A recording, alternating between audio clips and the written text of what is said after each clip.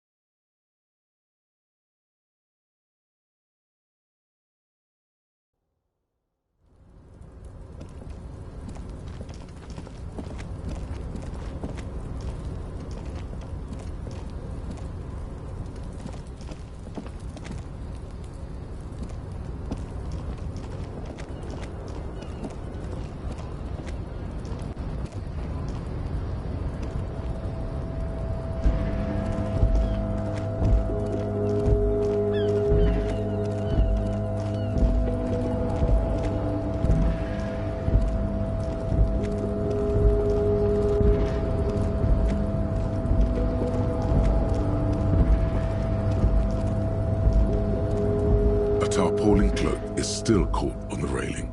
No one has claimed it for their own.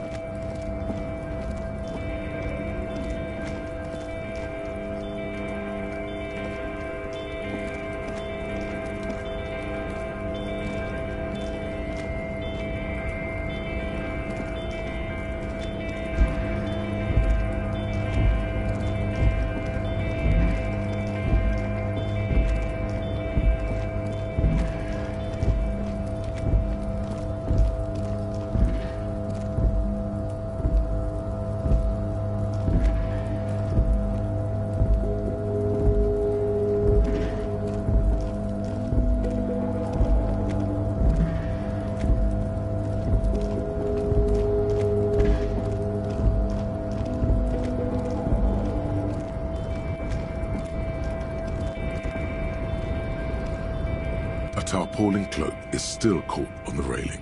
No one has claimed it for their own.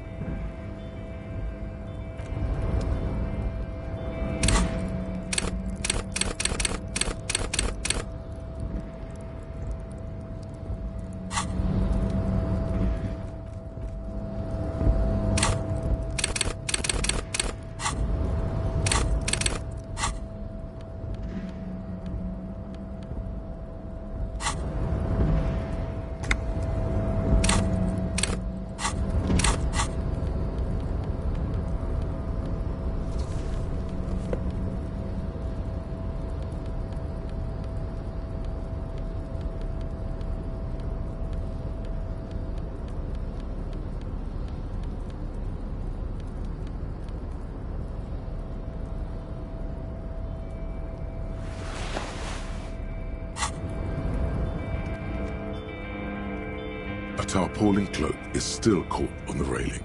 No one has claimed it for their own.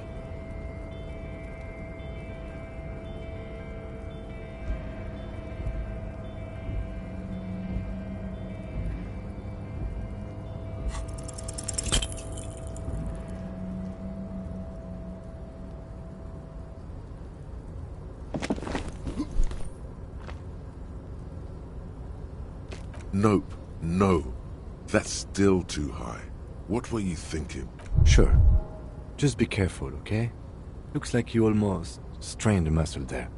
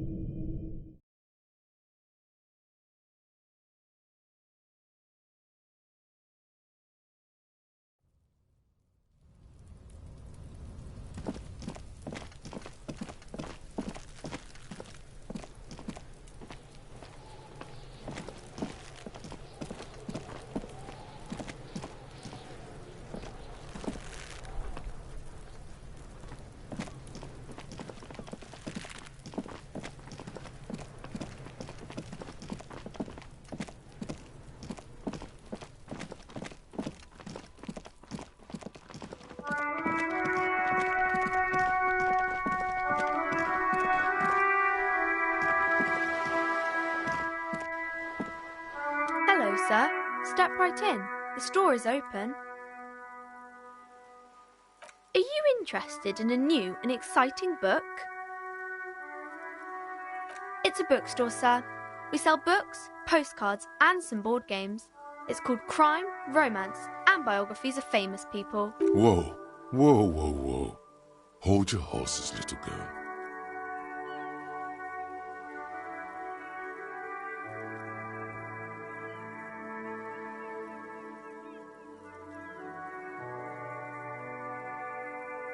That is a book.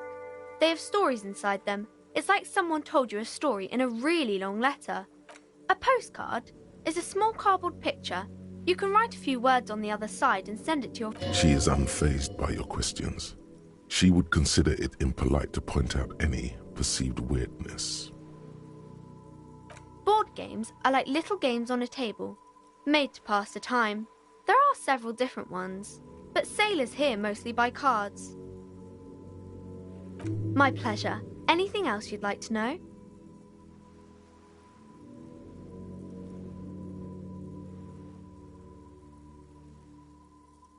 Okay, sir. I'll try to answer any questions you have. I hope they're about books. Oh, kings and queens and generals of old, or artists and writers, or musicians, those kinds of people. There's usually something extraordinary about them.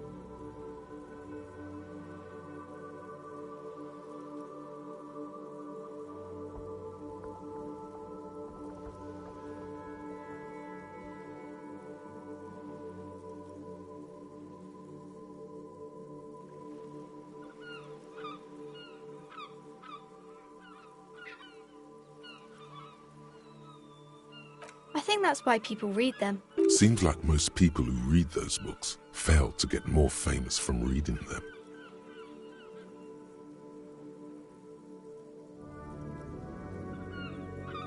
But it does make the famous people more famous.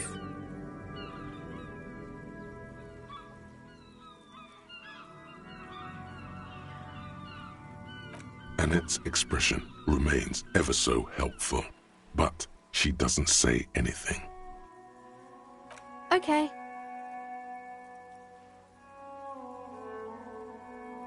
My name is Annette, sir. My mum, her name is Plaisance. She owns the store. She's inside minding the register or organising the stock. Feel free to step in and browse our wares. I'm signalling that the store is open. Otherwise, people might not know. They'd miss out on the crime, romance, and biographies of famous people. A sudden gush of wind turns the pages of the books on the counters. She covers her face, smiling, but she's cold.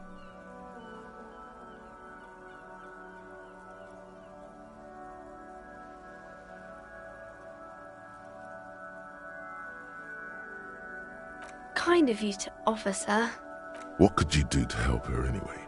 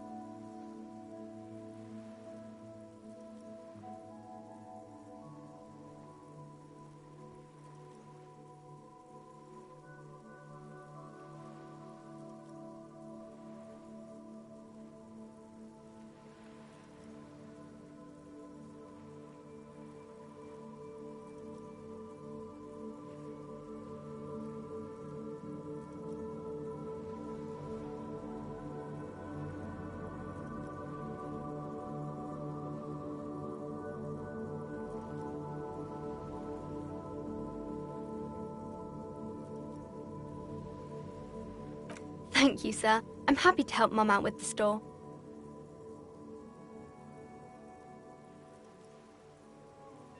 I do my studies at home at the moment. I have to help Mum keep this place running.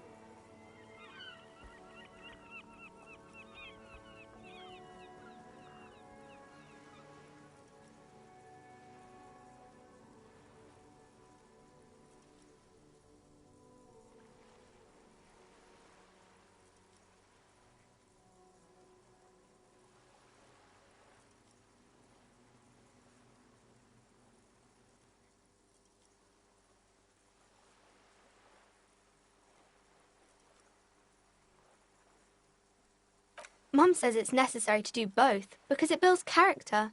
Mum says a proper worker is dutiful. That's how you get ahead in life. You succeed. Mum says it's peachy. She was a little afraid at first. There's talk about this house being cursed. Behind her, the window has been boarded up. You sense the boards creaking, twisting for a second, and some kind of doubt in her tense shoulders. Cursed in the way that makes them say that no business has ever really thrived here, sir. That they all go...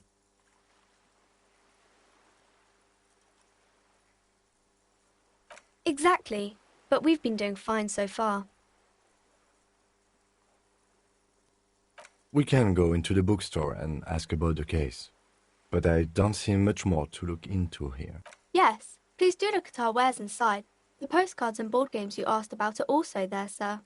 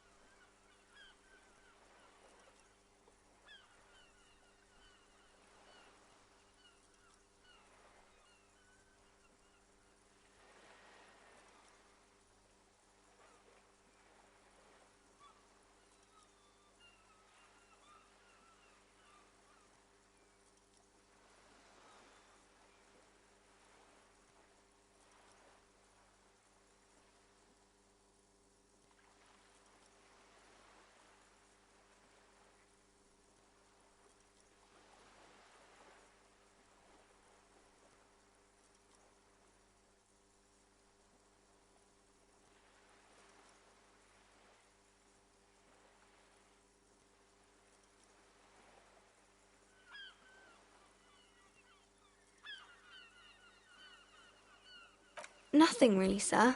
Mum doesn't allow me to sneak around in the back rooms or the cellar. I don't really know what's there.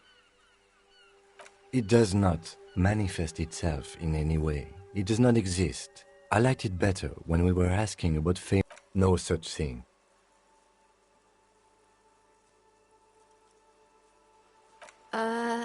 Anything else you wanted to talk about, sir? Maybe I can tell you about some of our books instead.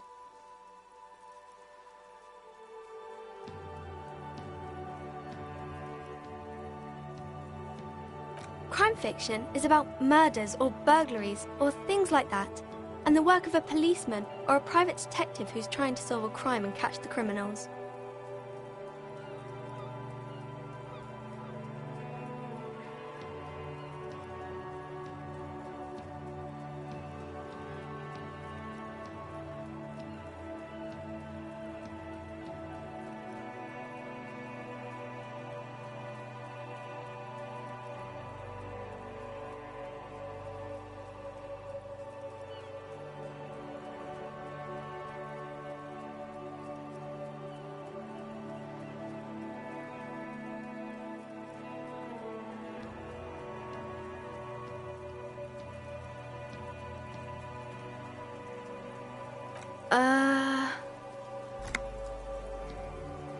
Crime is what we were solving before this conversation began.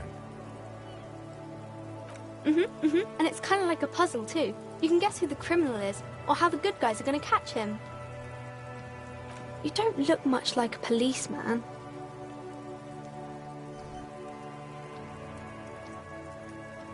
Didn't mean to offend, sir. Sorry, sir.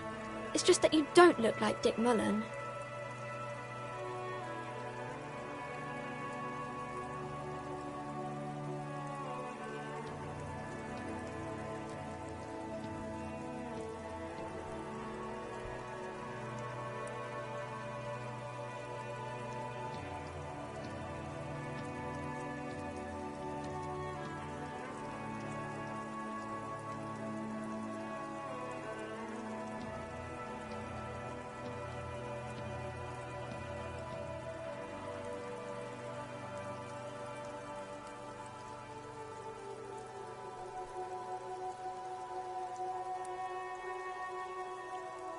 Don't say that. He's not even real. You're real.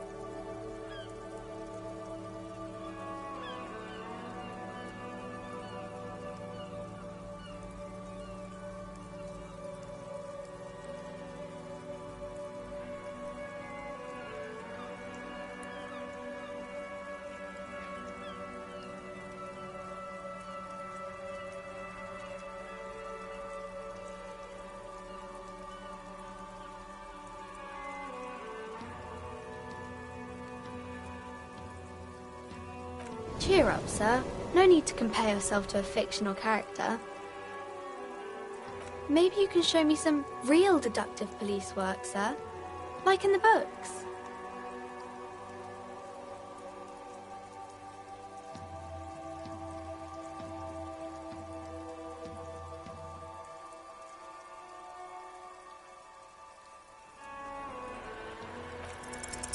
You fail to deduce anything.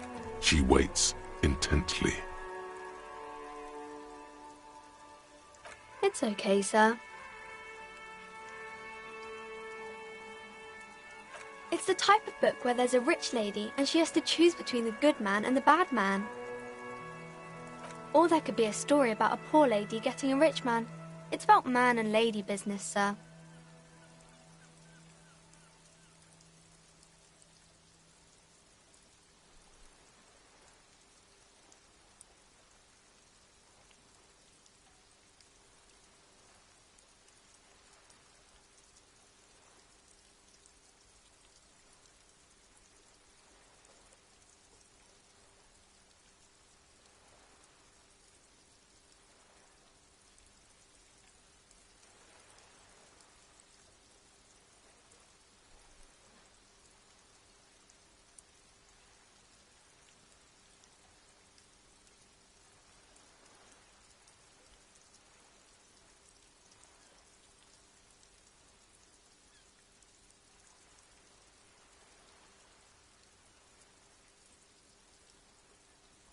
It happens, but usually the guy gets rich in the process, or should actually be rich himself, but has lost his family property unjustly, like during the Revolution. Those are unhappy books, for most of the pages. People sad about what they have lost, but then it all turns out just fine in the end.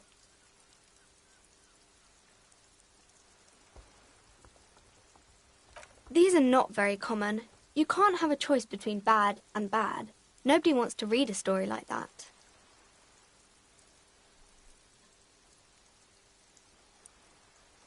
Well, maybe then it's fine. Maybe if the lady then decides not to pick either, because she doesn't need a bad man. Yes, that would be... That's really not a proper romance story. That's more like everyday life. Not in romance books, sir. These are about nice and pretty people, and everyone is happy. I haven't read many of those. Maybe you should ask Mum. I don't think it's a romance story if the main characters break up, though.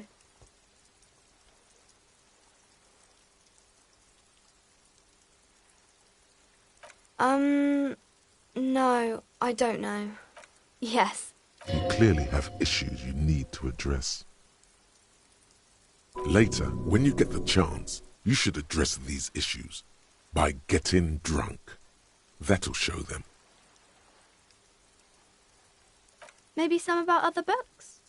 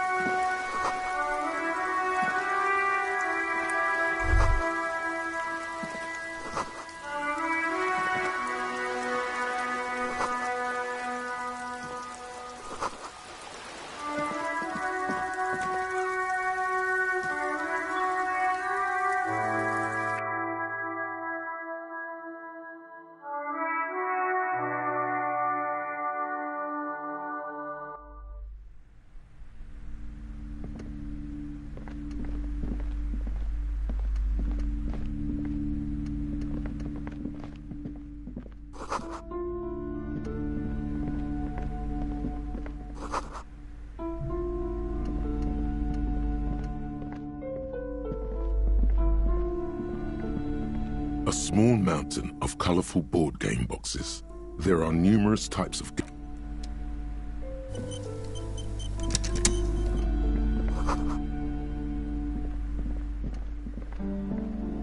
Welcome to Crime, Romance and Biographies of Famous People. My name is Plaisance.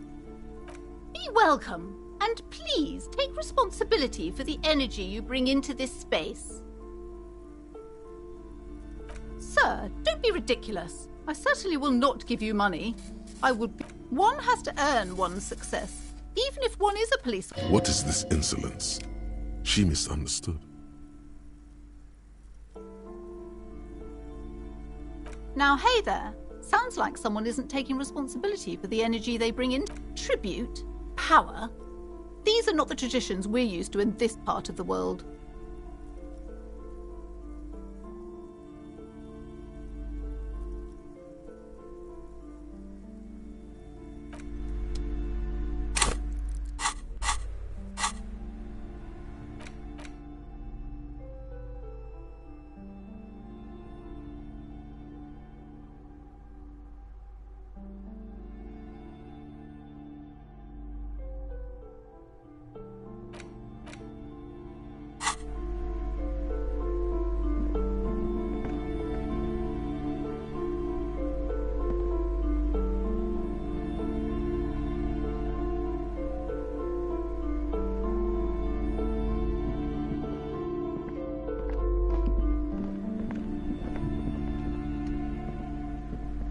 Welcome to Crime, Romance and Biography. Be welcome, and please, I am the proudest owner of our little shop of culture. She has fine-tuned her voice to find the most welcoming approach for attracting new customers. It doesn't work.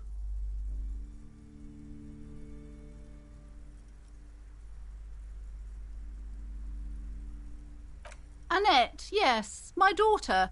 I hope she wasn't slacking off again with her nose in science fiction. Tell me, was she at her post doing her job? Wonderful! Did you talk to her? Great! On a scale of 1 to 10. Her opinion of her daughter depends on how well she lured you into the store.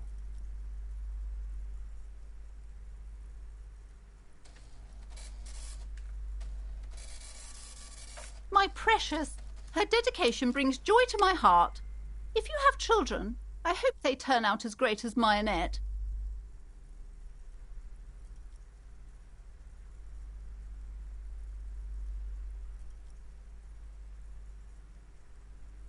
You must be kidding. There's nothing like that happening. Good sir. What does a young child do with money anyway? No, I save it for her as a fun. Slap the cuffs on her.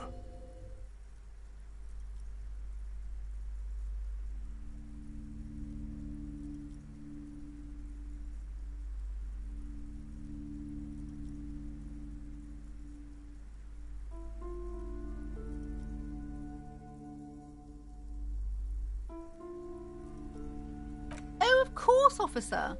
Good work. Yes, we've had quite enough fun here. Right.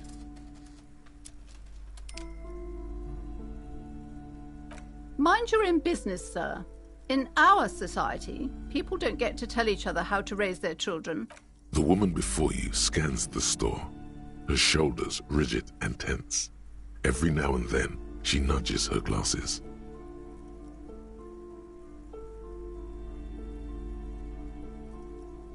Cursed? Who said that? Annette?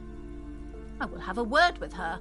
Doesn't feel like it's thriving. Feels ghostly. Goodness, you were already doing good, browsing the shelves. Why'd you stop? Don't you feel compelled? Go, go, get back there. Everything is on the shelves. Take a look yourself. She's attempting to mentally direct you towards the shelves. She only wants you to buy the goods. She doesn't care about the books. Truth be told, not really. My sister brings in most of the goods. I'm sure it's all very literary stuff, but you don't learn about the important things in life from fabricated stories. I provide a valuable service. As long as people buy books, I'm fine. The truth is available if you just know where to look, and you have to open and free your mind to understand. She smiles and nods.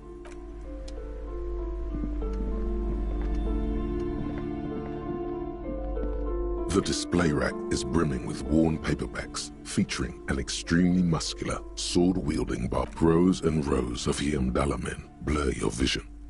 You make out some titles. Man from Heimdall and the Mammoth Riders. Man from Heimdall, Return to Heimdall.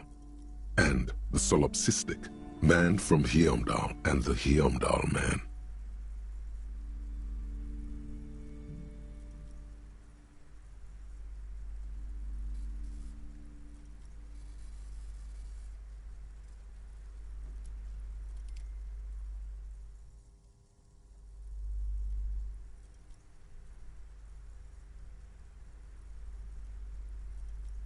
Maybe 100. Man from Heimdall and the sages at the end of the world. Not even close. Man from Heimdall in hell. Man from Heimdall and the forest of slaves. Man from Heimdall under the lake.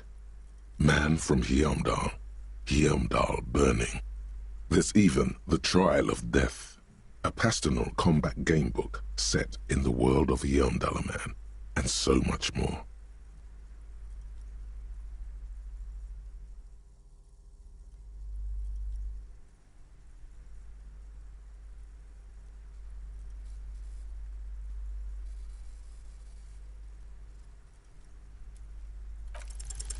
A twinge at the back of your head makes you flinch. Your eye starts twitching.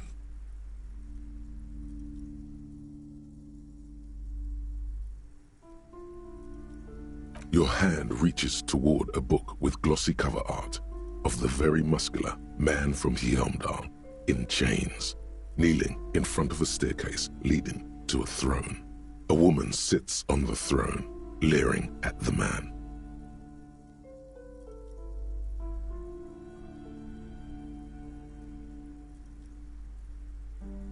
She's laughing at him, belittling him.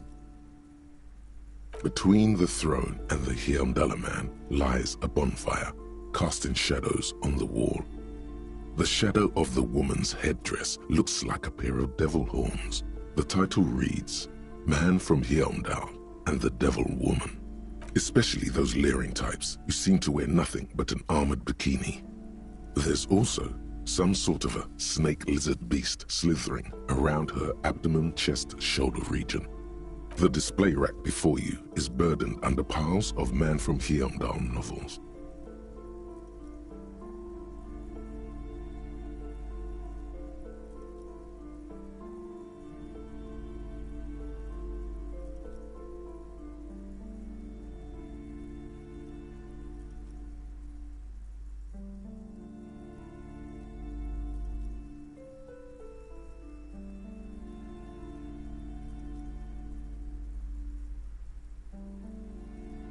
Oh, Man from Heimdall. A very popular blood and violence, scantily clad women, epic narratives, all those mystical things he encounters. They're bound to grab those with little imagination, and what does it matter? They're all the same. However, the customer is always right, they say.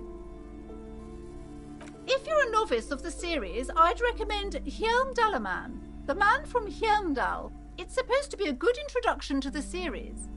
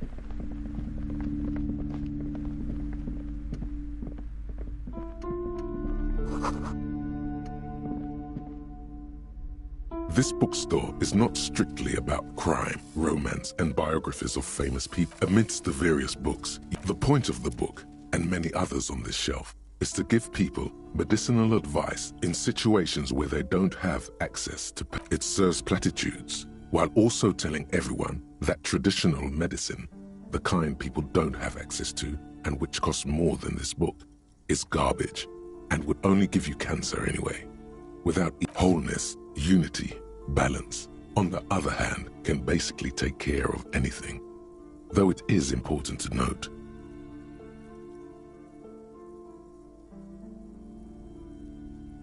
when it's up to your mind to heal yourself, then it's because of your mind that you're ill in the first place.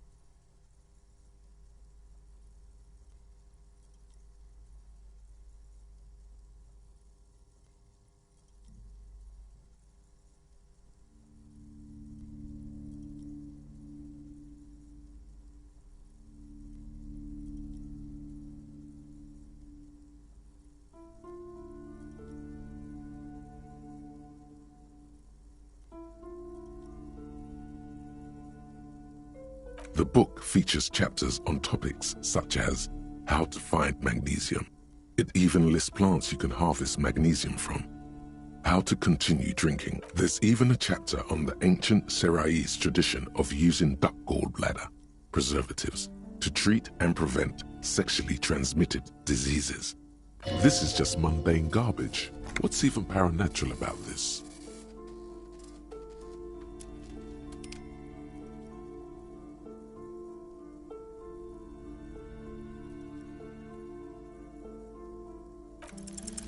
The throbbing in your head increases with every passing moment you gaze at this show. Suddenly, as if out of nowhere, a small green book becomes apparent.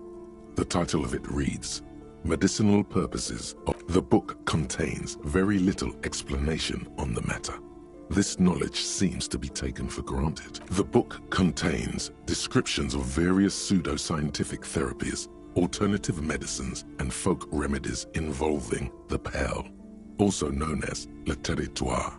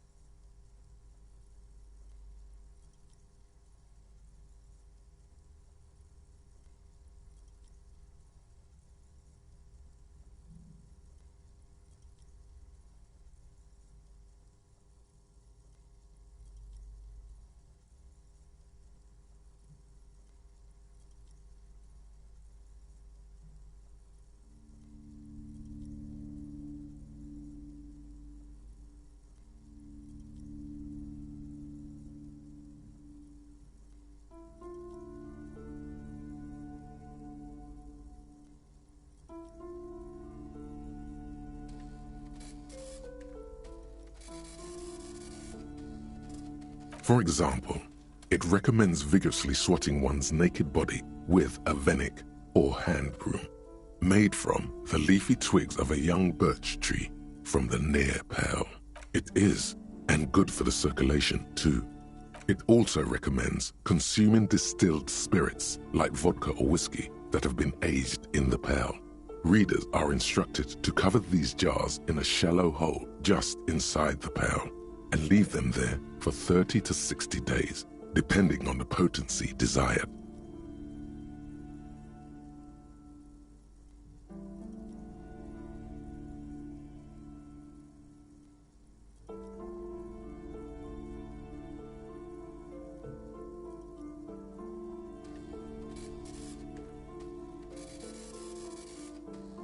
Among other benefits, it is alleged to restore a damaged liver to perfect health.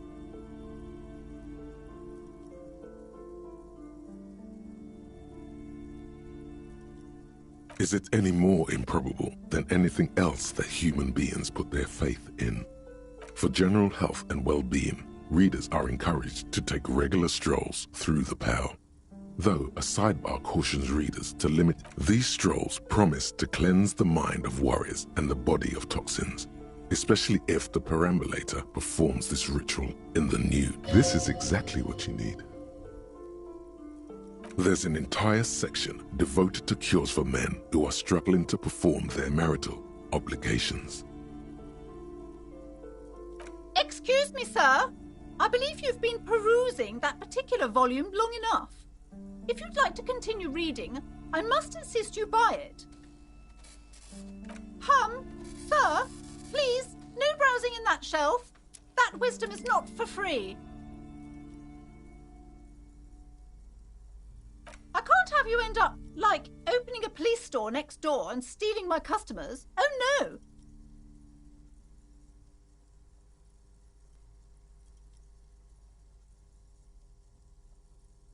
Indeed. Something about that book does seem to have spoken to you. Well, I hope it contains what you're looking for.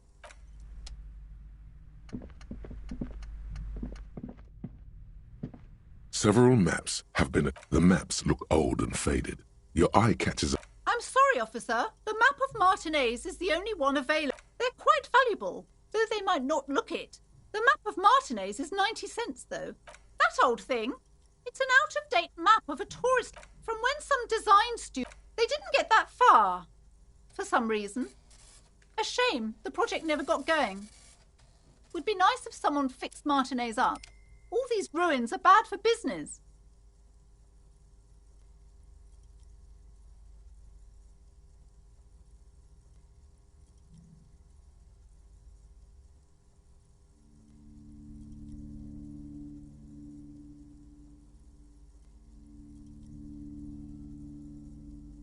Always good to be informed of your surroundings.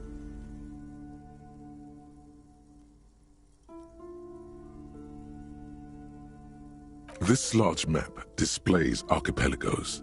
You see a constellation of small dots on the light blue emptiness of the Insulindic Ocean. The largest in the northeast is La Caillou. You are here. Another far away in the southwest, Seminese Islands, Ile de Fantôme.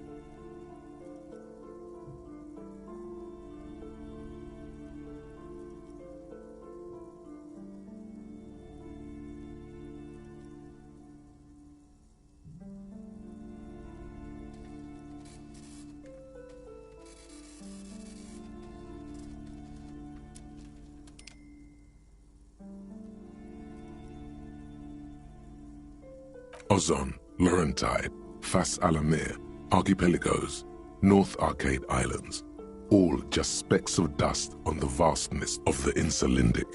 On the edges of the map, in the northeast, a dust mite stands on the north coast of Caillou, in a bookstore. It's you. You can, on Caillou, Rivershore, a single black star, on Ozon, Fondelier, lost little pearls of light, tiny fires in the dark.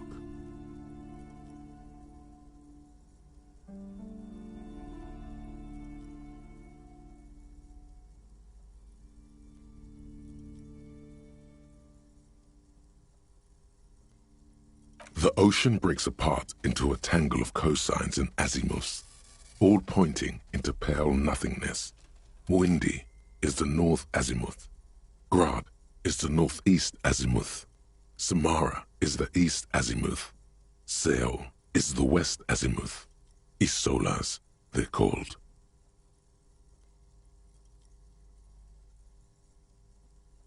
Connections to other worlds, words past the Insulindian, unknown to you. You have little idea what they are. distant stars, gods, but looking at them makes you feel almost non-existent. Perhaps they are gods, gods of distance and outer dust.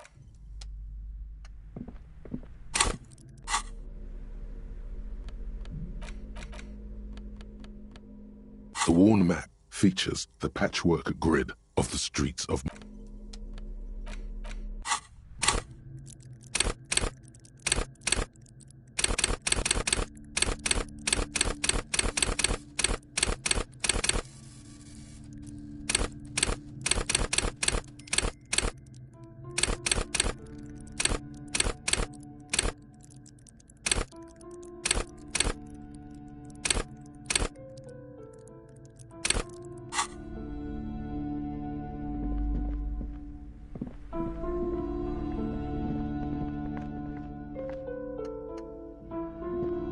You see a set of tattered curtains blocking the way to another. Excuse me, officer. The back room is strictly for employees only. Just as you're about to pull apart the curtains, the Sir, don't touch that. I told you it's off limits for the customers. Parapsychologically speaking, we're done if you decide to open them. I won't be held responsible. She looks away, mumbling. Why is everyone always messing with the curtains? Why can't they just buy books like normal people?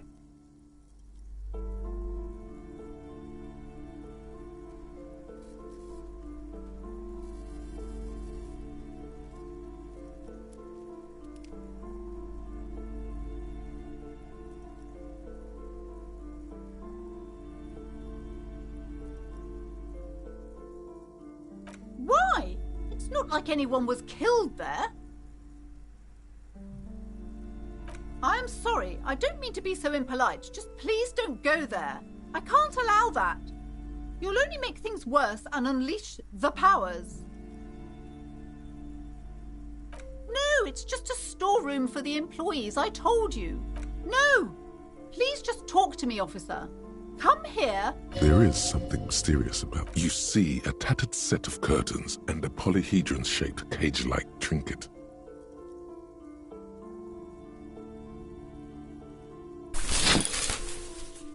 I warned you. You're unleashing forces beyond your understanding.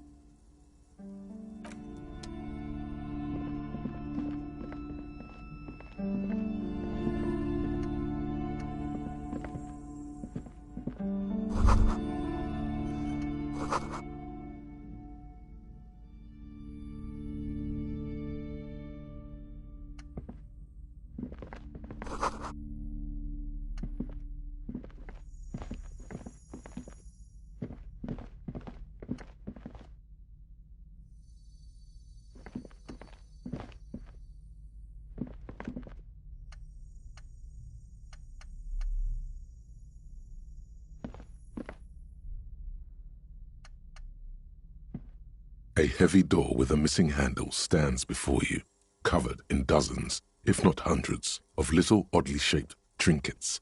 What if you just break it down?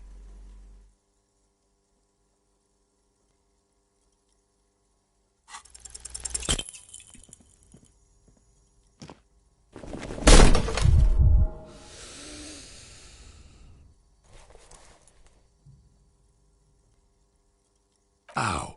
Shoot. Whose moronic idea was it to just run through the door? Don't you know that things like that hurt? Are you alright?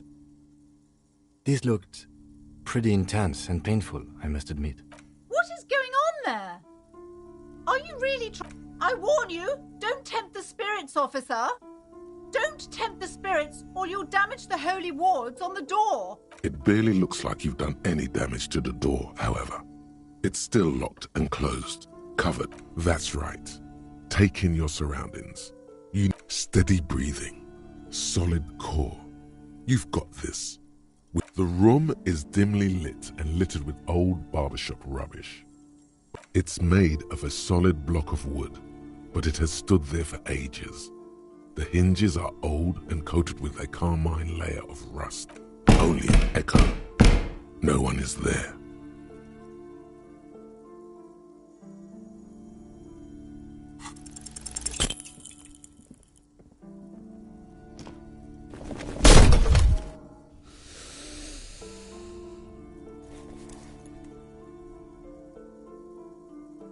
Ow! Shoot. Whose moronic idea was it to just run through the door? Don't you know that things like that hurt?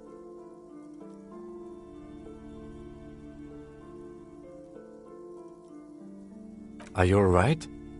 What is going... I warned... It barely looks like you've done anything.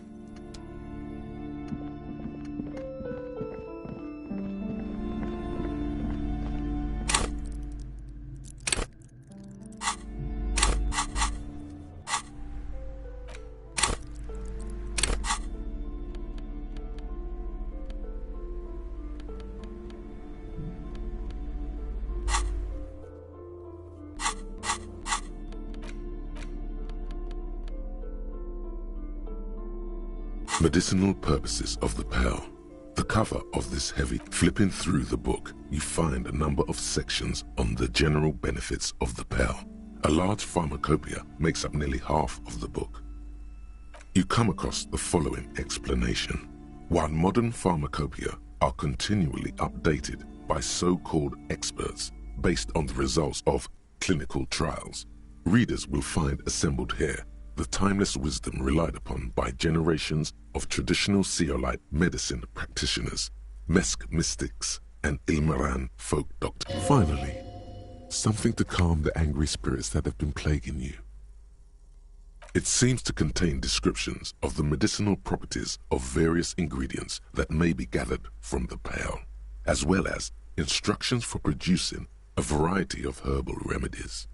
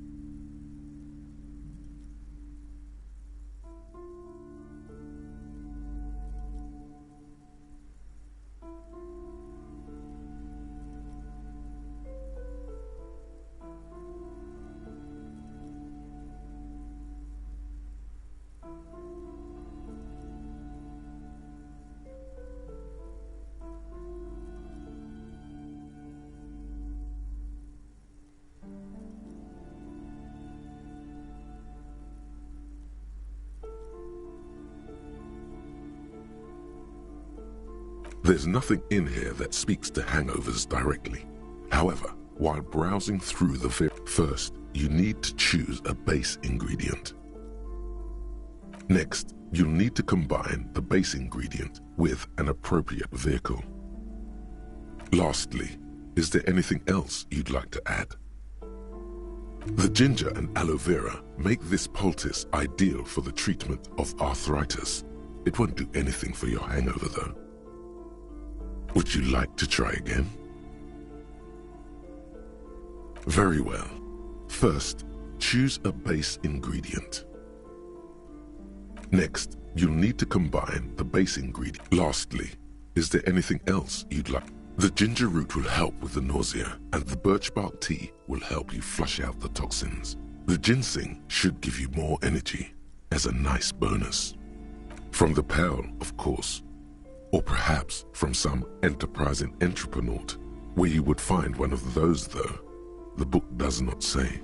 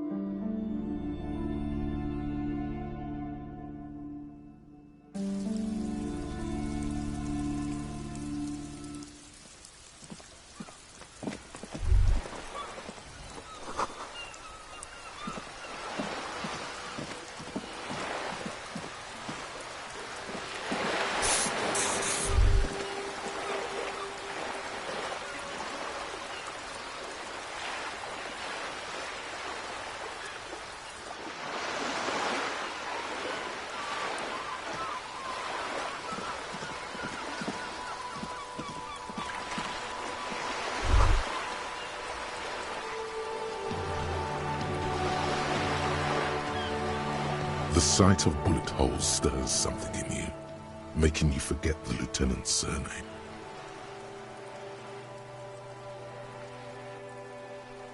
The faded marks are too degraded to draw any forensic conclusions. Where?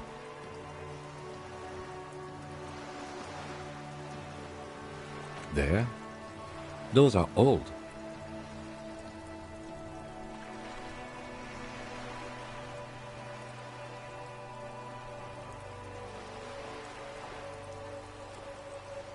Yes, the one that happened half a century ago. Those bullets were fired during the revolution and do not warrant an investigation by officers of... Not much. I don't have a fresh perspective.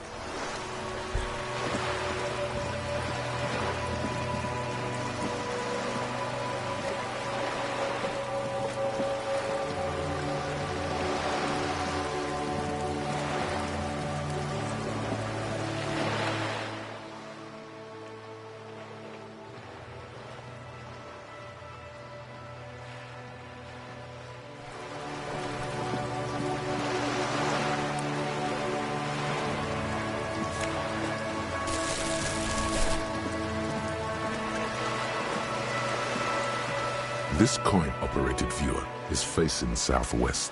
Its coin slot is full of fossilized bubblegum, rendering the machine a thick layer of graffito covers the lenses. You spell out the word Onuk. Under the graffito, a sea of blues and greys appear. Behind the water lies a coast studded with concrete and reeds. On it, a church on stilts, lanky weather-worn wooden planks, an X-shaped cross topping its tower. The church looks old and weather-worn. There are no lights in the windows. Probably some kids. The metal feels cold and wet. This coin-operated viewer is facing south. The instruction manual says,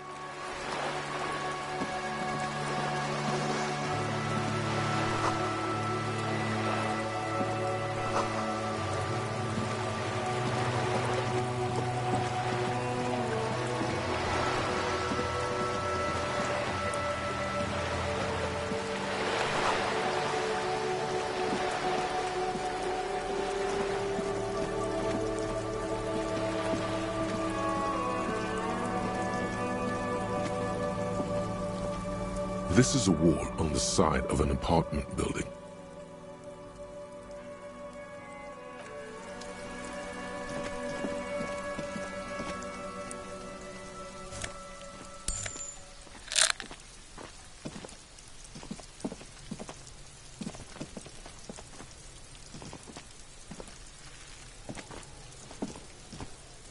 Are you trying to sneak up on me?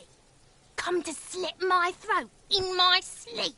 Pigs come to take me out, trying to snuff me out.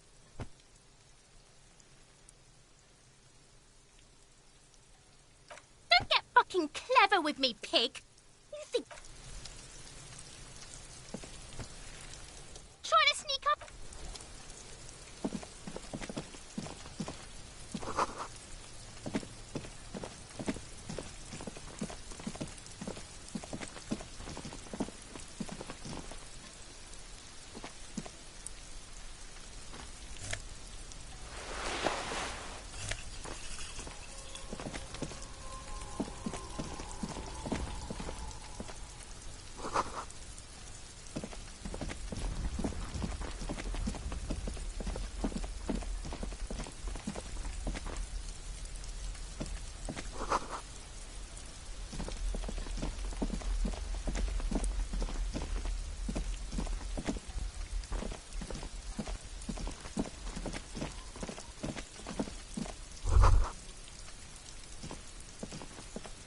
You see a young man on a balcony nursing a cigarette.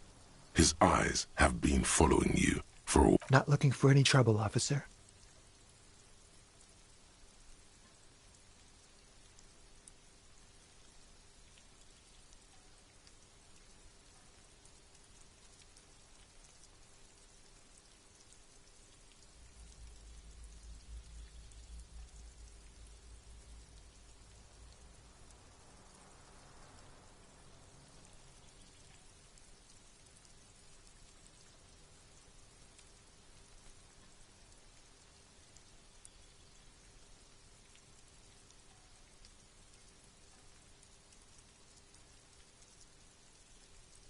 I don't want to be seen talking to the gendarmerie if that's okay.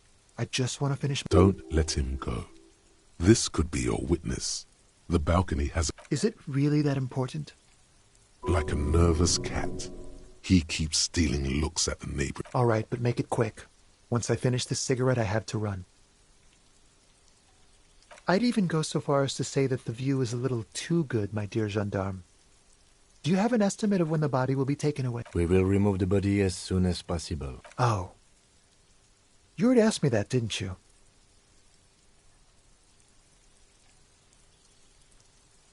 No, not you two. Some more muscular type. And when did you speak to this more muscular gentleman? Last week? I don't know. Look. You didn't answer the question. What were... I had a friend over. It was my Sunday friend. A Sunday friend. How intriguing. Makes sense. Friends are nice on Sunday. You don't have to work. You can just spend time with pals, watching rugby and drinking beer.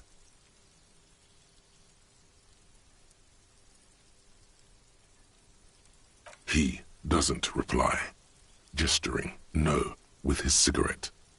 In the neighboring windows. My name? My name is Martin Martinez. Martin Martinez? Good local name. Let's go with that. I'd even go so far as to say that the view... We will remove... Oh. You already asked me that, did... No, not you. And when? Last... You did...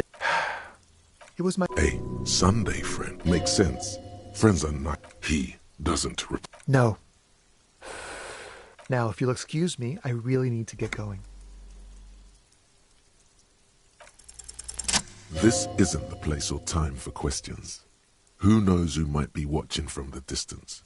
For a moment, the man on the balcony seems almost vulnerable.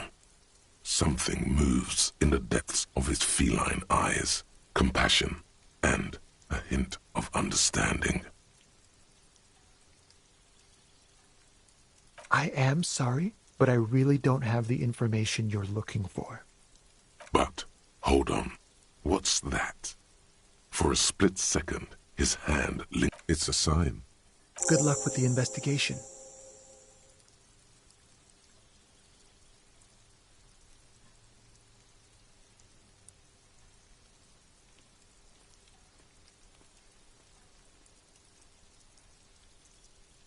He's gone. No point in running. Tenements like these often have multiple exits. If he doesn't want to talk to us, then he'll know how to hide himself. He could be a witness. Him or his Sunday friend. He did leave us a sign. Did you see that? He wanted to draw our attention to that stone right over there. If we find a way inside the building, we can ask around for his...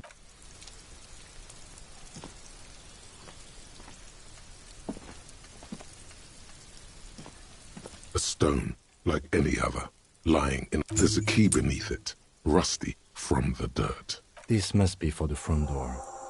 Pity doesn't have the apartment number on it. This building has many apartments and the man will just have to go in.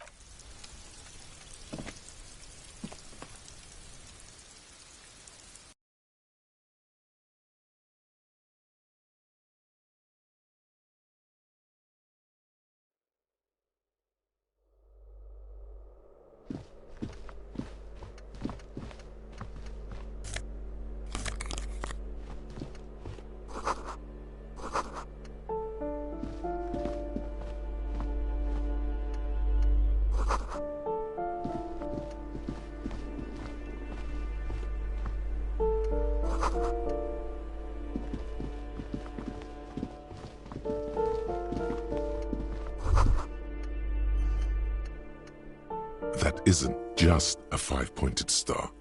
It's an inverted white pentagram cradled in a wreath of antlers, the iconography of communism, in other words.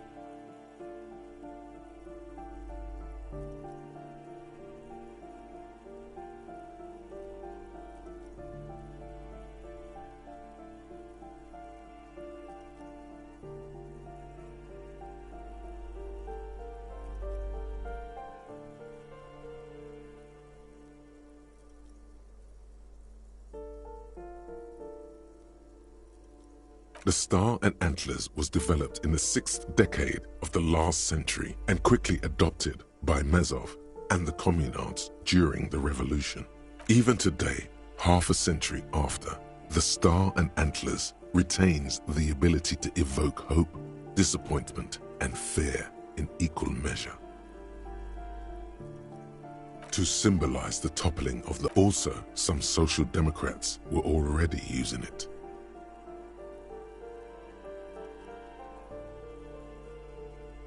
The wreath of antlers represents a natural crown.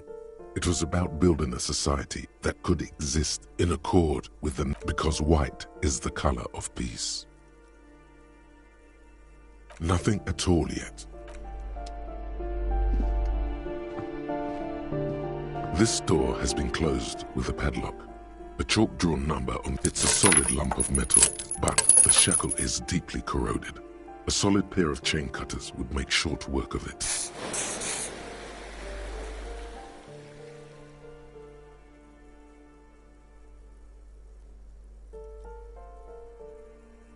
You seem committed to it, so go on. No reply. The shackle snaps like a twig, and the lock falls to the floor with a little thud. It should... After you did.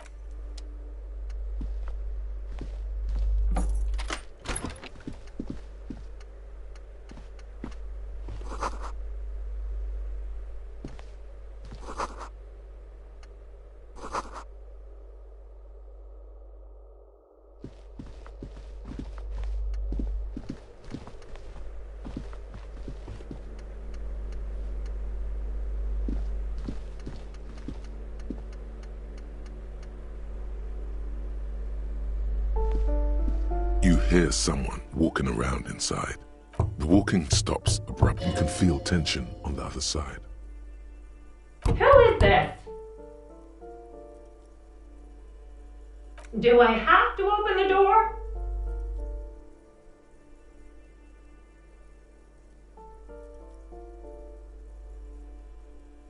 Do you have a warrant? Let's go. We don't have a reason to get inside.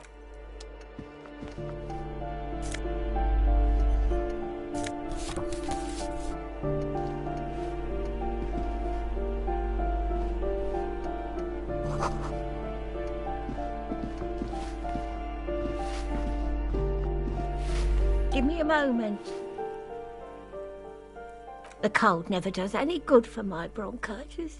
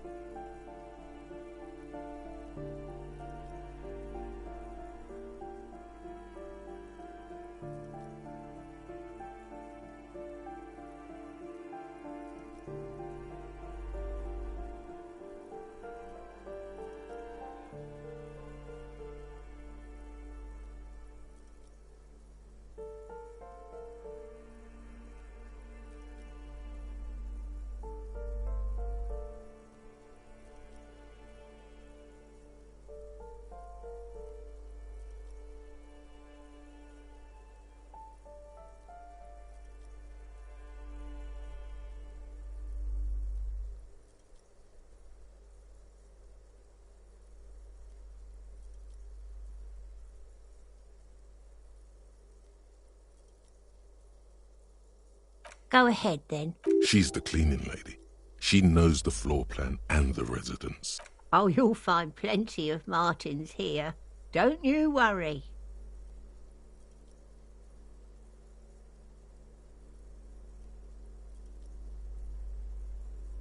Pea-brain.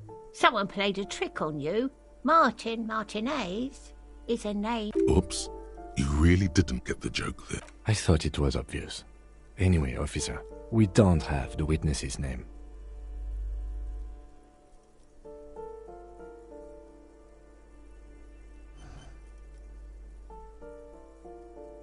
Yes.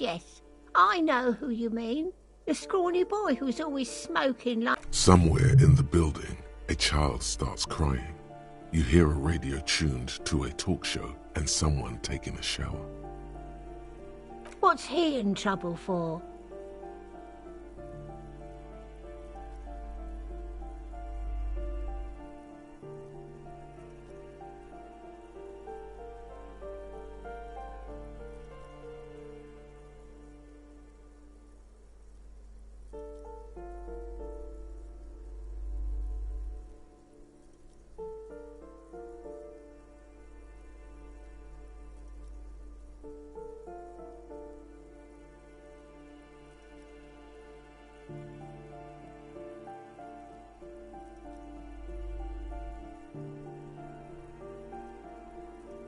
Talk? He lives upstairs in room 28. Go to the balcony. It's one of those doors there. Thank you. We should go check out his apartment on the balcony. See if he's home. Ask away, policeman. No one lives there. It's been empty. Impossible. I would know if someone had moved. Maybe it's those countercultural people again.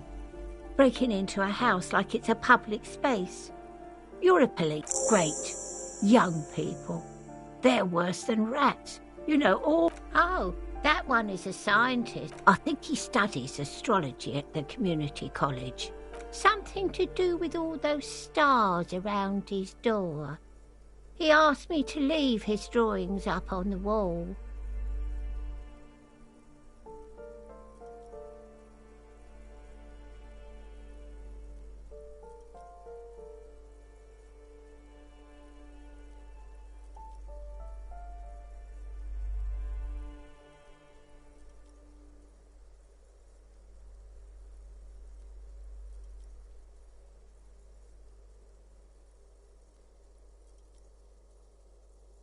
The symbol of what now?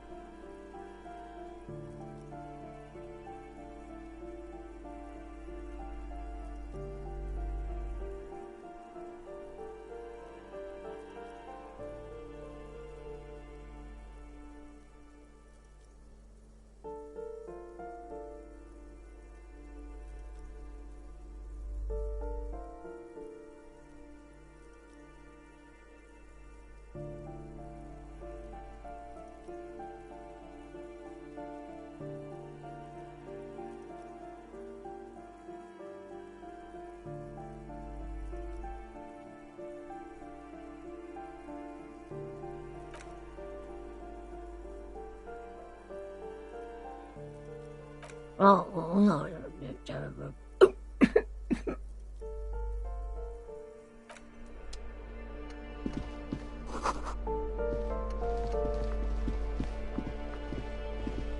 You hear someone walking around inside, rearranging the furniture. The Excuse me? There's no sweet talking your way in there. Be official.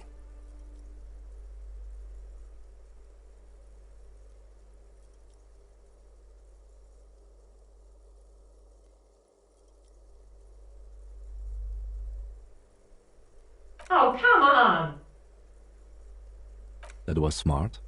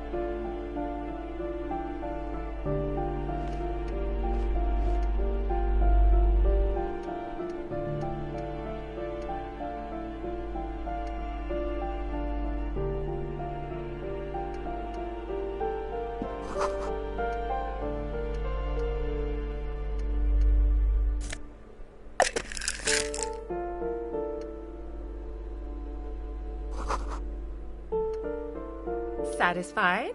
My name is Marielle Charpentier, and I'm an agent with Martinez Realty Associates. I am not breaking in, as I have every right to be here. Her voice is really cheerful, despite her obviously hating you. Do you want to see my ID as well? You can't legally ask for it, but why not? Want to see my residence permit too?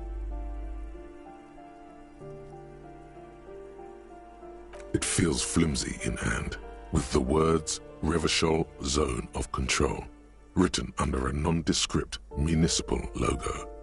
There's a picture of her with shorter hair. Thank you. Do you have any questions? I need to be back in Midtown in an hour.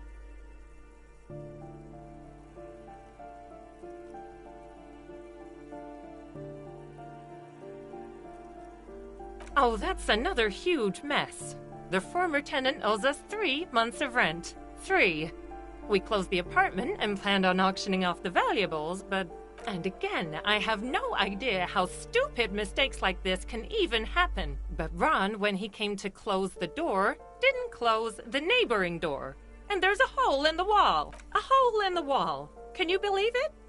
And then the tenant ran off with his stuff. He's gone. The money's gone. Just like that. The sum must have been puny. Oh, it irks her.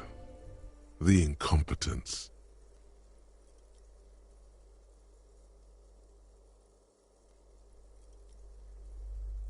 Well, it does not disappear from my hands. No, I don't let it.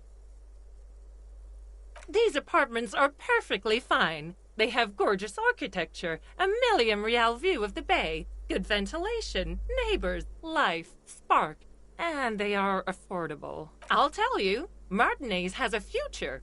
In a few years, it's going to blossom with artists and creatives and those radio computer wizards.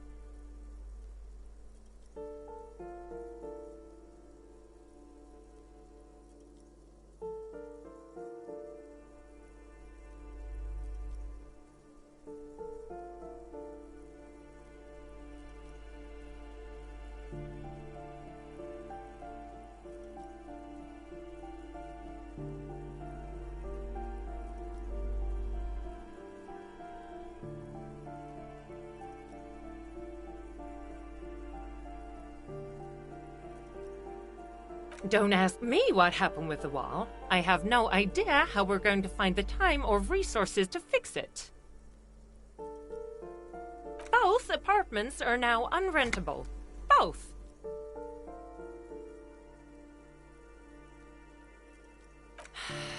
I need to get it ready for the next lease, but as you can see, the previous tenant completely trashed the place. It was some kind of a moribund old man who used to be a business owner. You'd think but that was months ago. Anyway, was there anything you wanted, or is that it? I need to get it ready. It was some kind of a moribund, but that was months ago. Of course.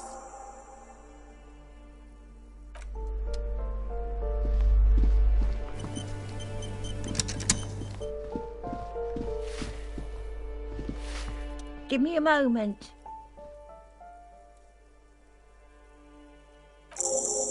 I see.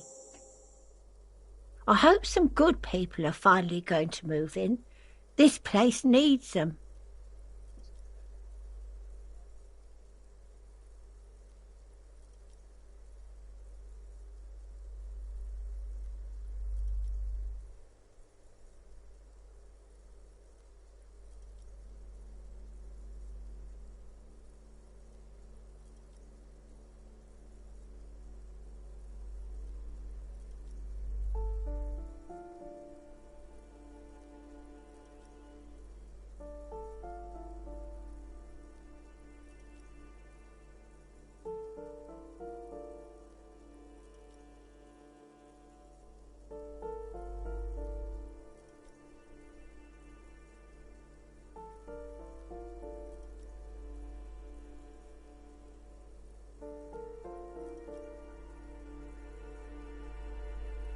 Yes. Well. Your statements are too vague to comment on.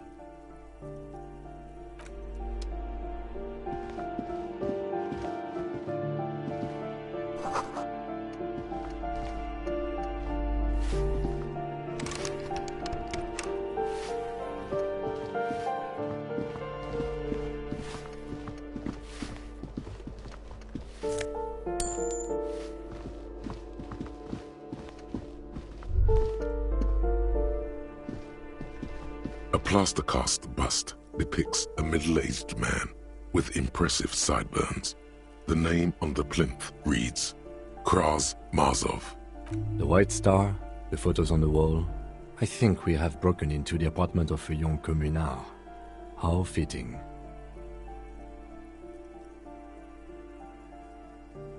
He's known as the father of scientific communism, also known as Mazovianism. His theories about economic history greatly influenced, some would even say sparked, the anti-centennial revolution.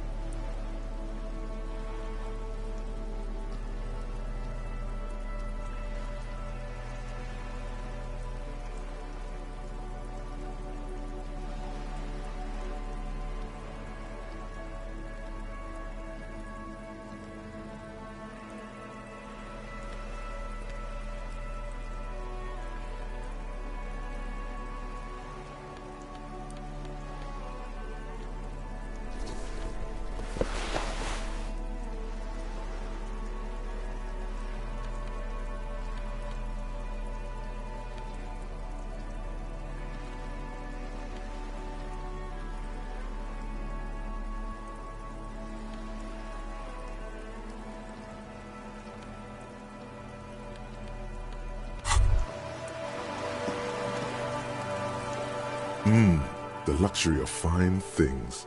Just look at those black monk straps. After spending an entire day hustling, who's to say that you didn't deserve a pair of ridiculously expensive shoes on your tired feet? Beautiful things give you a rush. It's power. Remember, when they come to take it away from you, you worked for those shoes.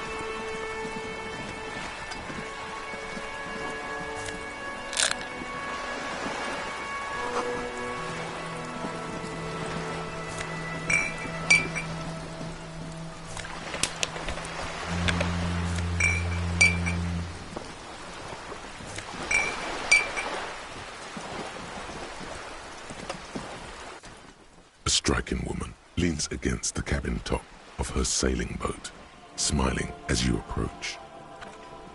Good afternoon, officers. I'm Joyce. Joyce L. Messier. I represent the board of Wild Pines, the owners of the harbour. You gentlemen must be from the RCM.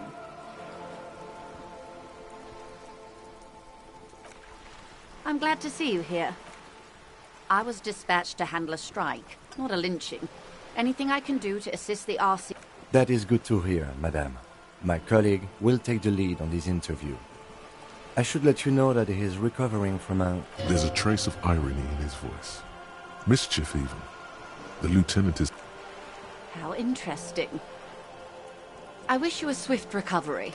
In the meanwhile, you have my full cooperation. It's hard to get a read on her precise disposition, but she appears helpful.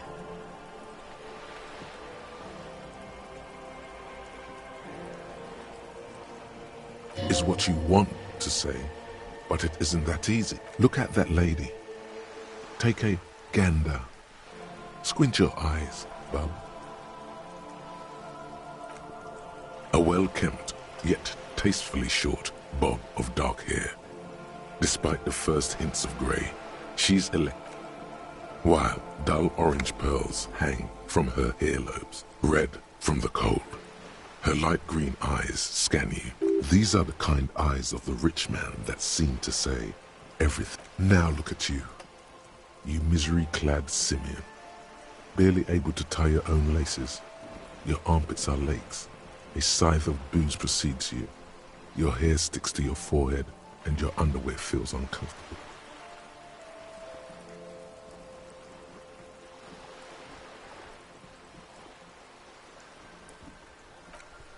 You're poor. Poor as balls.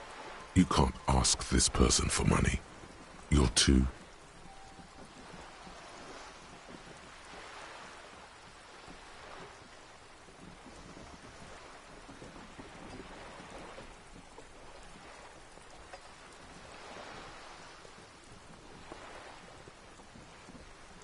You think your little communism protects you from this feeling? No. The more demeaning it is to grovel at her feet. Oh God, the lieutenant is here too. Do not dishonor the force. As I was saying, if there's any way I may be of assistance, please don't hesitate to ask.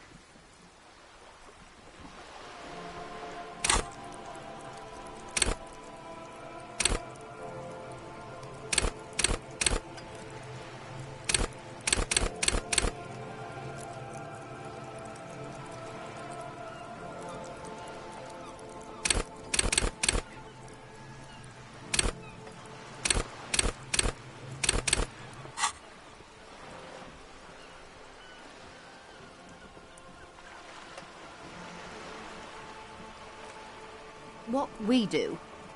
I'm afraid I don't speak for Wild Pines as a whole. It's a job. The Pines' core competency is logistics.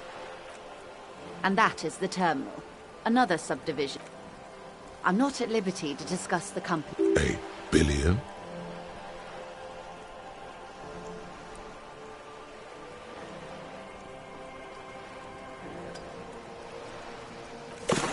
$20 billion is a large number, but the conglomerate employs 72,000 people. A conglomerate the size of the Wild Pines is like a shark. If it stops moving, it will die. Then what becomes of those 72,000 families? It's a tremendous responsibility.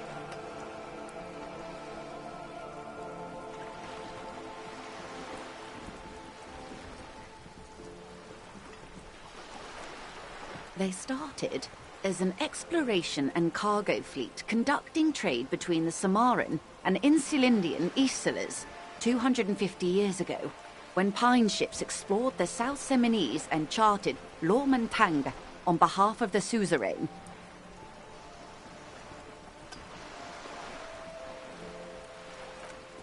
Centuries of care, deliberation, and madness have gone into this endeavor. Vessels pass through the great unrest to re-emerge with apricots in tow. The logic of the system is totalizing. It's taken everything from its employees to build it.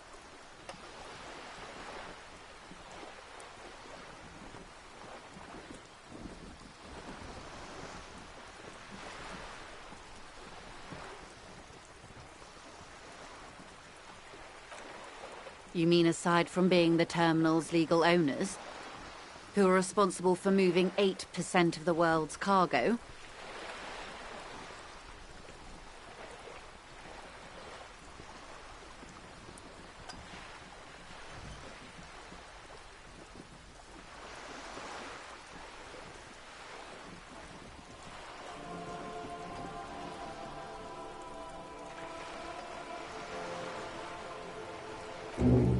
There are no minor cogs in the system.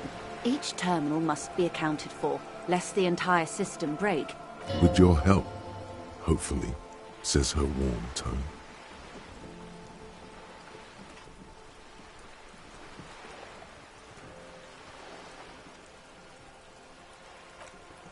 Everything. Right up to, but not including, trade secrets. First, you'd have to repeal the Emergencies Act of Trade in Aliments. That gives me the right to silence. It's quite the octopus.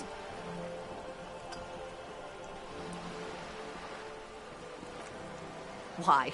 By throwing off half a century of foreign domination under the Coalition. Unfortunately for you. But I am derailing us. You wanted to know about the strike. I believe the official title is Senior Labour Negotiator. In practice, I'm a grocery clerk. I relay the union's demands to Wild Pines and And how are the talks? They're not. That's the problem. The union stopped all negotiations a week ago, after that awful lynching took place. Now they won't even let me into the harbour. There's a 2-meter-20 racist behemoth blocking the gates. Yes, Jean-Luc Measurehead. Let's say I was not making the kind of progress I'd hoped for when I first arrived.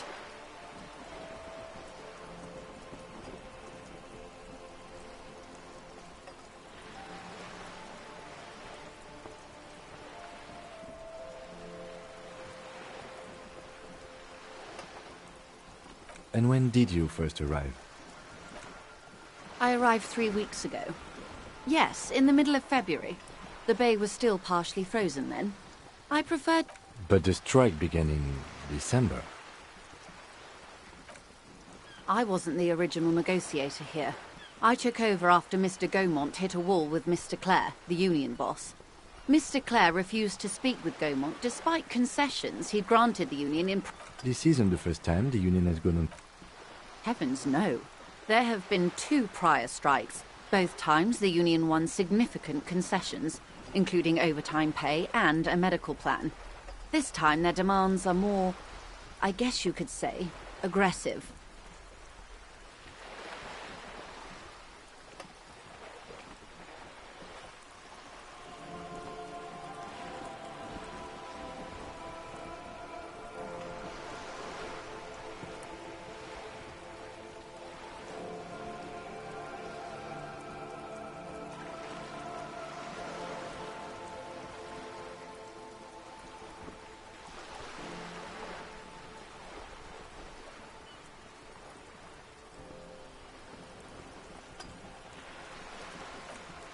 Mr. Clare told him to...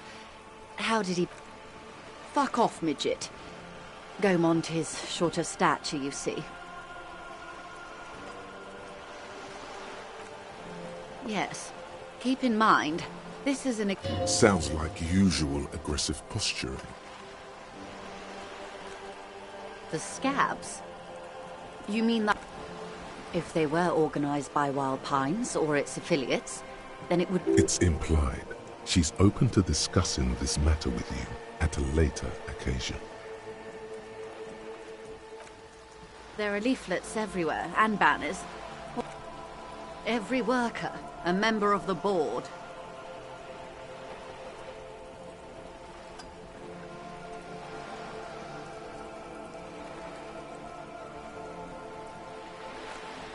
Then you might also like their other slogan. Demand democracy.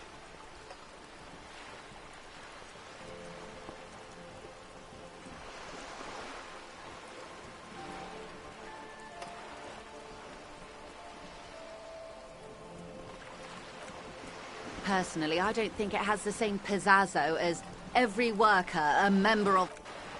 It's quite simple, you see. Every time the Wild Pines group makes a decision about what? About anything, really, it needs the signature of each of the 2,200 workers in its Martinez terminal.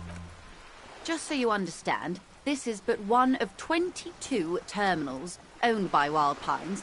Essentially, not only are they kings of the company, they are also kings of the 72,000 employees of Wild Pines Group.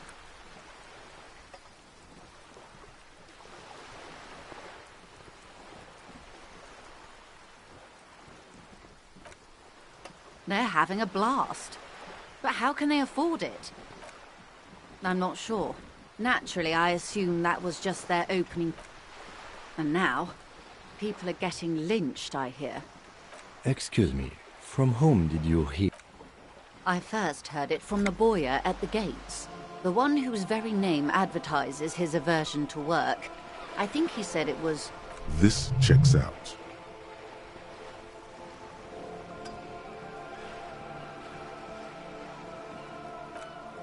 Everard Clare is a man of the utmost integrity, if you can say... Of course not. Everard is fantastically corrupt. I imagine he has a thick, viscous goo where you and I have blood. He is the most corrupt individual I have ever seen, and I deal with men like him for a living. If there is anyone more venal, more irredeemably Yes, Edgar looks exactly like his brother, except for that lazy eye. He also talks exactly like Everard. It's how they circumvent the term limits, you see, with a funny little switcheroo. While in office, they've embezzled God knows how much of their workers' dues.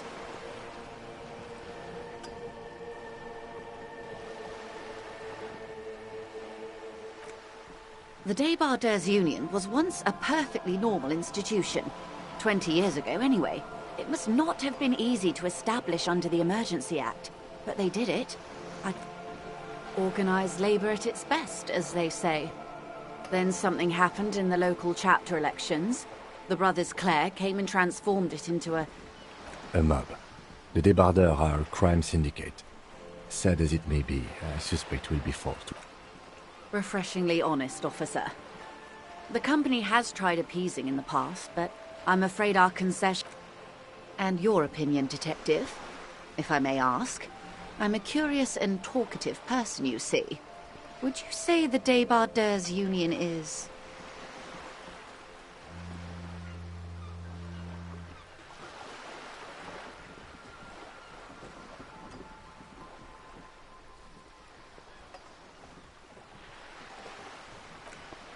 Indeed, and a hungry one. Sadly, Wild Pines have cooperated with what amounts to a crime syndicate for 2 decades. However much you feed the leech always... I'm glad you asked. There was a woman, the previous forewoman of the... Disappear. Yes. On the last day of the local chapter elections, her daughter phoned in and said she wasn't running anymore, or coming to work. Ever. End of story. Indeed. The companies... The point of the presentation is, these kinds of things happen around... Thank you for your concern, ma'am. We'll be just fine. Of course. How... Why, yes I am.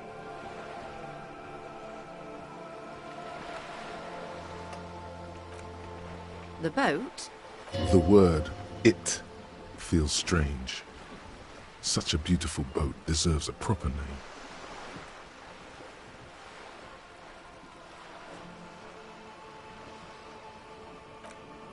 Okay. How about... Because it was manufactured in Revachol East by a company called Elysium, and its hull is 19 paces long.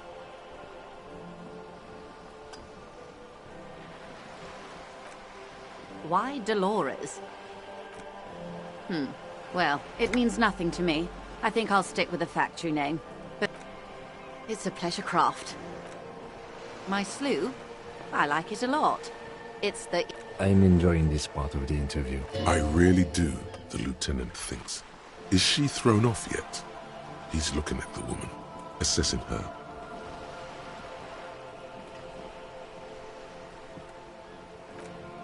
Of course there are. There is a pinch of defensiveness in her voice, but it is playful.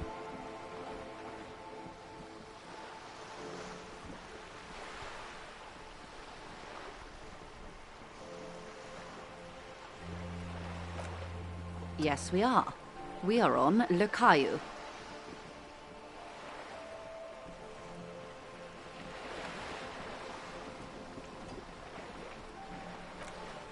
We are. And the city of Revachol. I haven't seen anyone else drive a soup. Actually, that motor carriage has been specially issued. It's for crossing long distances in a great... Neither is this. A toy, I mean. It's a machine. She's having a good time arguing against the law. Too good, perhaps. Good.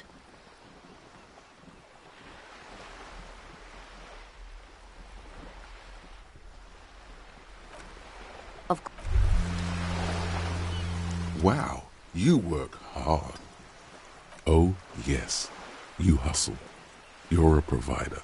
It's tough out there, but you keep it real and provide.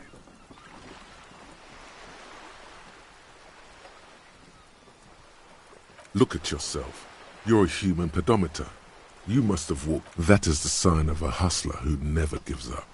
The world is harsh and people are evil. You didn't make it that way. That's just what it's like. Life and death. But you got gills on your side, baby. Got those black papers with the faces of the innocents on them. It ain't easy, but you do it. Day in and day out. You didn't make the rules, but you won't lose. You're a cop, and a sprinter, and a money printer. You didn't log that in as a donation either. You don't log any of that shit in. Sure. And has it been easy? Is life easy? Have you not gone into cardiac arrest? Are you not? Are you rich? Get out of here. You're a pauper. You work harder than anyone. Almost rode yourself to the grave, and you're still practically a hobo. Why is that?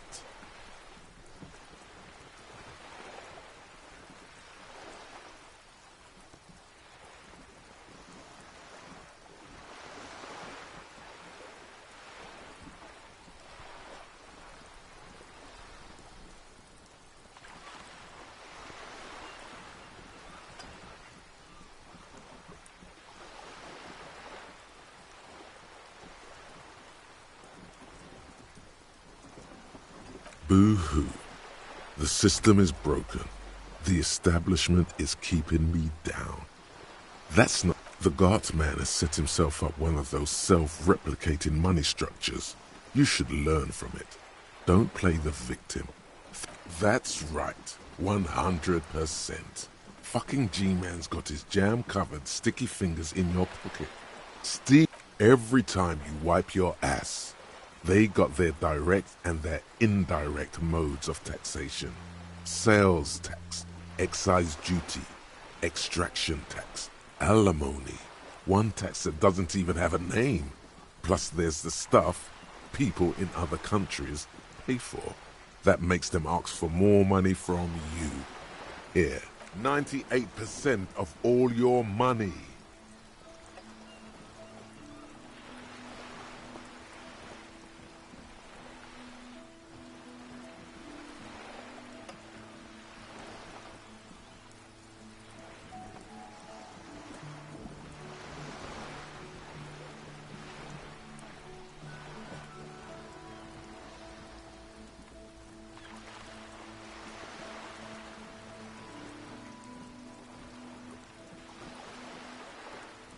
What are you not sure about?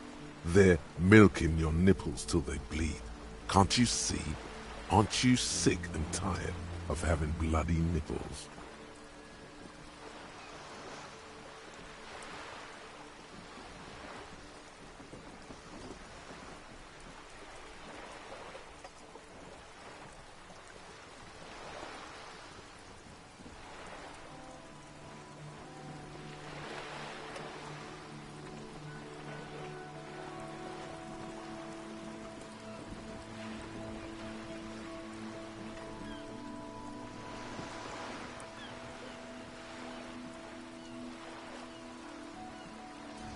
Here you go, hustler.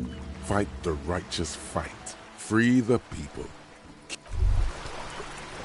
Hey. Psst. Psst. Yes, you. Word on the street is you're ready to start building communism again.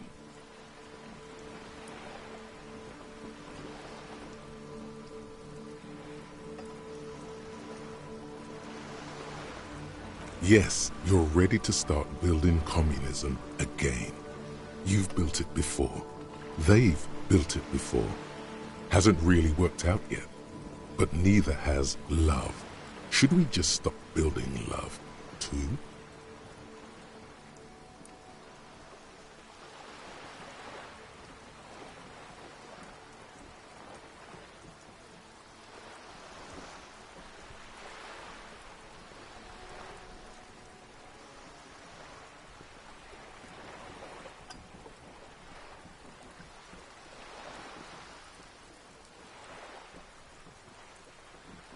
Good. We need tender men like you building gargantuan communism. Word on the street is it's going to be 10,000 times larger. You keep saying things like, down with the bourgeoisie, eat the rich, sodomize the landowners, impale all people who have more than 25 real in their pocket. Literally murder all human beings regardless of their political beliefs. That kind of stuff. Oh yes, the mask of ambivalence. Don't deny it. You're about to rip it off and reveal the monstrous seven-eyed lamb of global communism. Everyone can see that. So tell me, do you have any questions before we fire up the big communism builder? Or do we get right down to it? Failure. It's about failure. Yes, abject failure. Total, irreversible defeat on all fronts. Absolutely vanquished, beaten, curb-stomped, and you alone, against every living thing, against every human alive. 800 trillion real in the hands of an impossibly well-organized ruling class. Towering city blocks of bankmen who have the ears of prime ministers. Million-headed armies of you against the atom, the charm and the spin. Where the whole world failed. Matter failed to bend to human will. Human will failed to get out of bed and tie its laces. You alone, single-handedly, will rebuild the dreams of the working class. You are the last communist. Now get to work, comrade. Oh yeah, get the firing squads and the animal wagons ready.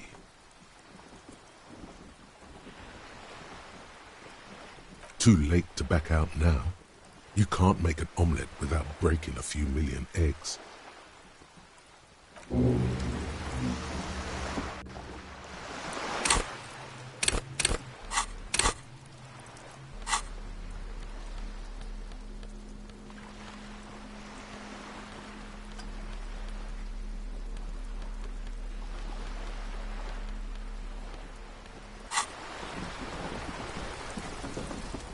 You're back. Good. What can I help you with?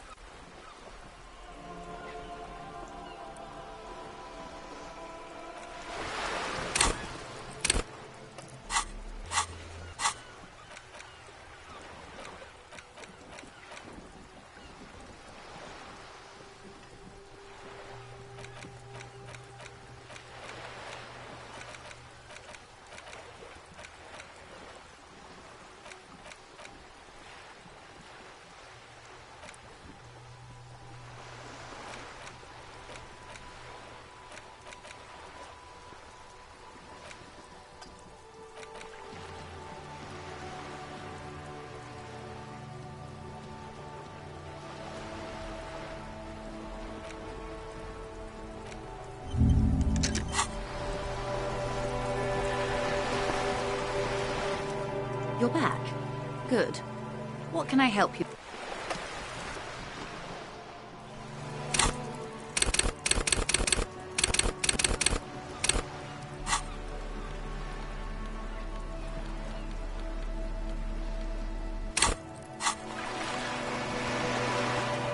You're back. Good. What can I help you with? Voila!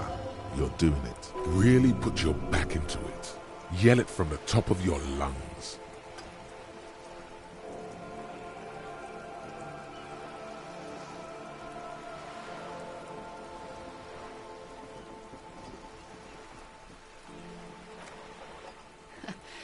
I'm sorry, I couldn't hear you. The wind is a bit strong. Could you repeat that?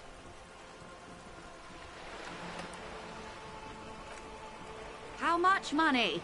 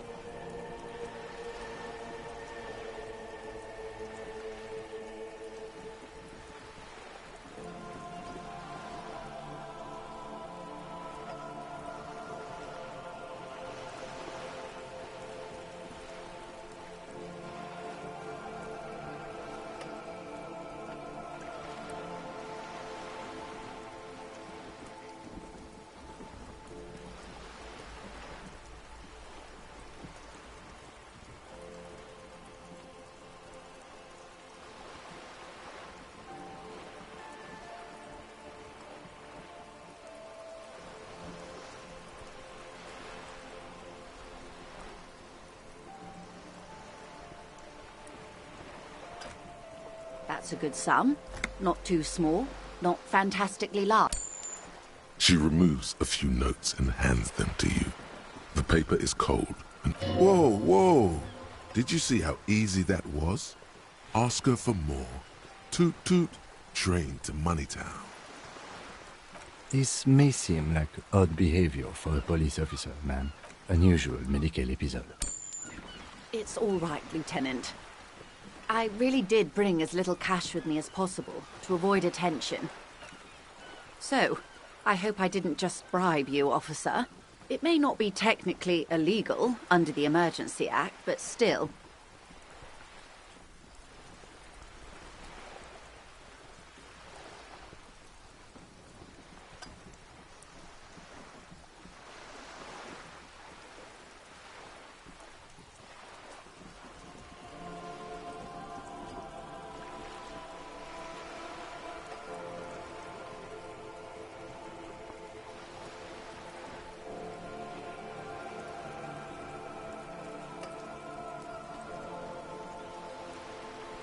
You're right, ma'am, that donations are permitted under the Emergency Act.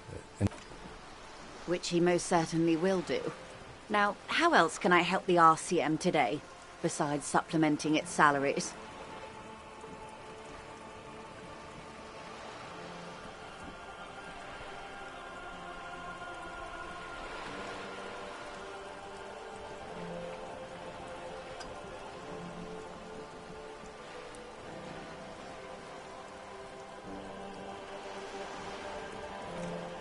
Quite a few things, I'm afraid.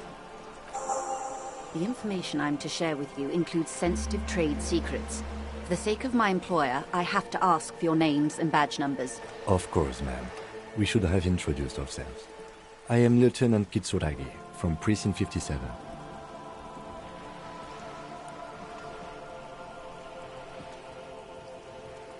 And this is my colleague from Precinct 41. I'm afraid... How curious. Why is that, Detective? Awkwardness washes over the conversation. The woman doesn't like it. I see. So, are you saying you lost your badge during the course of this episode?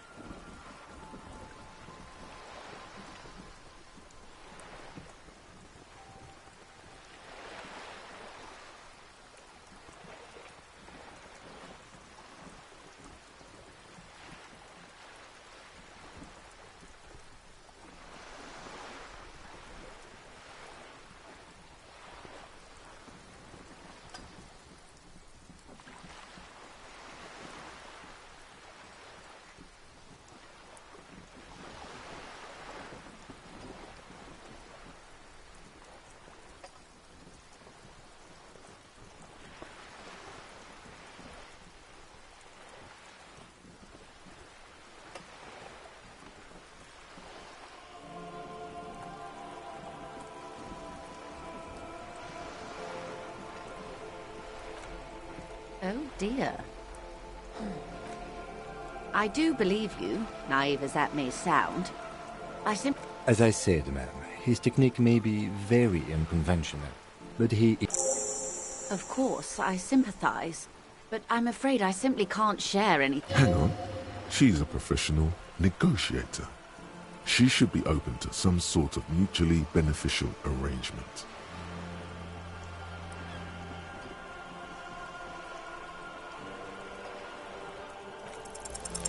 She's a negotiator.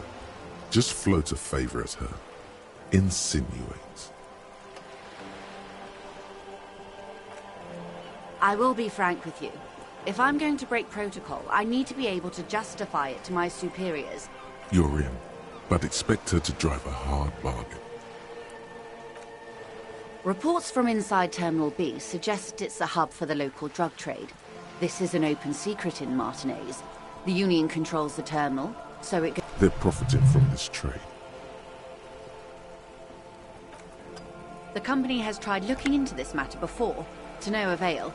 Perhaps someone with your authority and Or, you can recover your badge. Though if I may be blunt with you, it's... Detective, a word in private before we continue.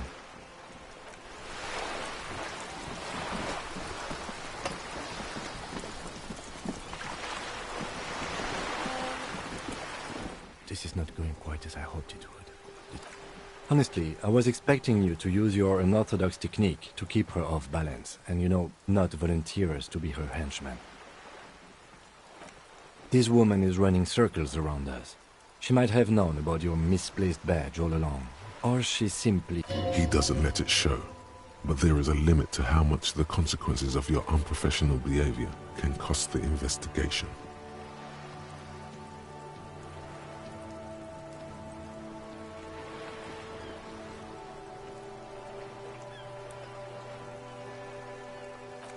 I'm sure you will, Detective. Oh, that would be fantastic, but do we have the time? The world is large and your badge is 8 by 6. You could request a new one from your station, but that would literally take months. No. If there is reasonable suspicion, we must investigate. Otherwise, she could claim we are siding with the Union, or that we are on their take. We'd never... What I propose is, we ask her, then we investigate, briefly. But do not share the outcome of this investigation with her. We tell her it's done and demand for her information on the lynching.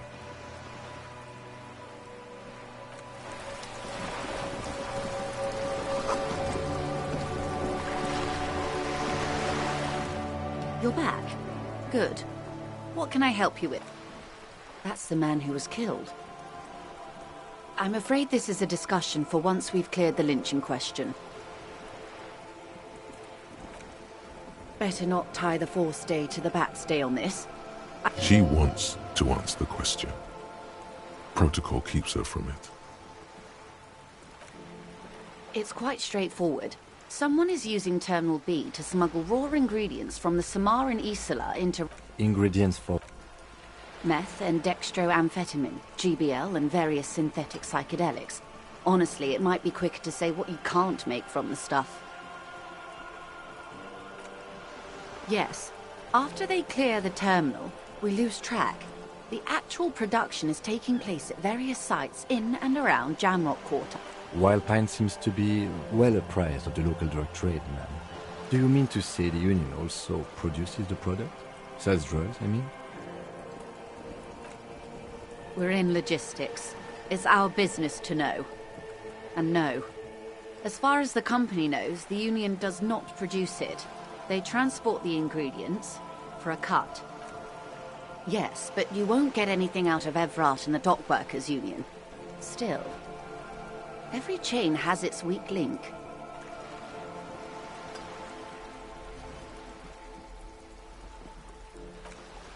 The lorries.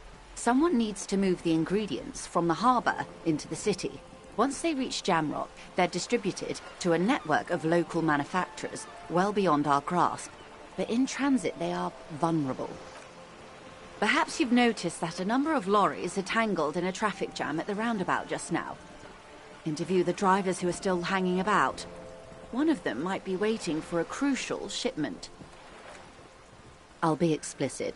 You'll be indebted to her, in a way, but one step ahead of the Union in another.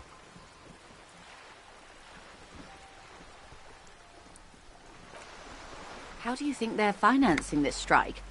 There are thousands of unpaid dock workers going strong for the 4th month straight. There was a shakedown of local businesses preceding the strike. Many were squeezed to bankruptcy to fund it. With all due respect to these desert cacti, the contents of a few cash registers cannot provide for 2,000 men. The local businesses can scarcely provide for themselves. Precisely. Smuggled out of that very gate at night, most likely, then loaded onto lorries and driven to Jamrock. You simply need to find... It sounds like she tried looking into it herself, though she's clearly not the type your typical lorryman would confide in.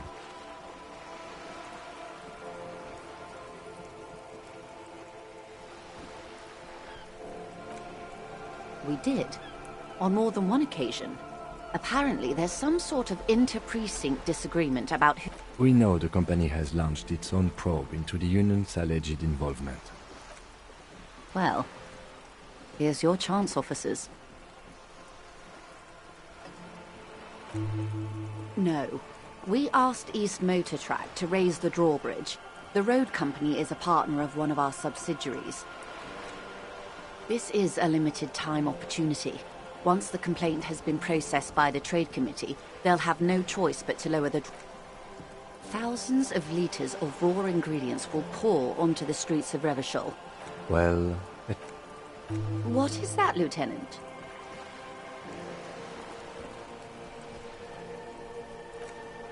I am sorry for the inconvenience, Lieutenant Kisaragi, but we need... Yes? Excellent. It may come to nothing. In the meantime, let me... This reality.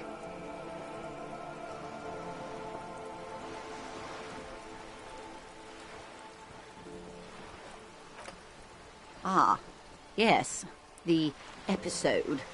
don't be phased, madame. He functions perfectly well. He only needs a lowdown on... We may be here a while then. All right, we're in. I know these all look good, but begin with the first, okay?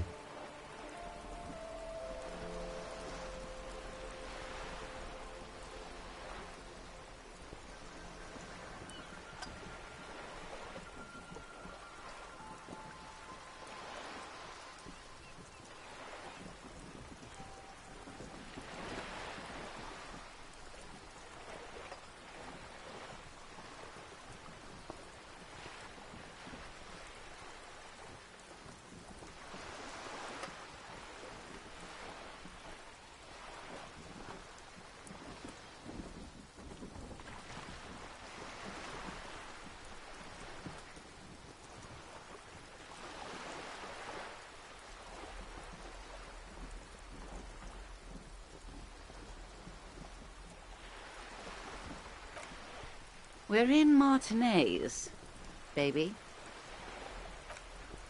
A casual term of endearment popular among the 50-plus crowd. It's a disco holdover, pay it no heed. Aren't we all? Martinez is a district of Revachol. You would be excused for not knowing about it. Unimportant, they say. Forgotten, even. Shelled to smithereens during the Revolution. It has its charms, just not this time of year.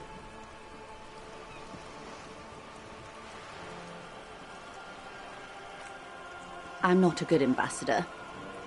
I've only been here once before, as a teenager. A brief spike of longing in her upright body. The dots under her eyelids shake. This place used to be a province.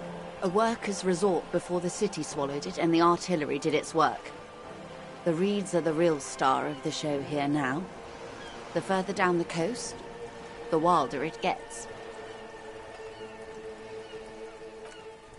Yes, I was slumming it with some girlfriends of mine. There's a spark in the air, a live wire hanging in the wind, in your hungover neocortex. Then the sea air cools it down.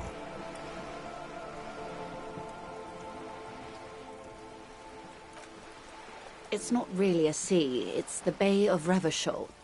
And the bay feeds into the ocean.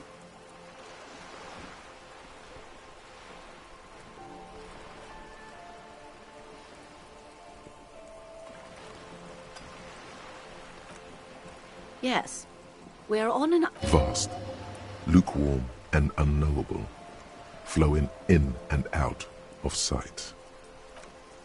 Caillou, as you already know. Imagine a pebble. A smoothed-over pebble amidst a great blue sea, misshapen, cracked. The cracks are the river Esperance. We're in the delta of this river, on the 6th branch, the Martinez distributary.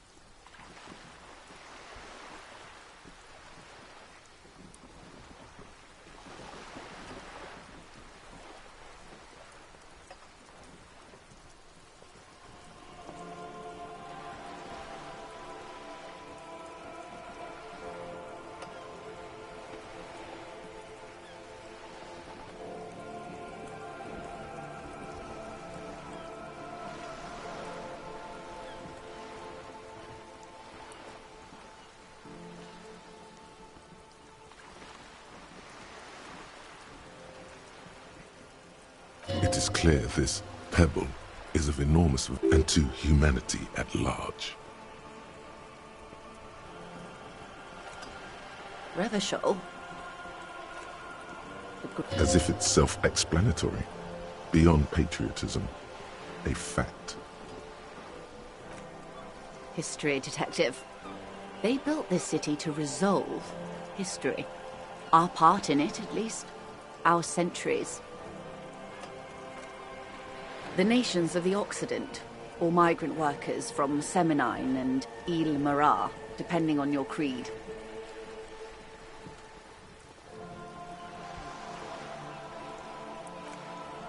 In the DeLorean century, 380 years ago. They say it's where the terrible questions of our time will be answered. The tensions are highest. By that I mean, we are standing on a fertile, self-sufficient island able to sustain up to 200 million people in the middle of the Insulindic Ocean, the world's connective tissue. It's where the money is.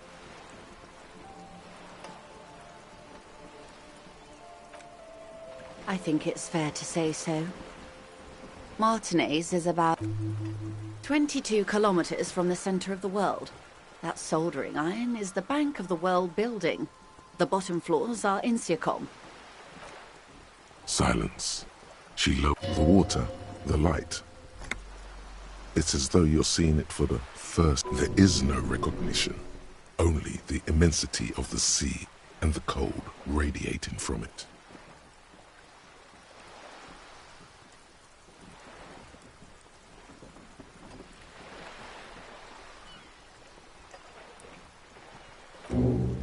She observes your eyes scanning the horizon, then breaks the silence, slowly. This is one thought you need to complete. Where are you? Was there something else you wanted to know? I remember something about a... This has been informative. Thank you, ma'am. I'm sure my memory... Might I suggest not asking them all right now? Madame Messier will be here. Absolutely. My commitment here is long-term. It's better not to eat all your candy at once. Indeed. I'm always at your service. Glad to have been of assistance. The little that I know.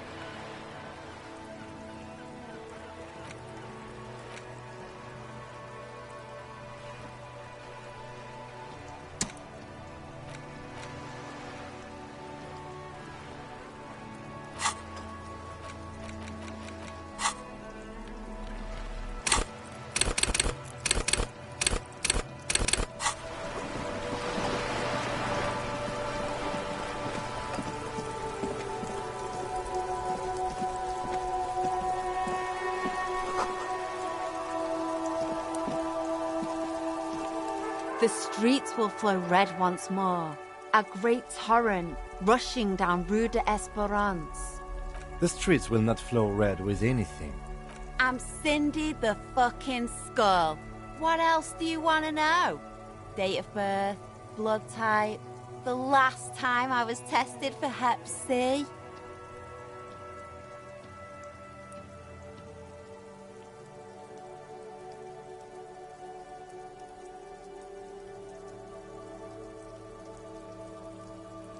Ask away, pigman, but I don't promise to answer.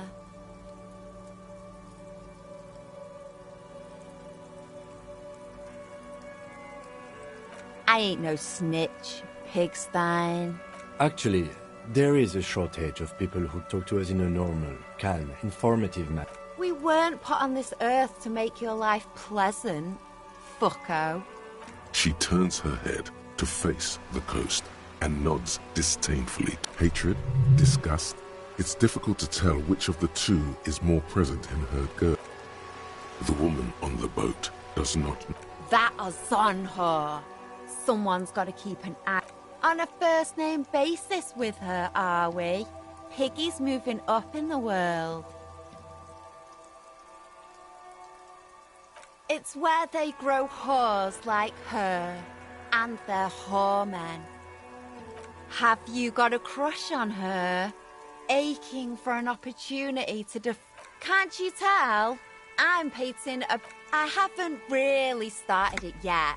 I'm waiting for the right words.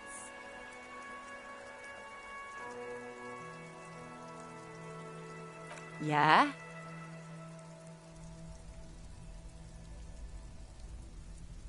Thanks. I'm sure the inspiration... You've lessened her desire to deface the building.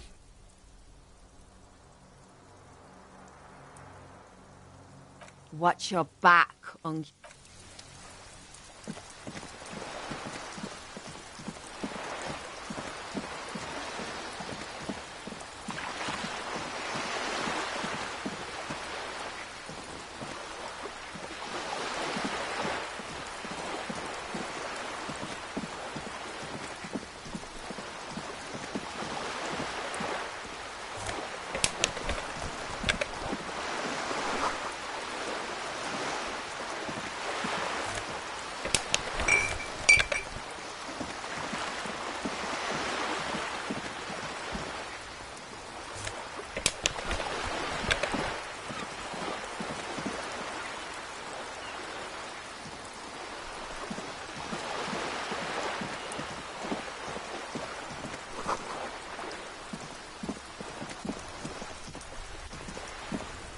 Have you no shame? Whining about your back every time you bring out the measuring tape.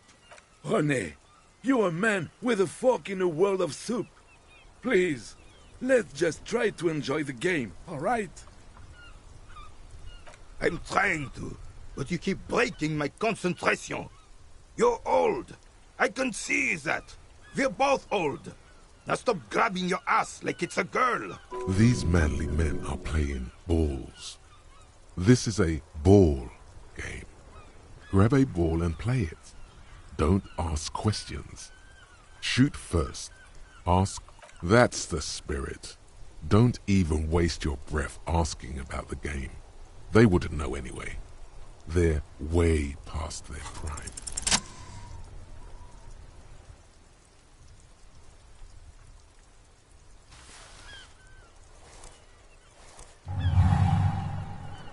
You are immediately surprised by the ball's lack of weight. No matter. God, this is right. You feel the familiar tremble of excitement and adrenaline that precedes every victory. Time as frozen. A chilly breeze ruffles your hair as you stand there, feet firmly planted. The cold metal ball is surprisingly smooth against your neck. It has a pattern on it. Probably a sponsored ball. Already your muscles are adjusting to the weight. The nervous system calibrating, until you, an embodiment of pure motion. Behold the fear and confusion reflecting in the eyes of the two feeble geese. Some would still say you're a cop, but I guess we're beyond that now.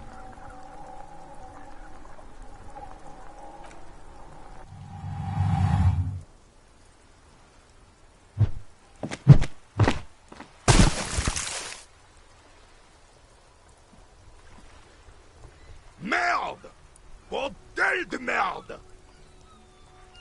What the hell is your problem?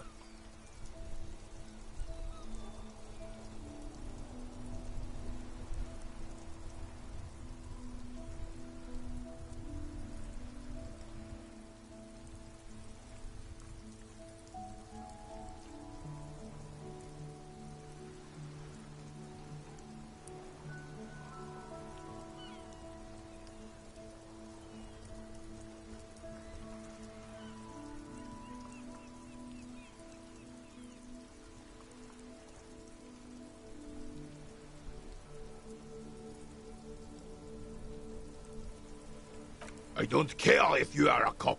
You do not just ruin someone's game. It's... You vandalized our game, son. We can't play pétanque with 5 bull.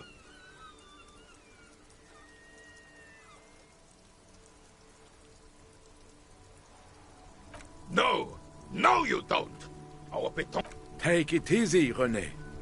This is just... Of course there's harm done, you orange slug. You are as a... Good. Mistakes are forgiven, when men at least try to right their wrongs. I believe you will try. Just talk. It'll smooth things over.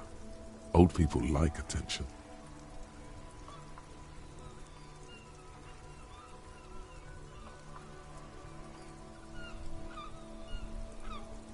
Ah, yes. King Philip III. Oh, absolutely. At the mercy of a cocaine-snorting tyrant who emptied the treasury so he could sleep on a... Cocaine? Cocainum? Sounds like our kind of king. And just imagine what kind of cocaine a king would have had. A superpower, feared and respected. A testament to what this country can be under the leadership of a true king. Someone who knows how to rule.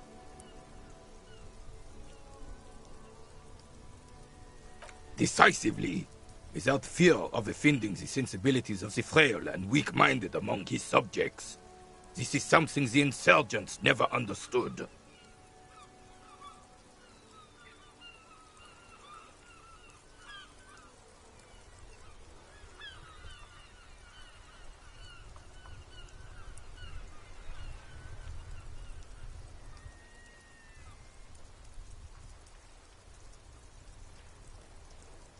A nation is only as strong as it...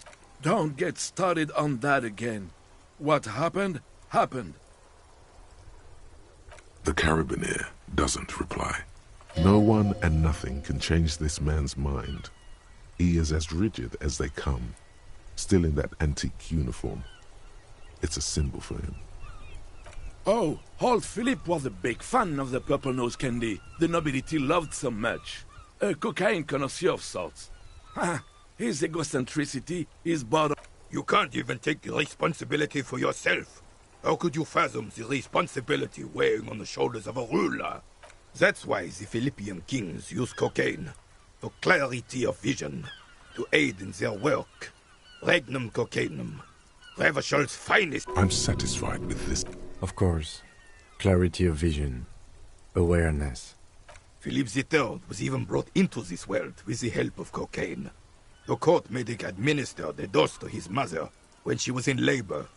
And it is well known that with the help of cocaine, only the purest, of course, he was able to connect with higher realms. Higher realms.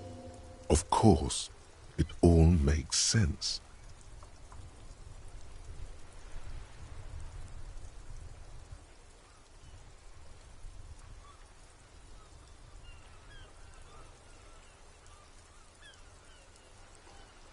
From what I've seen of the officers of the Elysium...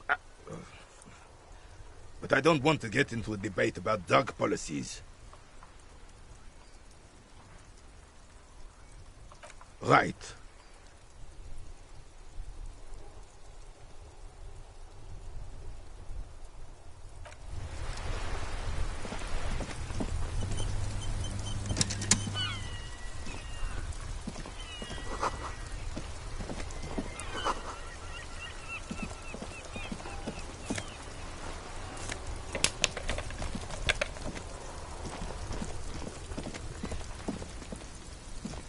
Hello again, officer. How are things?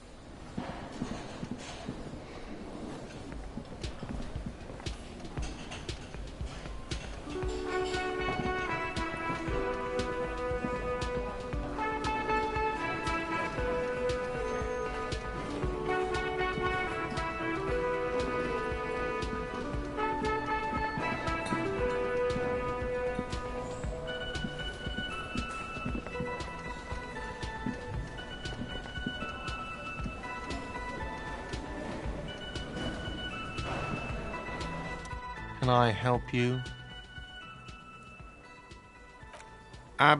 You wait and see, absolutely. In the question. First we find a sad banger. Then we sing this place to shit. Yes, have you got it? Well?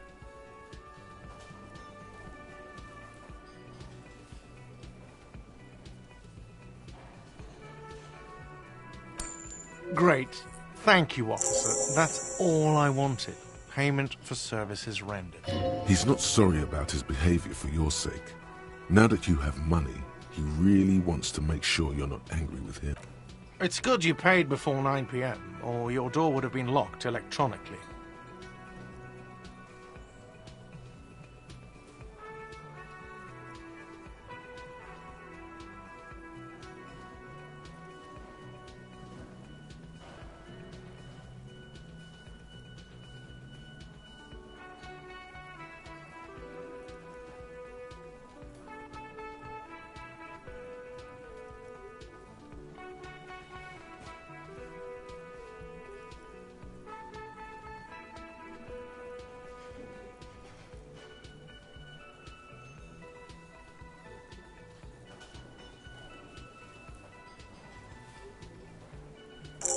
Please pay for each night in advance starting tomorrow. 20 real per night. I'll take a room here too. Of course. Always happy to have officers from the RCM as guests. Anything else I can do for you? Do I have a shaker in my hand? He sounds irritated.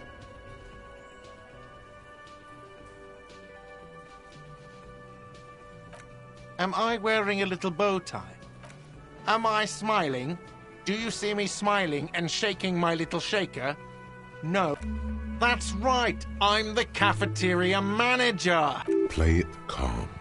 This man needs to understand you need a drink to help the community deal with police stuff.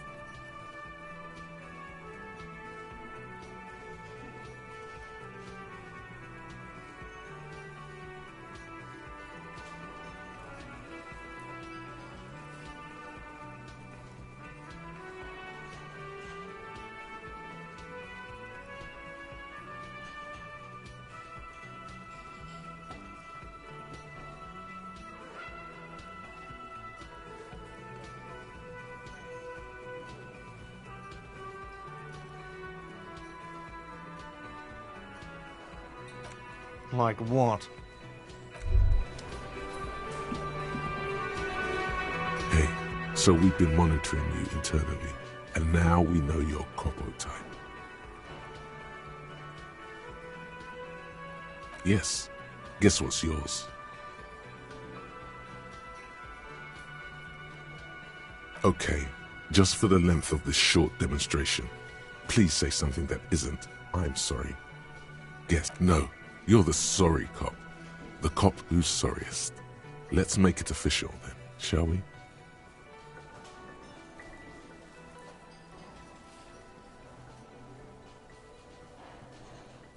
Huge lack of enthusiasm going on in here.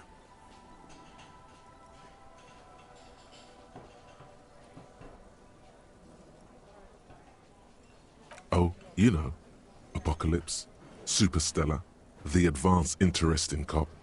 Liquid shadow cop. But you're too sorry to say those things. So, here we go? No, you don't. Come on. You'll be back to saying sorry in 2 minutes. Stop wasting time and begin the repentance. What? Jealous of the sorry cop? They'll be super fine. It'll be totally okay. You can dual copo type from sorry to anything.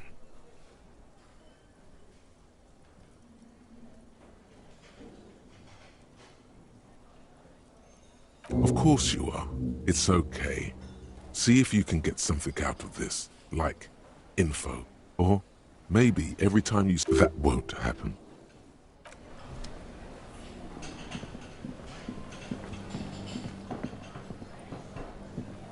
The man ponders his cooking utensils and gives you... He looks up at you, then looks up. Shrugging is an international sign for, no, I don't know what's behind that.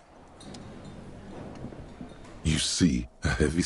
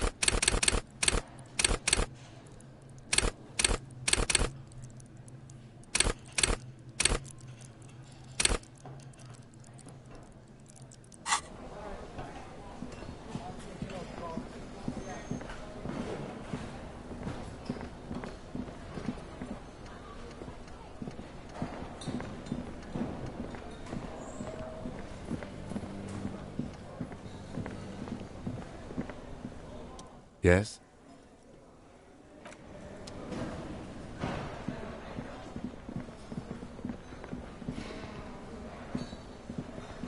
The worker isn't a deep. Perhaps he's on his way to where you just came from, into the primordial darkness.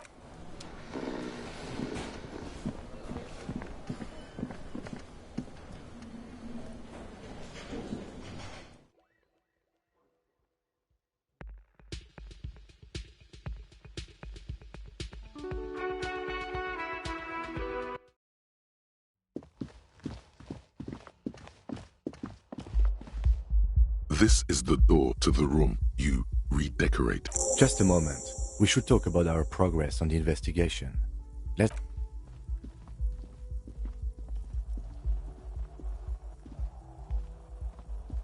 The air outside is brisk. The lieutenant is silent for a moment. He listens to the traffic hum. Then...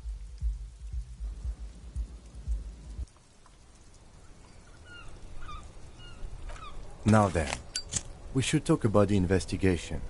But I also feel you're a bit hazy on the RCM. Our role here, our rights, our jurisdiction, basically. I have a cigarette every night when I go over my notes. It's something of a ritual. Oh man, he looks so devastatingly cool with that cigarette. You mean this? This isn't cool. It's an unnecessary trial of will, and unhealthy. Keeping the habit within the parameters he's given himself takes a lot of focus. It would be easier to simply quit.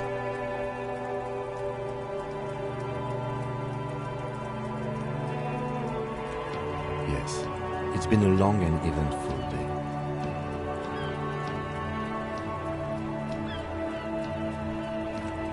Well, we inspected the victim's body. I would say our initial inspection was very thorough. The body is still hanging from that tree, which is unfortunate. He is not particularly satisfied with your progress, but he doesn't want you to feel completely discouraged.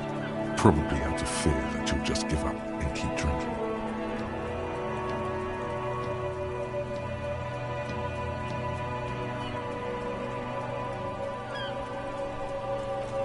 I look forward to that. We weren't able to find the union leader, Evra Claire, but we tried to interview the White Band's rep, but she asked us to do something for her first. I have a feeling Joyce knows how dangerous the situation really is. We have to get her to talk to us. Above all, though, today was exhausting. What's with all the running? You running? I have a really good theory about why you're running so fast, son. Just you wait until you get up tomorrow.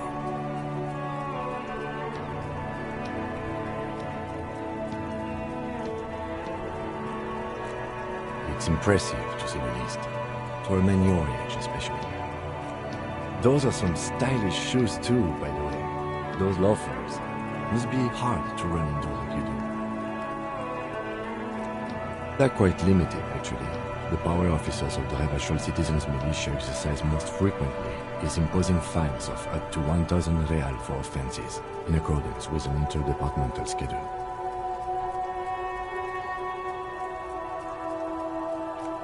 Yes, although indirectly, as citizens can always request records from their local station. Officers of the RCM have been known to take bribes of less than the prescribed fine amount. It undermines trust in the RCM. The RCM's primary role is... We can arrest people, of course, but rather than bringing someone in directly, it's preferable to serve a station closely. It prevents confusion and overcrowding.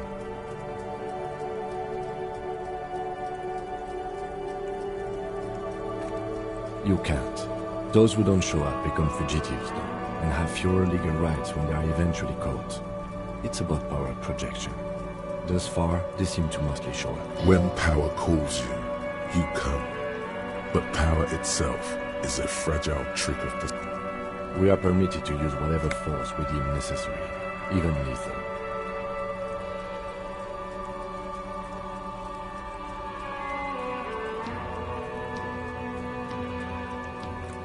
Yes. The last time was 4 years ago. He says it matter-of-factly and moves on. You have to supply compelling evidence for why it was necessary to use lethal force. In these cases, your partner is usually your witness. Not a good position to be in, by the way.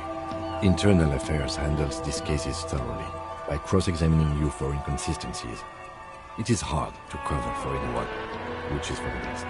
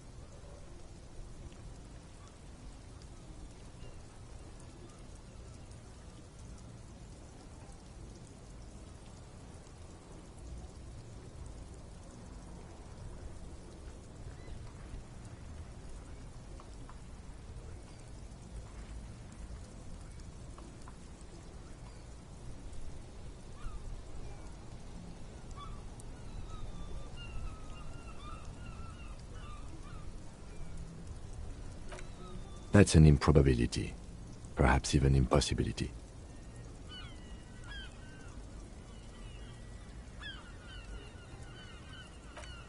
Precinct 41 is known for a higher than average rate of police. He's not judging you.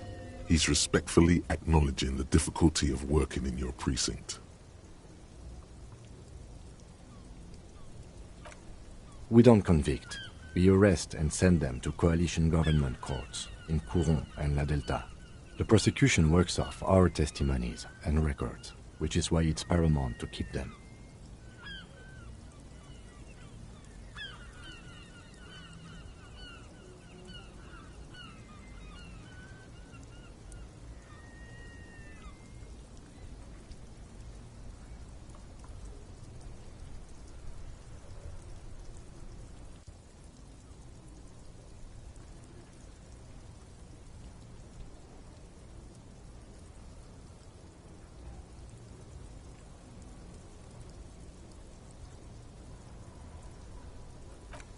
The coalition government and the moral inter.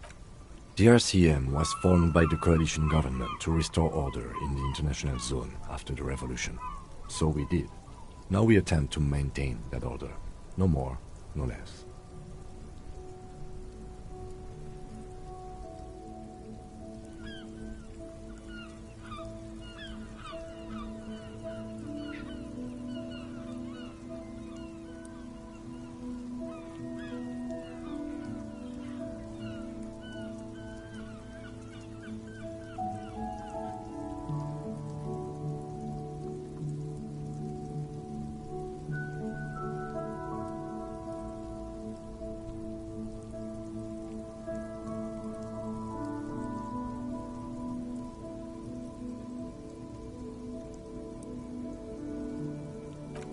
Or perhaps it is better to say we were allowed to form.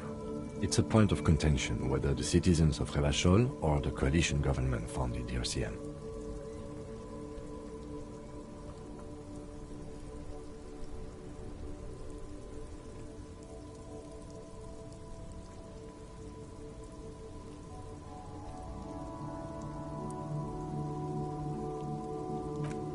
It's probably more honest, yes. Either way, the Moralinton leases us the right to keep the peace in this city, and they will take it away if we misuse it. The Moralist International are the world's largest political organization. You know who they are.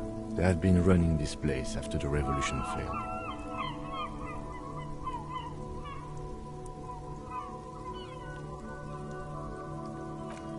Okay. They're a union of center-left and center-right parties across the Real Belt. Our coalition government is just one of its many projects. They also run the ICP, EPIS, most intergovernmental organizations in the world.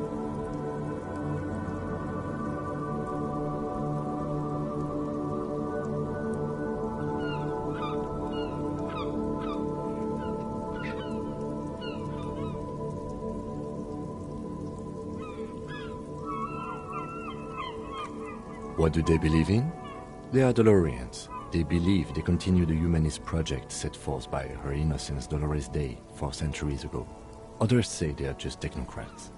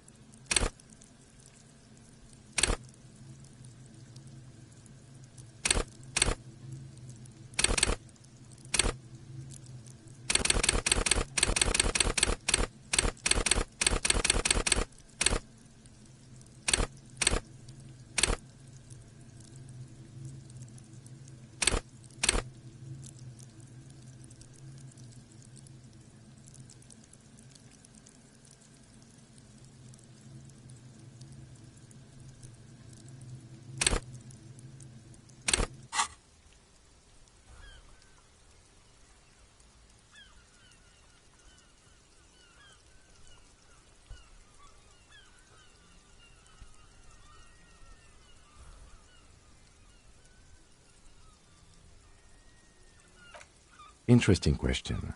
It's a blue forget-me-not. Their motto is love, compassion, self-discipline. I think you can gauge what they want you to think of them from that. Something kind and usual. Something ominous. Something even a little feminine, but in a strict manner.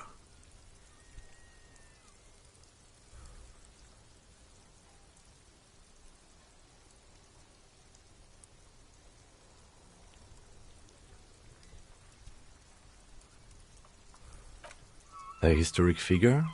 The author of the modern age? You will have to look elsewhere for opinions. The subject of humanism is too abstract for me. The moral intern are a fact.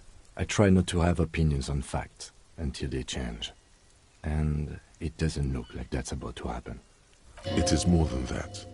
There's some kind of affection in him. Yes, I did, when I was younger.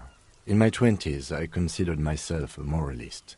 A blue forget-me-not, a piece of the sky. They're not all that bad. That's another leitmotif associated. But the years have changed that. I don't know what I believe in now. No, I believe in the RCM. That's enough. Do you?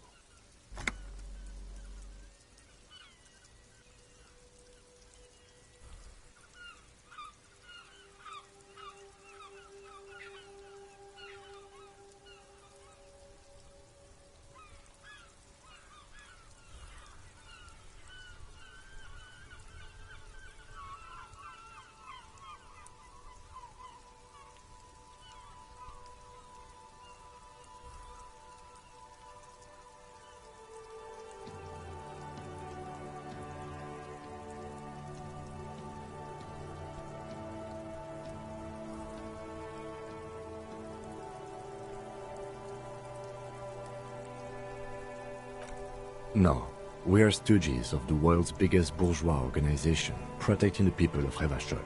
That's the hand we were dealt. Without the MI, we would be common vigilantes.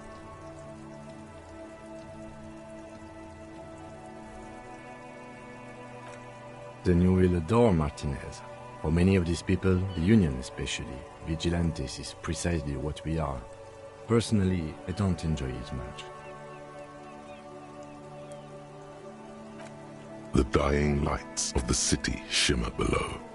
Slowly, like luminous clouds, they pass on his lenses. This soldier is the highlight of the day for me, he thinks. This little stick right here. They really don't like us here. And the mouth on that kid, Kuno. It's different in land, in Jamrock and the GRIH. It's our fault for leaving this place to the dogs, to the Union, to the company, not daring to come here more often. This place has fallen between the cracks, the jurisdictions of our two precincts. We run this city. West of the river is RCM land. It's incredibly hard. Human beings are... But we are in control, and it's worth it. The organization works, our systems work. If they didn't, the city would disintegrate. Me too, but I wouldn't count on any drastic changes in our lifetimes. Yeah, it's getting very cold now. Let's go.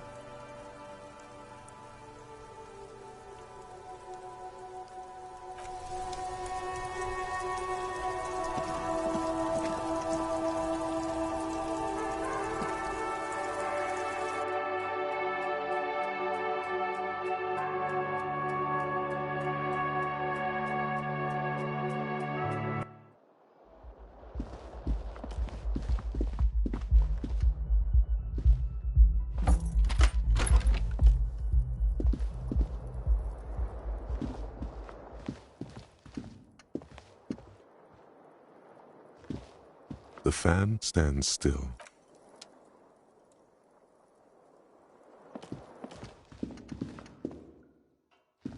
A mirror hangs on the bathroom wall. In it, your face, adorned with the expression.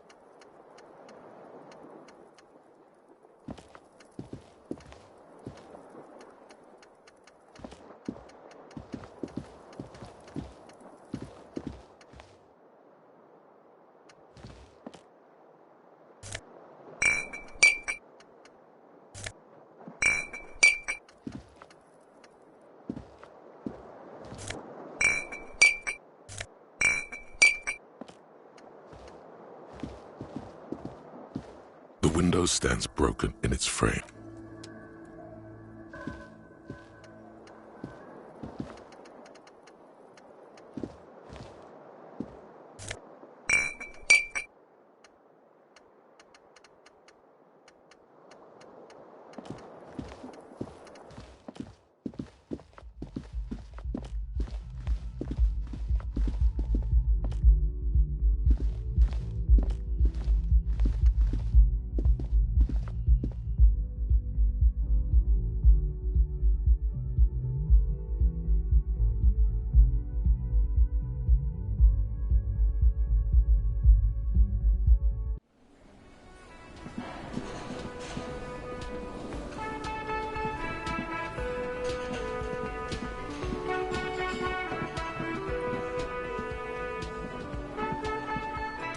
Hello again, sweetie.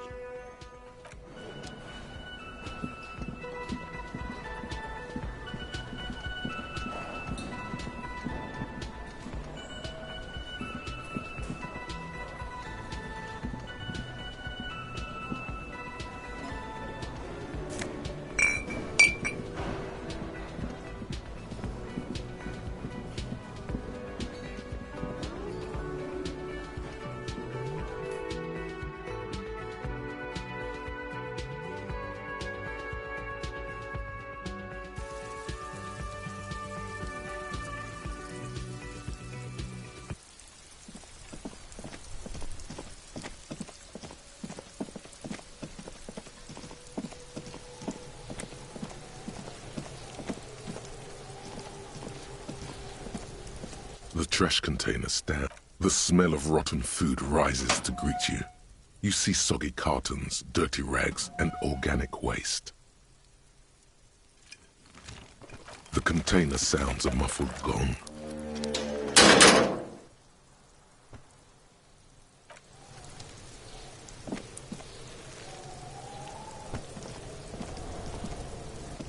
So you tried to kill Kuno's girl? What's up with that? You want to talk about it?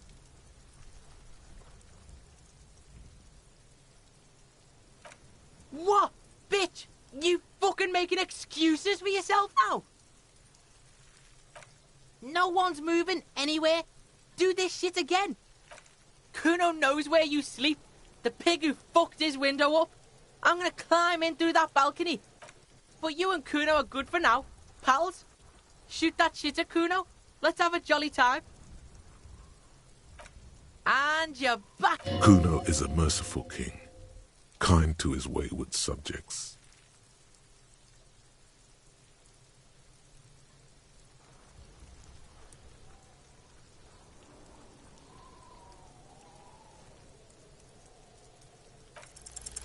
What's going on? Is an ungovernable youth on your crime scene, thrown around like you don't have enough on your plate. You feel a sudden surge of self-pity coming on.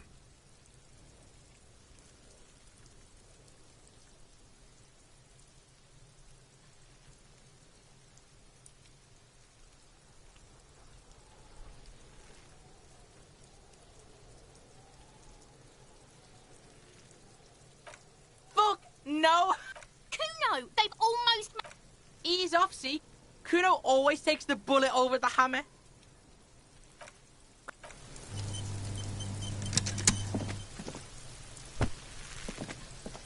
The man before you is naked, but for the material delicate and fragile. These are clearly not boots.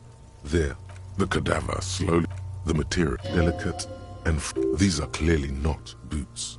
Their armor. The cadaver slowly twists.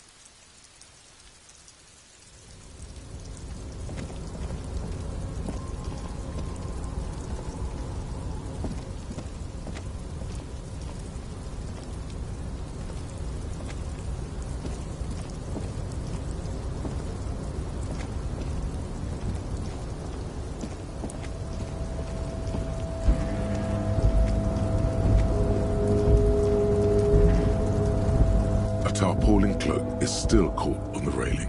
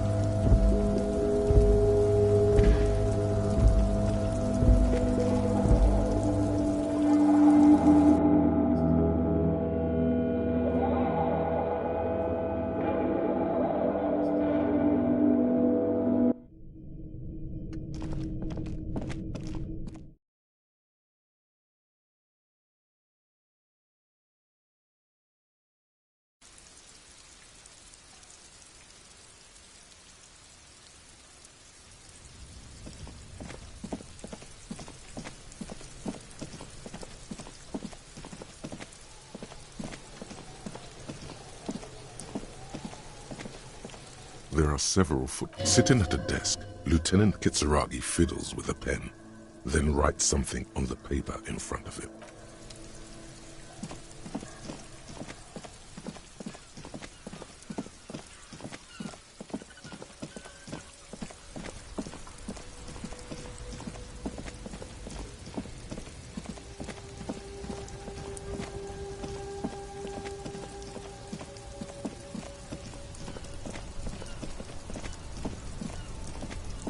Hello again, my man. What's on your mind?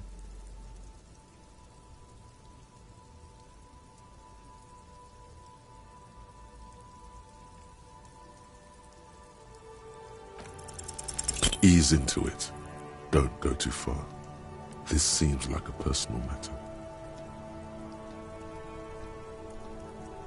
Man, nothing's troubling me. Just the usual Lorman tropes and hopes. The road and the rhymes. This jam ain't helping either. That all the beans you got, Tommy? Damn, it really is hard to talk, man to man.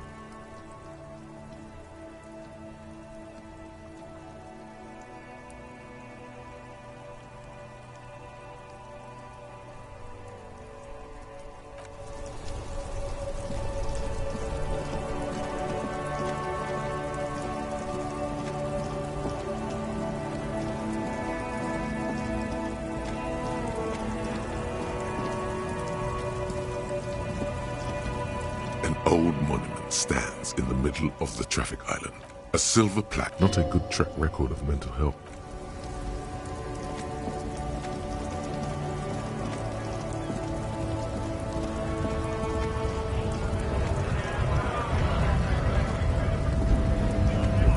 Right to work! Right to work! Shame on you! Things are busy enough. You're going to waste less of my... The hulking man oozes stark skepticism.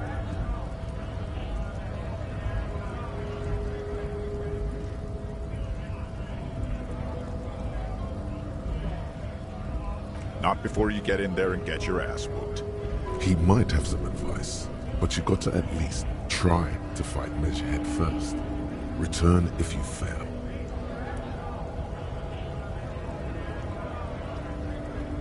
Have fun. Union chits are on full strike. Don't think they're going to let you through the gates. I'm trying to meet their fat boss. I know nothing about a murder. The mention of a killing sends a barely noticeable shiver of tenseness through him. Interesting. What are you talking about? Yes. Right to work! It's shameful. Cops doing nothing. You should bring backup. Open up the gates for us. Blockading gainful employment for workers is a crime. You go. Take the bastards down a peg or two. Squeeze them a little. Show them the...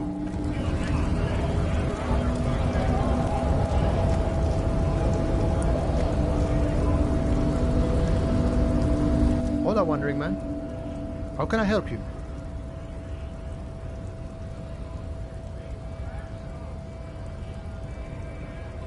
Sorry.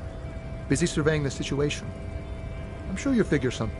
Wiretapping, telescopic batons, futuristic circuit bending to infiltrate harbor machine, or calling in tactical air support.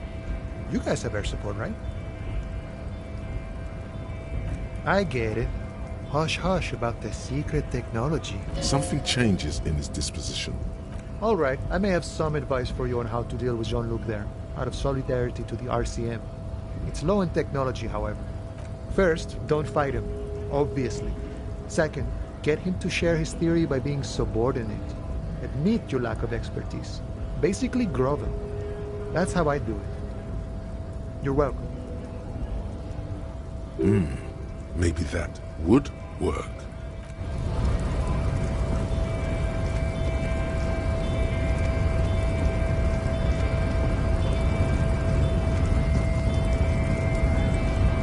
Your race descent has only worsened since I last saw you. You have really let yourself go.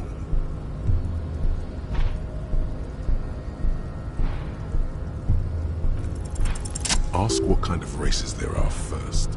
Classification is core to this stuff.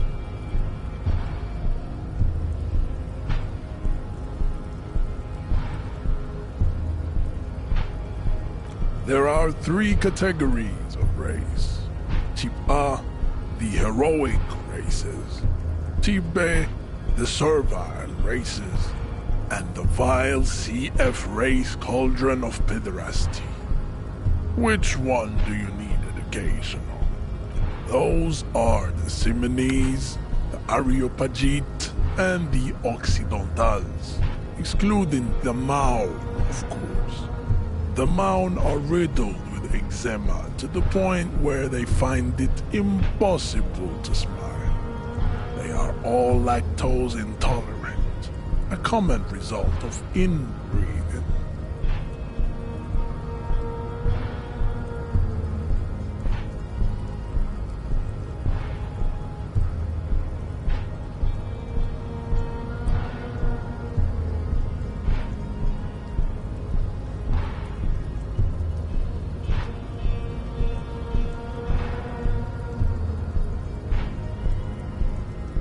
A receding genetic pool has led the Maun on reprehensible street parades. In Maun cities like Stadskanal and Vredefort, wearing wooden clogs on their feet and little green tassels on their hats. You know them by the names of their nation-states. The Oranese, the Gotwaldians, and the Königsteiners. My people simply call them. The Maun are proof that you can have too much Occidental racial purity and tassel-centric culture. Inbreeding has led to a lactose-intolerant subrace whom no one can take seriously. The Vespertines and Messenians of Vesper and Messina, the ancient Meteorans of Meteo by the golden Pisantic Sea, the Suren of Sur-la-Clé, and even the North Königsteiners, all have Type A race propensities.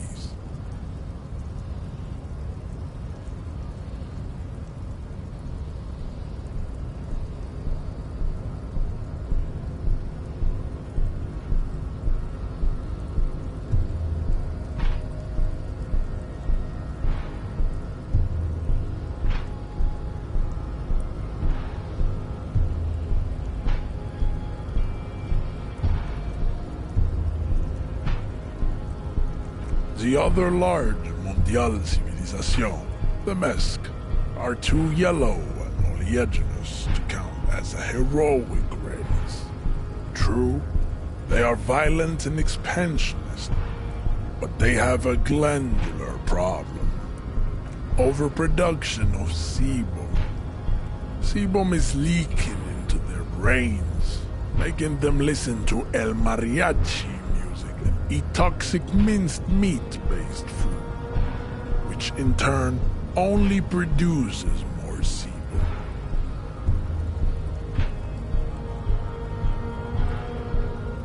As proven by the Maun and the Mesk, Occidental Type A is in retrograde.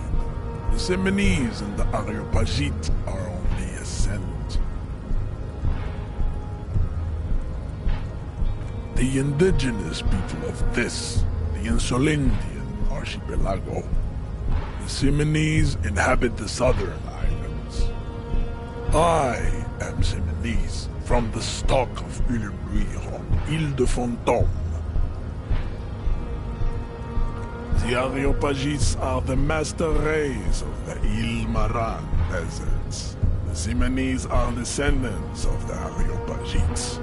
We came here during a heroic migration from Ile Maran to Ansulan, thousands of years before the lactose-intolerant Maun Occidentals discovered this place.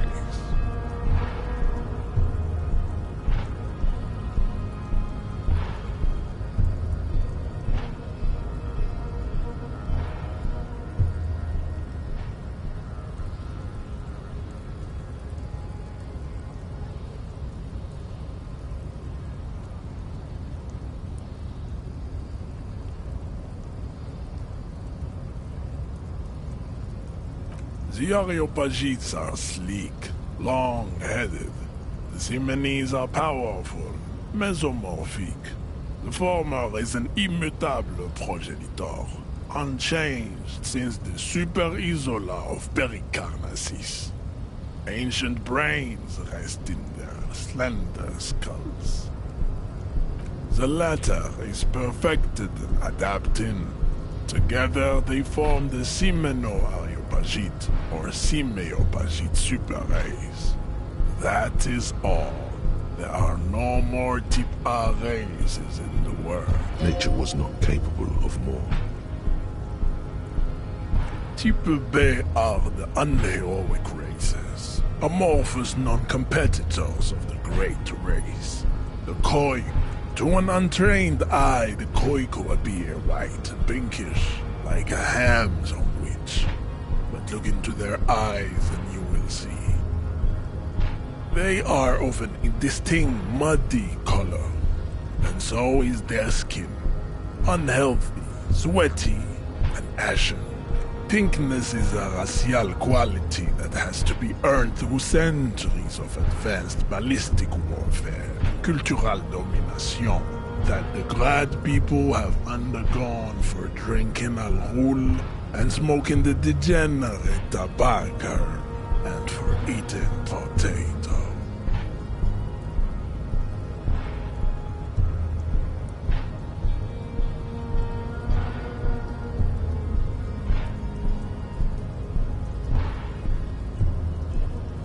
The Koiko, the countless micronationalities of Grad, are all inexplicably obsessed with potat. The only thing they like more is dividing into microscopic ethnostates, like political amoeba.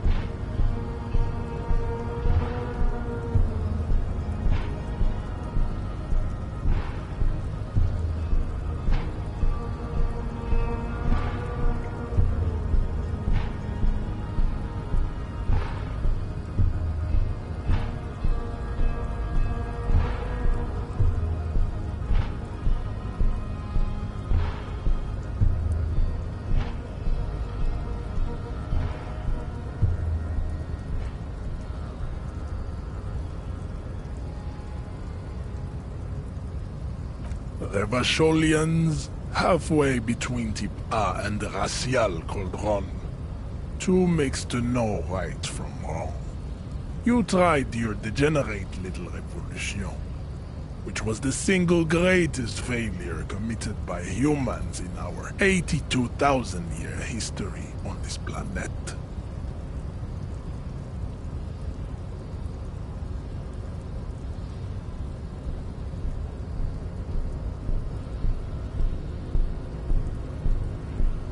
Is it 82,000 years that we've been recording history?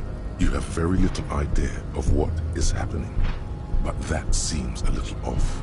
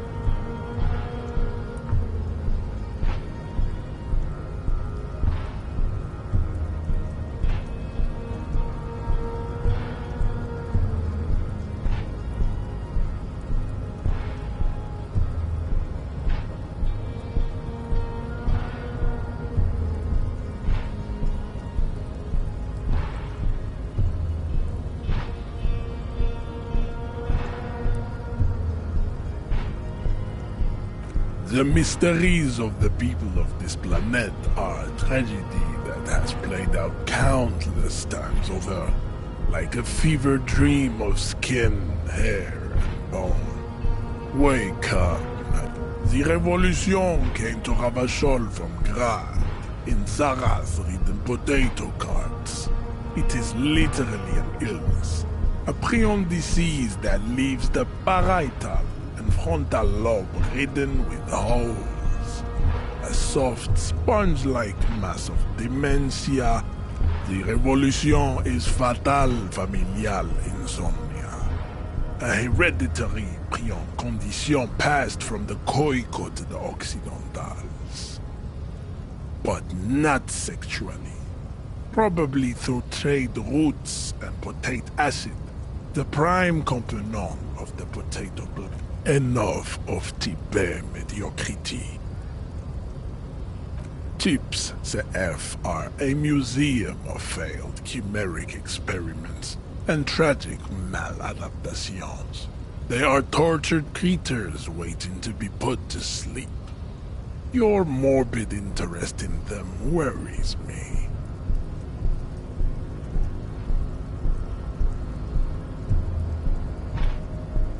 Lesser races like the mosquito, a grotesque mixture of a masked woman and a Seminese man. Only possible if the mother is masked and the father Seminese. The other way around, they fail to produce offspring. The mosquito is born sterile, like a donkey. All they have left is to ride customized motor carriages with hydraulic suspension, listening to aggressive El Mariachi music to vent their impotent despair.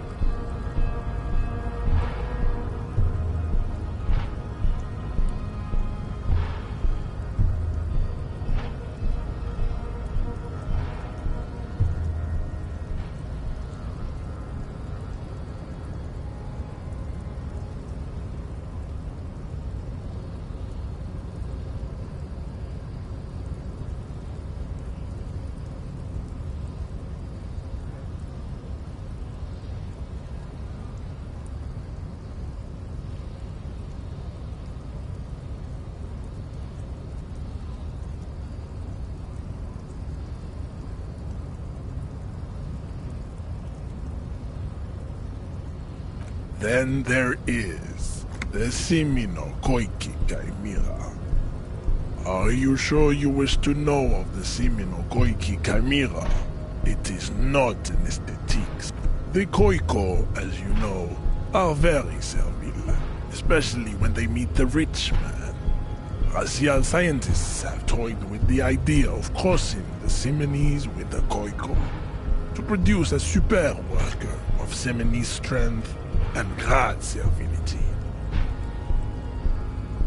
This will never happen. The Seminese and the Khoikhoi may have similar interbreeding problems as the mosquito. We will never know precisely. No Simonese man could maintain an erection in the suffocating potato stench of a Khoikhoi woman. Or there is a strange sadness in his tone, a less than heroic melancholy this time.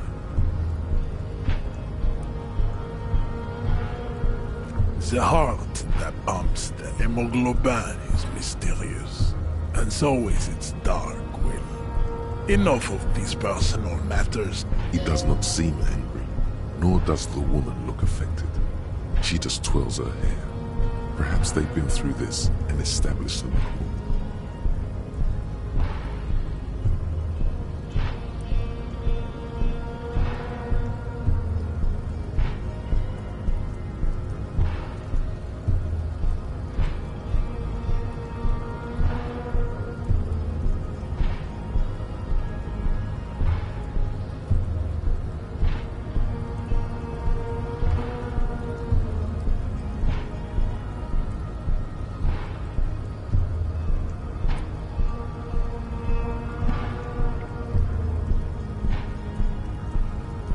You understand nothing. To solve the great race enigma, you have to first ask yourself, what is the race enigma? You have not even worded the mystery, let alone solved it.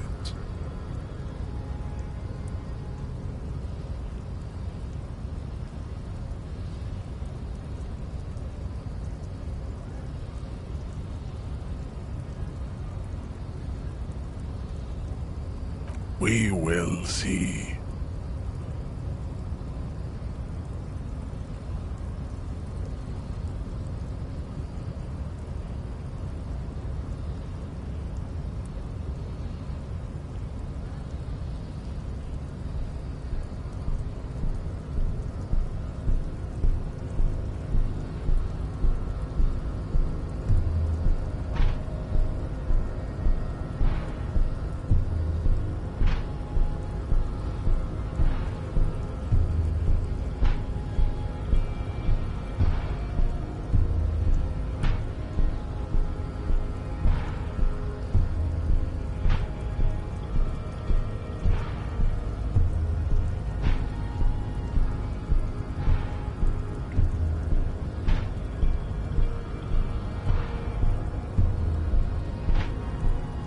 You need to internalize what you have heard here today, then return to me.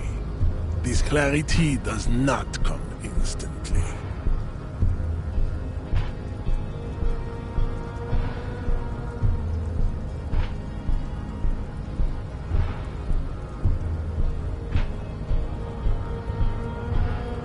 I cannot possibly imagine what else we have to discuss, Tibere Vasholian.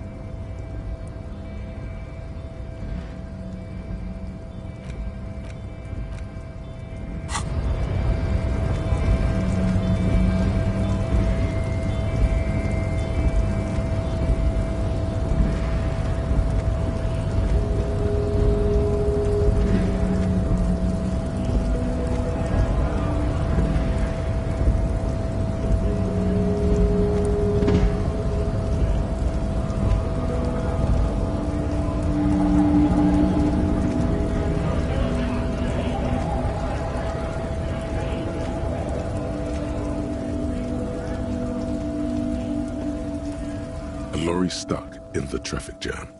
This big, heavy Grad-made machine is... The windows are clear. They've been recently washed. You can see a lorryman's cabin with personal belongings. The driver has adorned his space with a substantial collection of peculiar paraphernalia. Proclamate the back end of the cabin as a small perch to sleep. Large ashtrays. There are several suns and wheels sewn into the...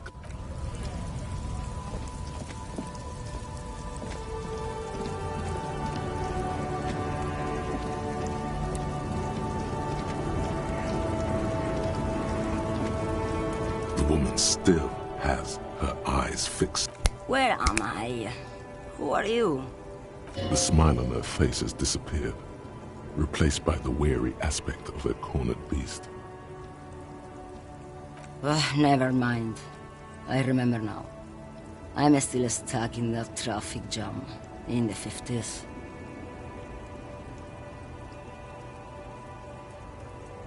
The men have small jaws and everything is made out of plastic. Why do you need plastic when you can make the world out of amber? Back in Mecca, during the time of the revolution, the sidewalks and cafes are filled with young people. I was on my way to see a new Boyadero picture starring Gabriel Buendero. Until you came along, that is.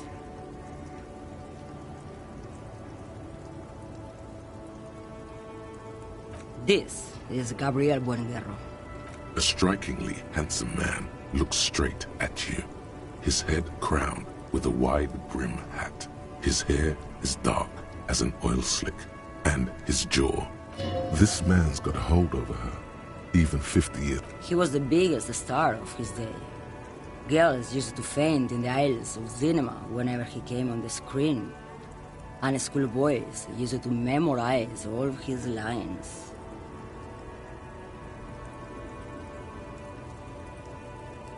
Someone was...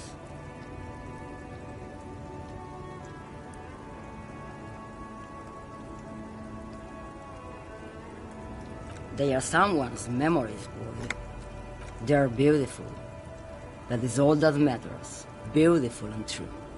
And they will win. They're coming for this, you know? All of this. She seems to derive some bitter pleasure from this strange thought, as if the past will one day wipe the present away, like a tidal wave approaching.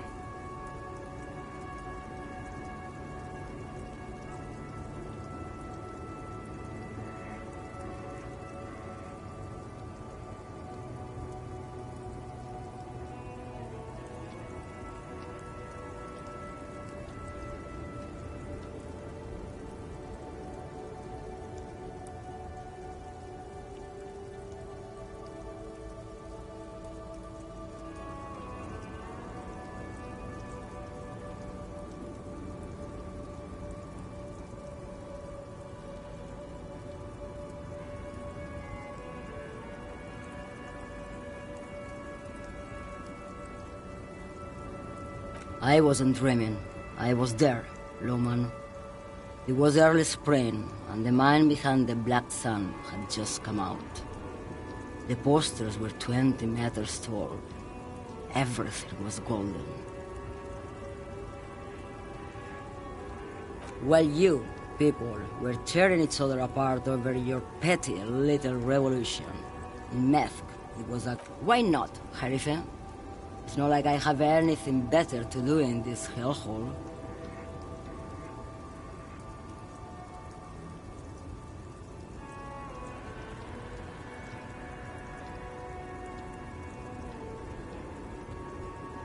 What do I need drugs for, Lawman? What I see, what I feel, the great adversary, no drugs can compare. Yes.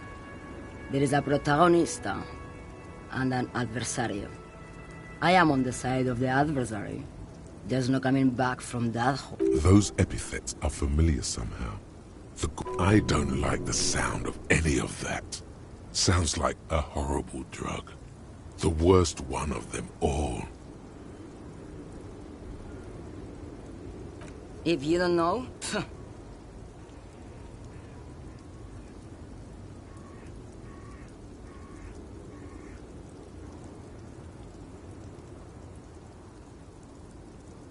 You're mad, Lowman. What of it? Maybe. Probably not. Makes no difference to me either way. Just this month, I made half a dozen trips from Saramiriza to Grat, on the U41A. What do you think they take from Saramiriza to Grat, Lowman? No, Lowman. Diamonds.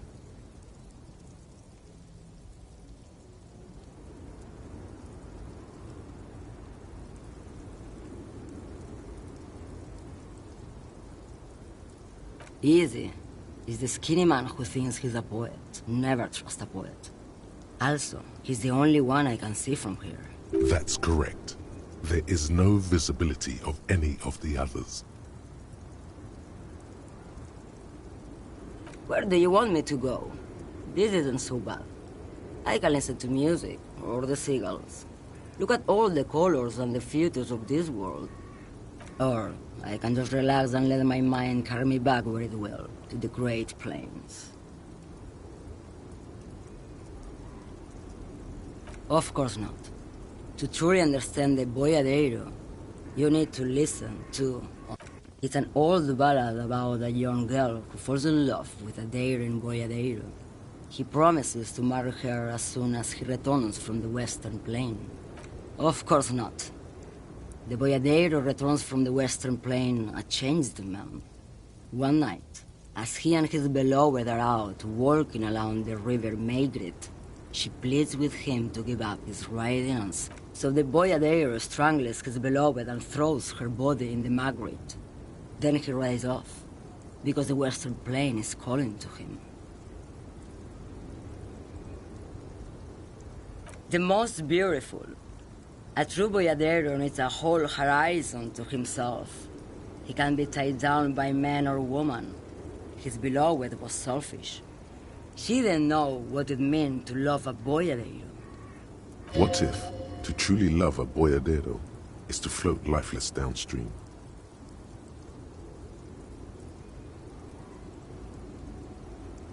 What do you mean?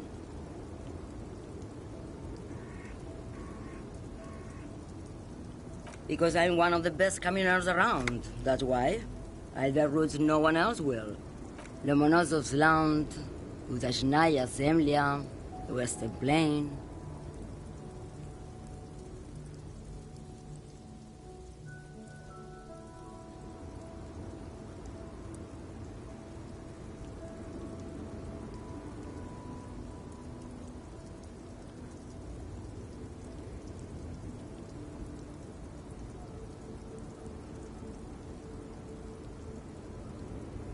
The Transcatolia Magistral, U41A, Adestradas du Mirador, all the good ones, the deep trenches, where the bluebirds fly.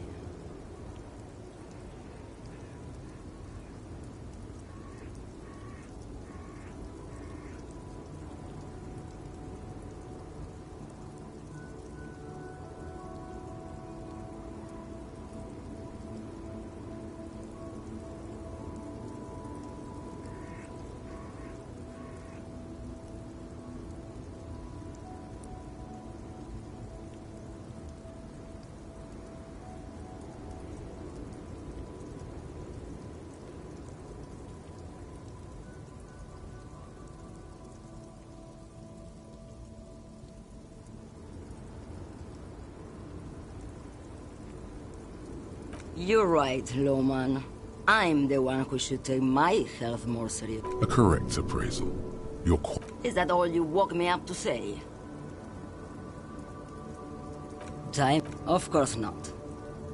But wouldn't it be whatever stupid things they put in the lorry, I imagine? I quit concerning myself with that a long time ago. Besides, I don't drive... She says that as if something narcotic is the real reason.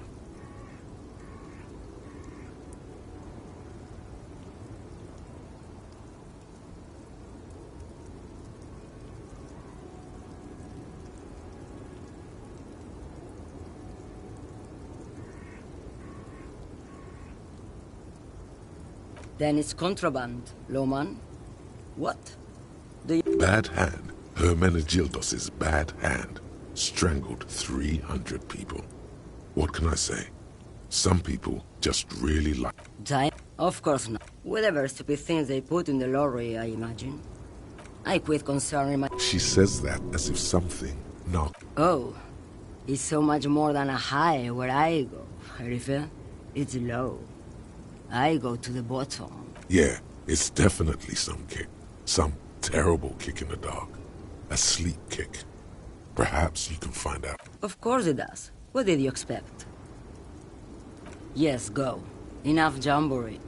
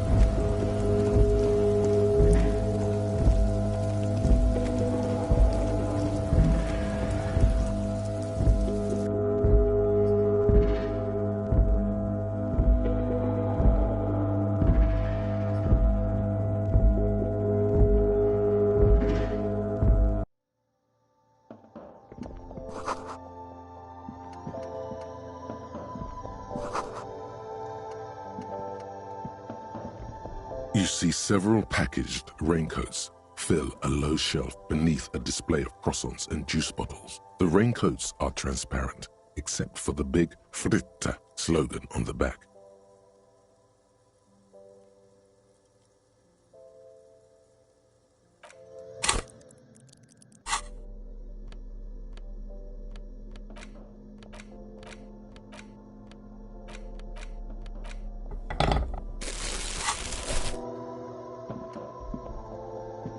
Welcome to Frit. Feel free to look around or something. Everything is out on the shelves.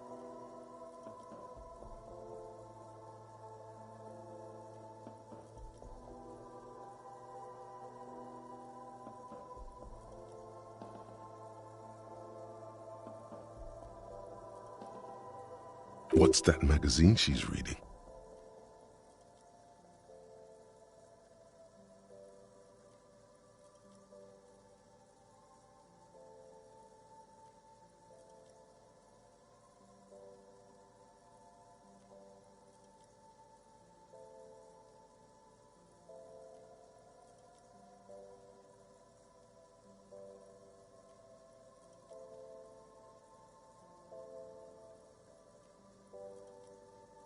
You mean this? This is Pop Stars. It's got, like, famous people in it. It's not for sale.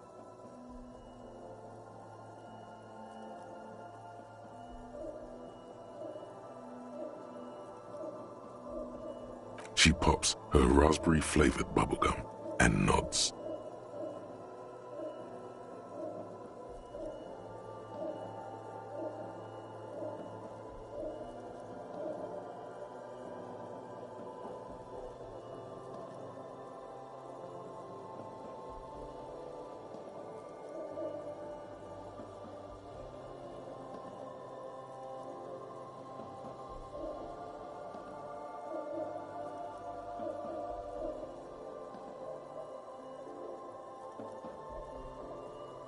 I don't know.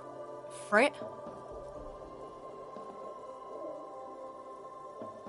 I think they think that the extra tea makes it funkier. It doesn't.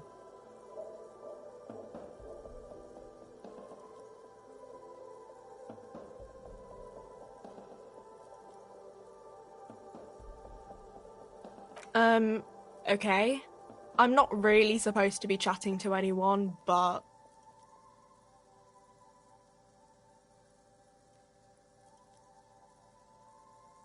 Reality. She is like a student unexpectedly called upon by a teacher. Can she answer the classroom question? I don't really know anything. I mean, I'm 15. Yeah, that's why I'm working my arse off in Frit. So I guess, like, that's economic.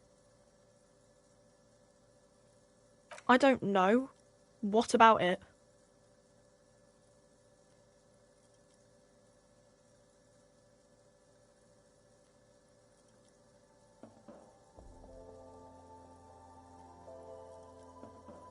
We're in Frit?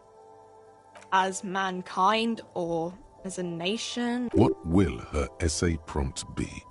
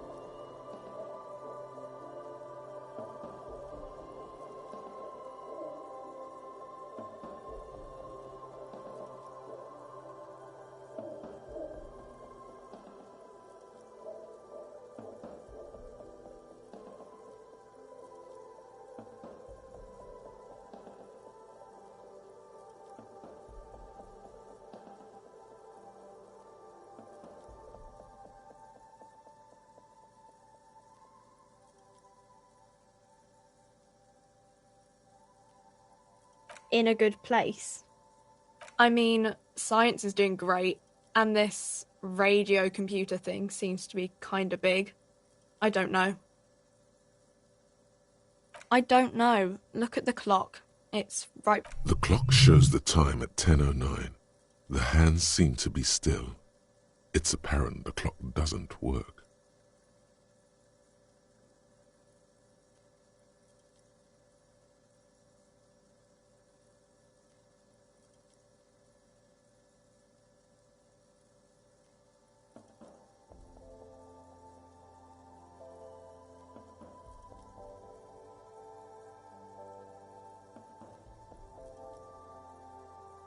When ordinary people take over the government and demand democracy.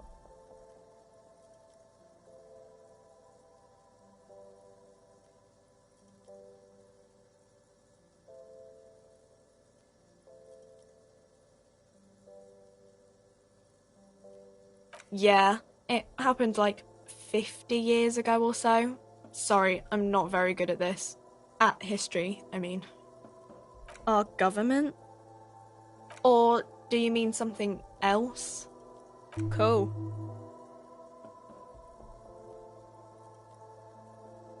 A warehouse? I don't know. Maybe. I don't really care what Frit does. She scrunches up her face. Fine.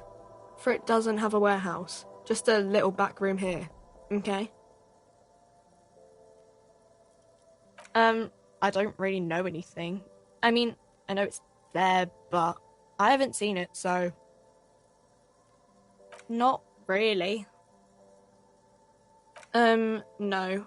I didn't know him at all. I don't know, really long. I don't know. Uh-huh.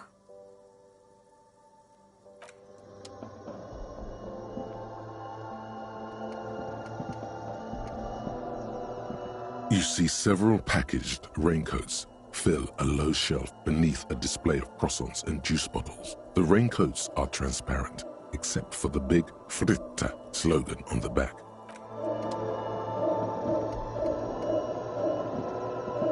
A small cabinet on the wall is filled with various... Just ask me if you need anything from St. Baptiste. We don't stock prescription meds, but we do have Nosafed, Dramamine, magnesium, and Hypnogamma.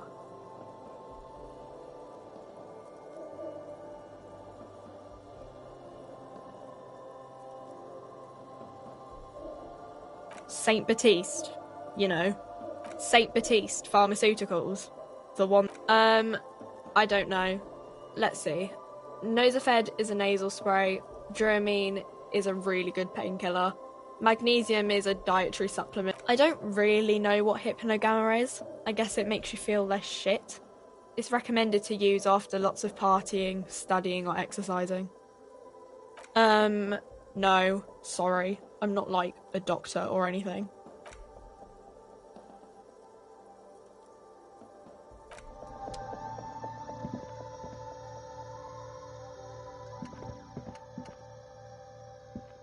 A colourful display of cigarettes and alcohol bottles line the shop. There, in that dark green glass, all in vain. The great flowing river of warmth, wine, alcohol, beer, alcohol. Guess not, no. Good thing you're an unrecovering alcoholic then. I'm obliged to inform you that both alcohol and cigarettes damage your health. But I guess you already know that. Don't ask, don't look, don't do anything here. Just go away. Get back to work. Know this, you will never finish your alcohol quest if you don't buy beautiful alcohol.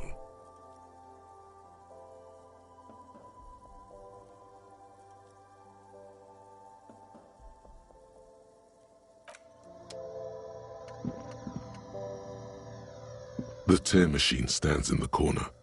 A sign says, your bottles clunk into the machine and the money appears with a Do you know what you should do with that money, kiddo?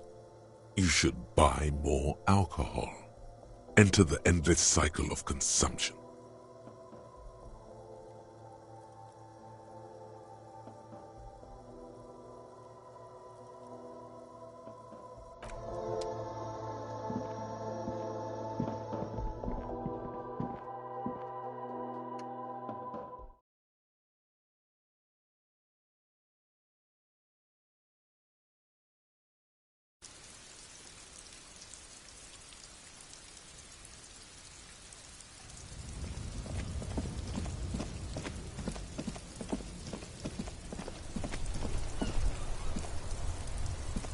Hello again, officer. How are things? I'm a Nighthawk. What can I say? Odd.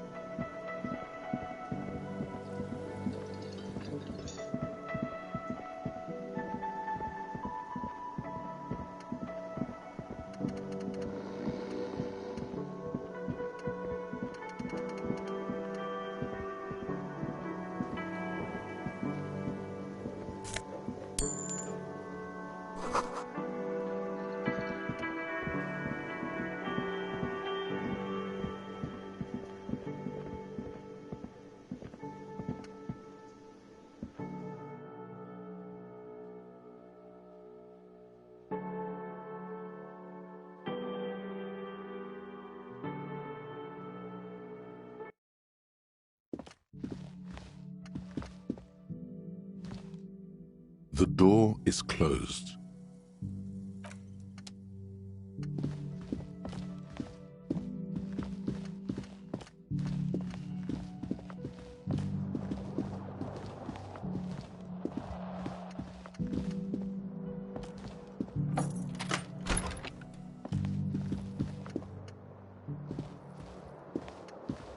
The bed is cold and not particularly inviting, but it's yours.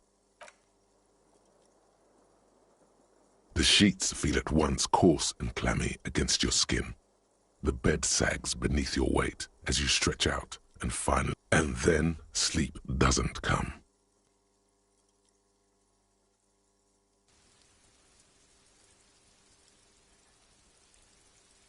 And then sleep doesn't come.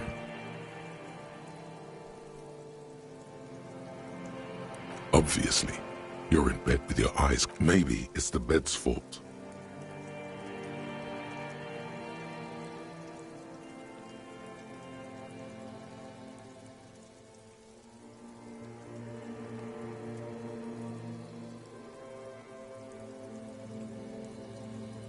Its synthetic filling has separated into hard lumps.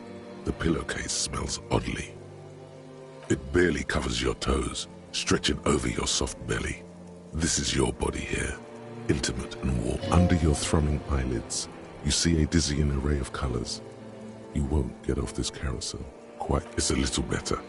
Colors, scenes, and half-formed phrases still litter your mind. Part of you is still trying to solve the case, isn't it? Something to do with, what was it that the lieutenant said? Union? And it's gone again. Your thoughts lost between the slowing brain waves. Your breathing steadies. A great silence washes over you until your eyelids twitch in your sleep and images.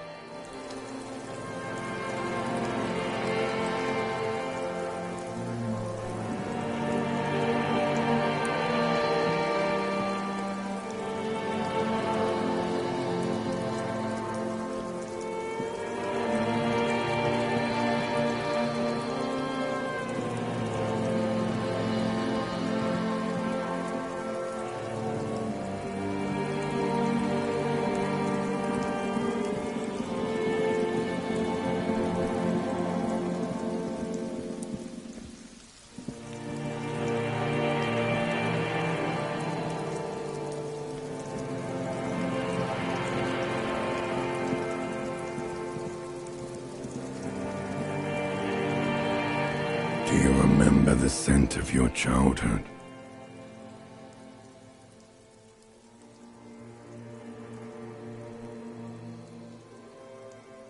You're not kidding anyone, Harry. You don't remember shit.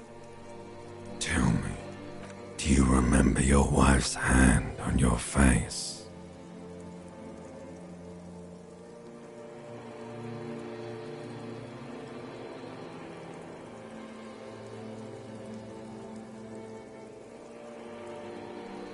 Do you remember the warmth of her thighs, between her legs and in her mouth?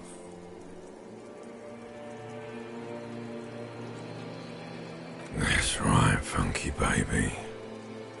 And you just stood there, one hand on the bottle and the other on your dick, watching her go.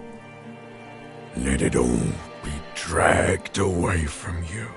Tell me, where are your friends? Human beings have friends, Harry boy. Where the hell are yours? No, it's gone. 3 times gone and never coming back. You failed. You failed me. You failed Elysium.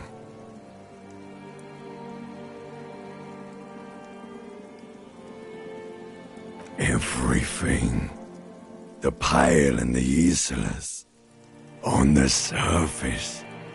The outer magnetosphere. Burning, furious truth. 8,000 years of written history. You really dropped the ball, Harry. 4.6 billion people. And you failed every single one of them. You really fucked up. No, Harry. You were just talking to yourself. That's all you ever do, even in your dreams. And the act is wearing thin. The spots of the disco ball fade around you. You'll be back in those cold snakeskins in no time, sweating up the bed. Stinky boy. You're not coming back from shit, thrashing around in that high conductivity state of yours, bumping into things and acting like a clown. Who are you kidding?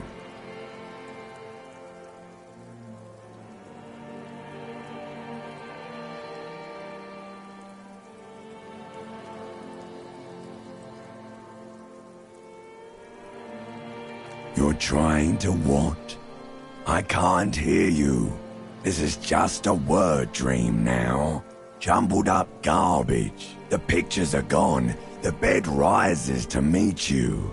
A thin, sleep-like state. More glass than velvet, grinding in your head. So something is wrong. Sleep shouldn't be this bad, this dry, this unnourishing. There's something wrong with your thoughts.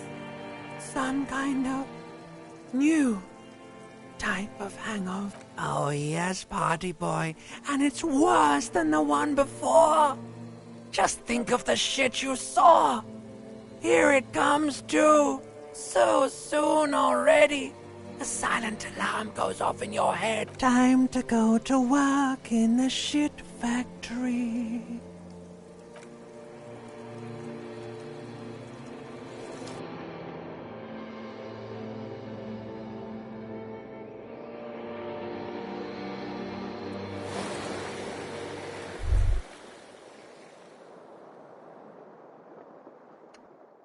Good going, buddy.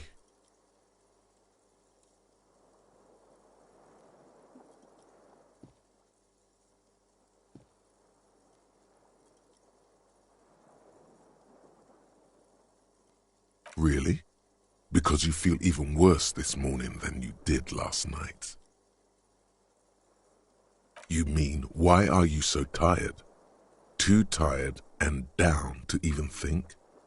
It is worrying, isn't it? You can't be a detective like this. Detectives need to be able to think.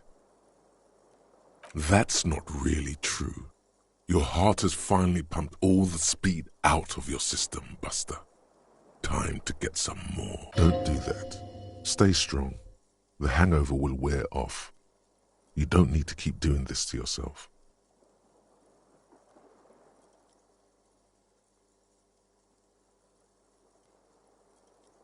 Speed is a potent central nervous system stimulant.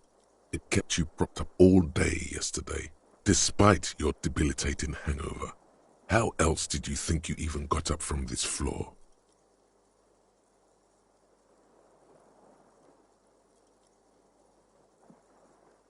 You got up from this floor because of a holy vow you made 16 years ago, with me.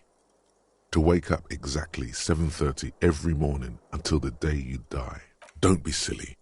There was no vow. You were high on speed. That was the only reason you got up. You can't detect without it. It's that simple.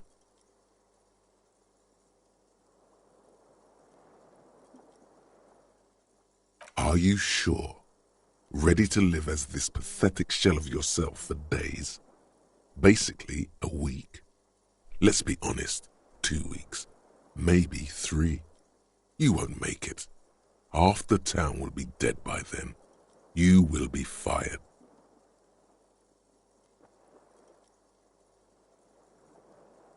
Suit yourself, slow, sad shell man. See how you do with that.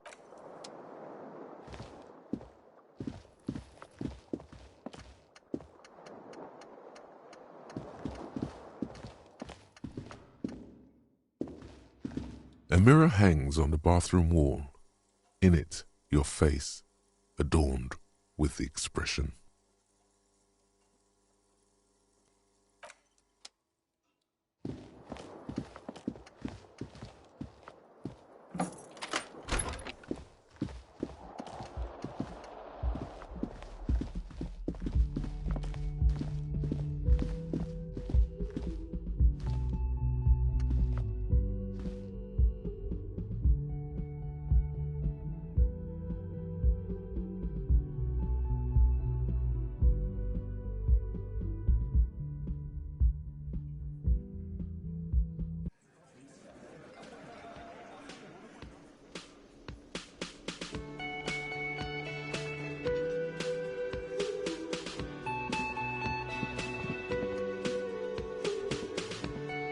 Morning.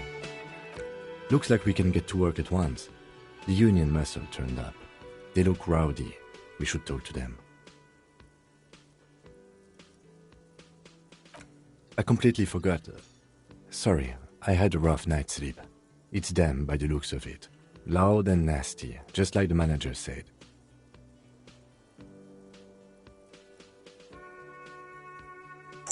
One loose thread less to worry about, and one big problem to replace it.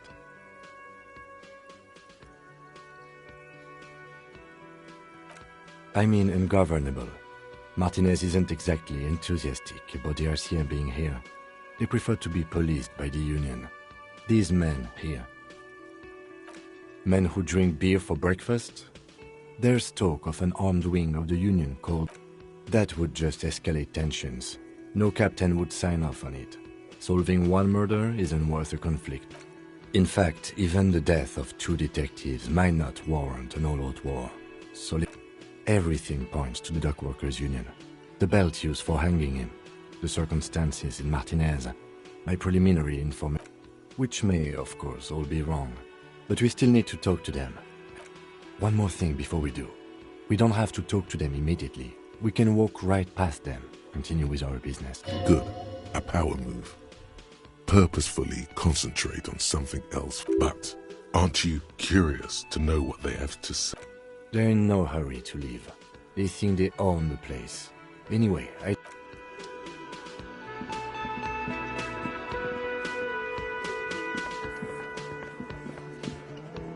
Let me handle this.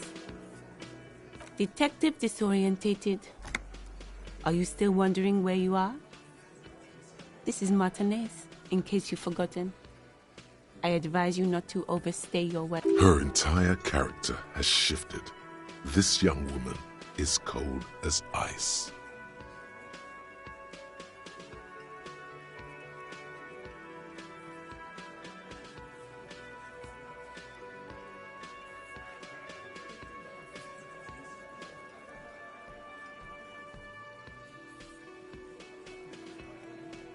No, I am not a gardener. I'm a legal counsel, so let's get to it. You're looking for Titus Hardy? You think he has information that will help you? Maybe That's Titus. Talk to him. But know this. I'll be keeping an eye on you. No strong arming.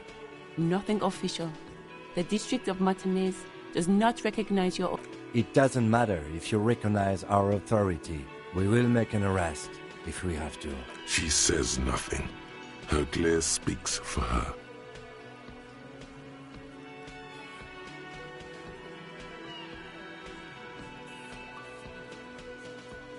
What you want is of no significance, officer. I saw what you were thinking. You want to say, what are you going to do to me? Don't. Just because it's in your head, you will not lose out on anything good by not saying it.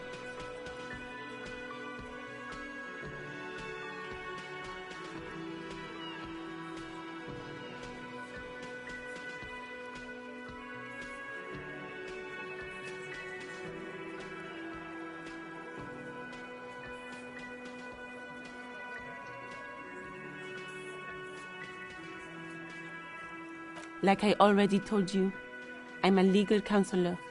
Do you have hearing problems?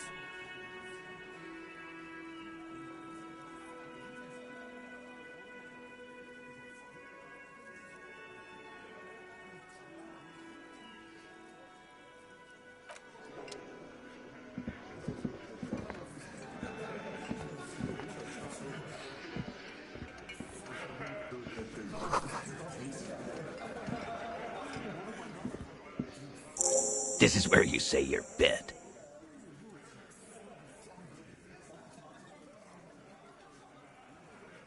Detective.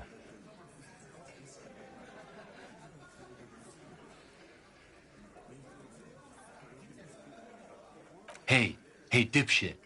You hard of hearing or something? The boss man's talking to you. What, is he fucking kidding? This guy high or something? Hey, asshole, up here. We're talking to you. We're looking for Titus Hardy.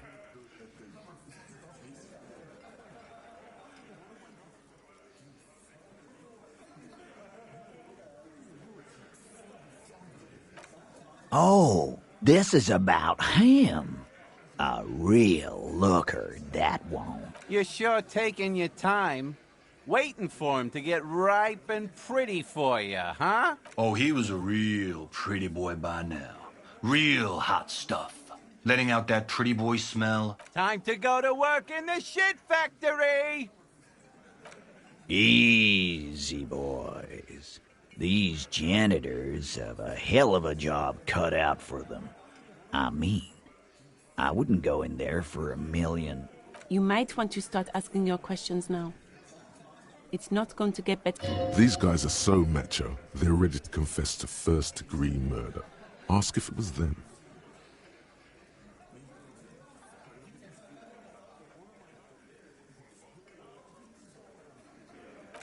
No. I's here. You got business with my boys. He understood what you were doing. Now watch the other guys fuck it up by falling at him. Yeah! You fuck with the Hardy boys, you fuck with Titus Hardy! Yes, falling out of line to please him. This is the best kind. And now... Relax, Dennis. No one is fucking you yet. Use it to take a dig at his friend. Floodgates open. Yeah, Dennis, calm down. No one's fucking you, you stupid fuck. Let Dennis enjoy his fucking, man. We don't mind. This one knows how to keep things going. He's a hothead, but not one to be taken lightly. Yeah, you're not even being fucked, Dennis. Easy, fellas. We got company. Too late. You already got a pretty good picture of these guys. You can use this. You could take another look at the tracks in the yard. See if they fit with the characters here. It could be incriminating. The pretty boy. You guys... Funny. But my partner and I have a serious matter to discuss with you.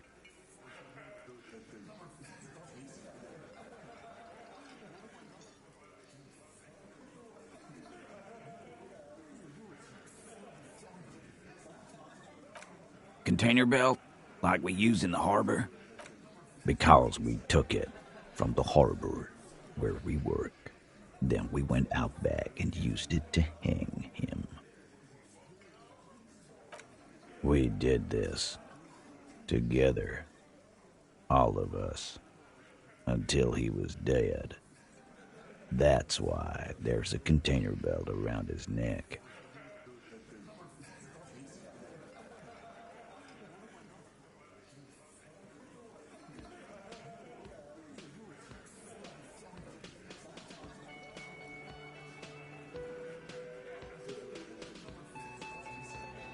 No, you don't. What you have is 7 honest men who thought it forthcoming to tell you what happened, so that you don't waste any more of your time.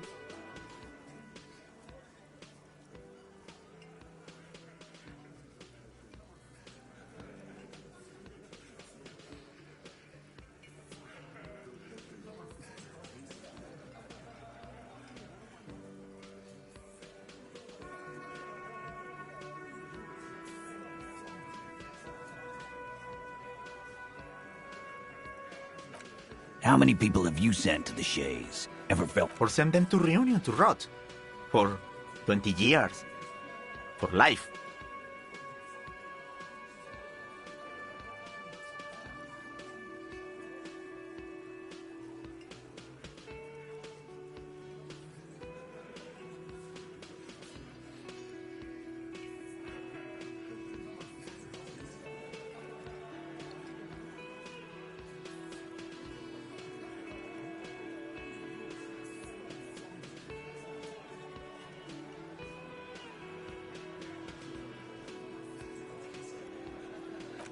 But you see, a lawman, is something people agree upon. And here in Martinez, we agreed that this man had to die. Are you deaf? There will be no singling anyone out. You can't arrest a Hardy boy without arresting all Hardy. Do you think you could do that? Do you think you could arrest them all?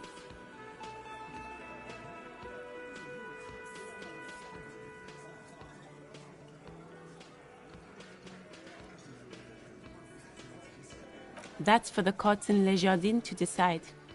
Not for the officer make. What you can do right now is go back to your station. No. We'll stay here and discuss what happened that night. Are you deaf? Do you think you could... Who do you fucking think does?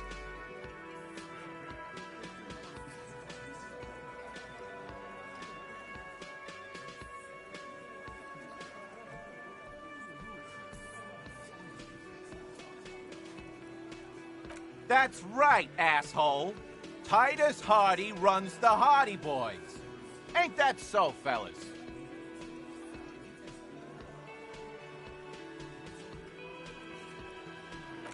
I think you got your answer, Mr. Law. No, you did not get an answer. Titus does administrative work.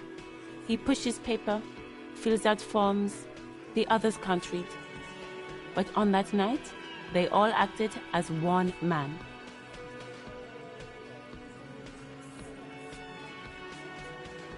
You don't have to keep answering his questions. I know, Lizzie. Relax. We killed him last Sunday night. Seemed like a good way to end the week. Known him? We don't associate with scum like that, asshole. Yeah! Who do you think we are? Quiet. He came around about 3 weeks ago when that Pines cow first sailed into town. By the Pines cow, you mean Joyce Messier? The representative for White Pines? The same company you're striking against? No. I mean the Pines cow. The stupid-ass cow they sent in to fuck us over. Why don't you ask her about the pretty boy? I'm sure she has interesting things to say when you ask her hard enough. That's enough insinuation for today, Titus. Officer, your interview is drawing to an end. Don't waste your last questions. Why? 'Cause he was worthless mercenary scum. And he stepped out. What kind of... The kind that shows up when you start a strike. The experienced kind, too. Had Cohoy and Semenine written all over him. Ex-Oranese Special Forces. A live grenade. Right here in our bar. This one has a special gripe with him coming here. I can't prove it, but I know he was sent by the Wild Pines. They hire merc shit like that. Story of every strike from here to Samara.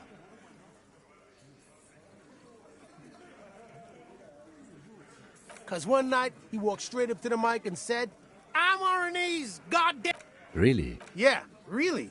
Had a gin and tonic up there, sang some Oranese paratrooper song, and said he's gonna fuck everyone. We couldn't believe it either, but he fucking did, right there. Like some kind of animal. This is a serious violation of the karaoke code.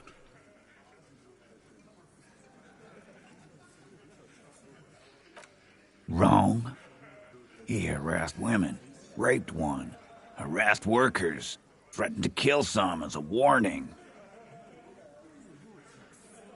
There's slight unease in him, suddenly. He regrets mentioning the rape. To kill us all, if we don't open the gates, if we don't let the scabs in, if we don't bend over. That was before he started coming here. Yeah, he said it was his favorite joint now. Started coming here every night. Drinking, grabbing girls. Grabbed one of ours mid-karaoke, right there on the stage.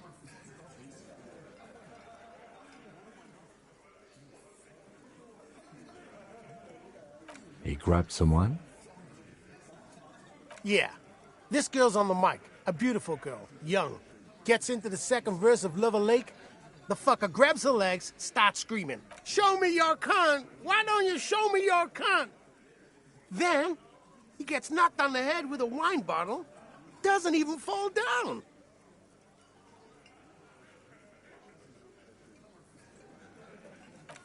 Aren't you fucking listening? My man is talking to you. He took care of it. They got the girl out before. Yeah, me and Eugene got her out. Aren't you fucking listening? No, you're not getting the name. That's a Martinez matter, and I'm not discussing it with you clowns.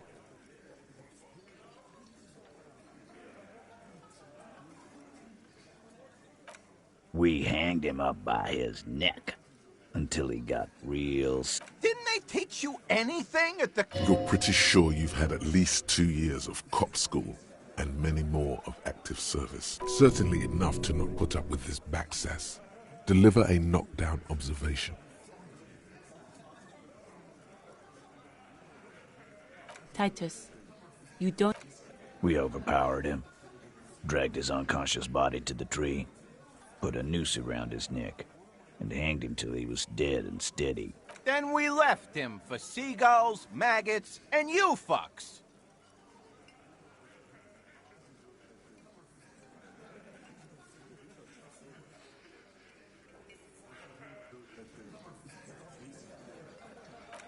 With numbers, asshole. How do you think? You're right, Lizzie. No, he hasn't. Not yet.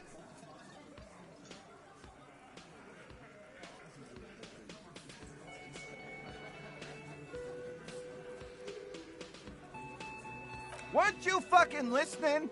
The fucker came to... Titus lets the others clear out the details, so he doesn't get his hands muddy with explaining too much.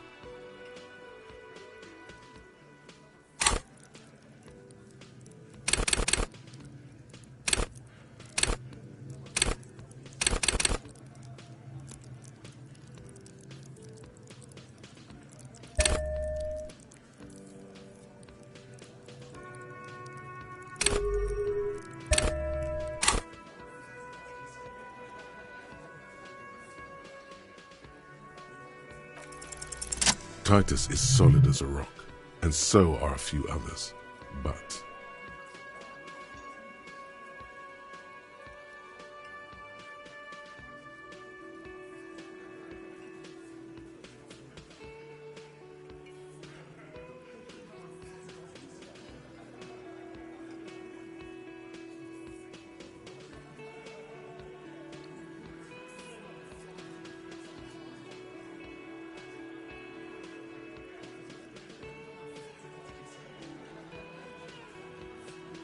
This one, he's sweating profusely and has difficulty breathing.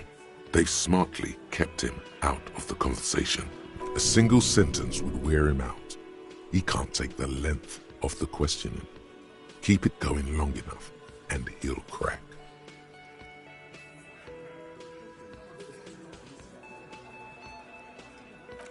Fuck off, copper. This one is a stone wall. You won't get more out of them about the night of the murder. Not yet.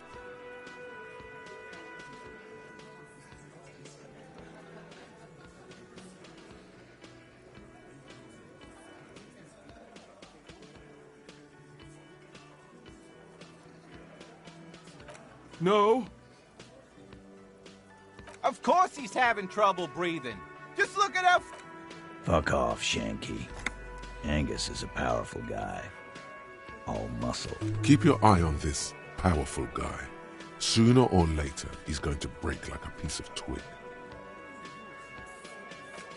Like what, Copper?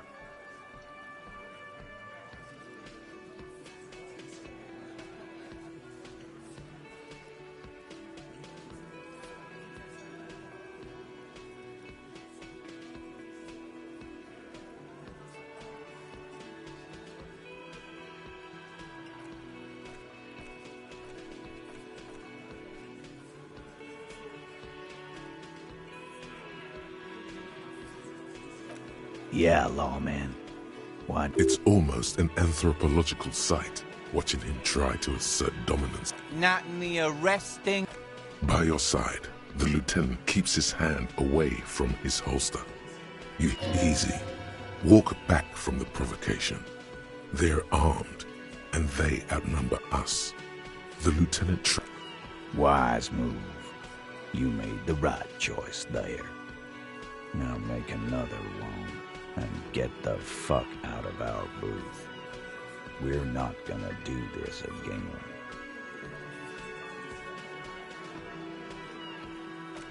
We hang. Didn't they take... You're pretty sure, certainly enough to not put up with his backsass. Deliver a knockdown observation. Titus. Then we left him for Seagull. No. Of course he... Fuck off, shit. Keep your eye on this powerful guy. Sooner or later, he's going to break like a piece of twig. And fuck you. His all-muscle comment wasn't sarcastic. He's genuinely trying to look out for Angus.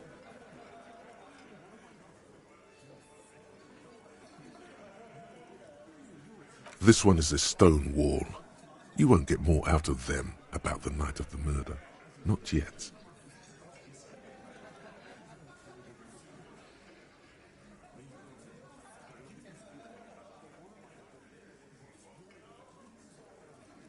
Weren't you Titus lets the others clear out the details, so he doesn't get his hands muddy with explaining too. No. Of course. Fuck off, Shanky. Keep your eye on this powerful guy. Sooner or later, he's going to break like a... Like what, copper?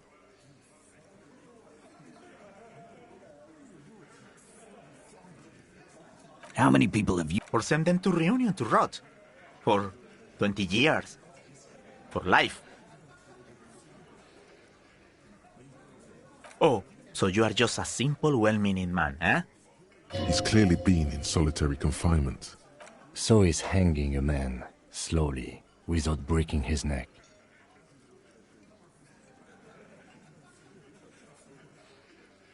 Are you deaf? Do you think you could do that? Do you think you could arrest them all? That's for the courts and what you can do. No. We'll stay here and discuss what happened that night. Do you think you could do that? Do you think... Who do you fucking think does? The sweaty man turns red and looks first. It's not the fat ass. Titus, run. I think you got your answer. Yes, there are some administrative differences. But on that night, they all acted as one man.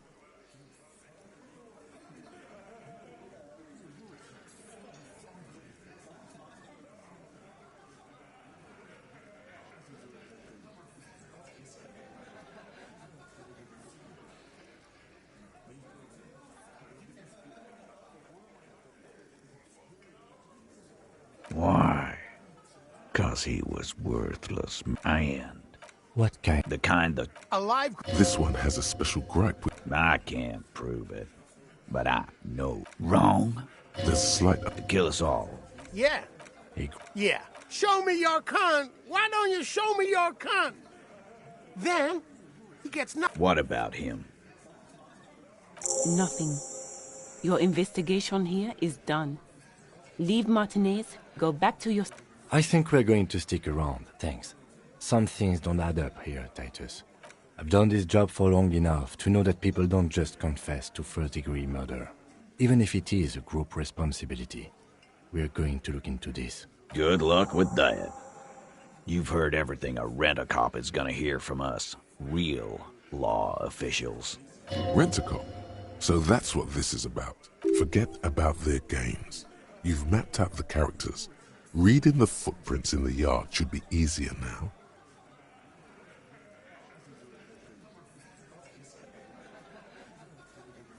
Again, just get the dead guys on. Good one, Titus. About fucking time.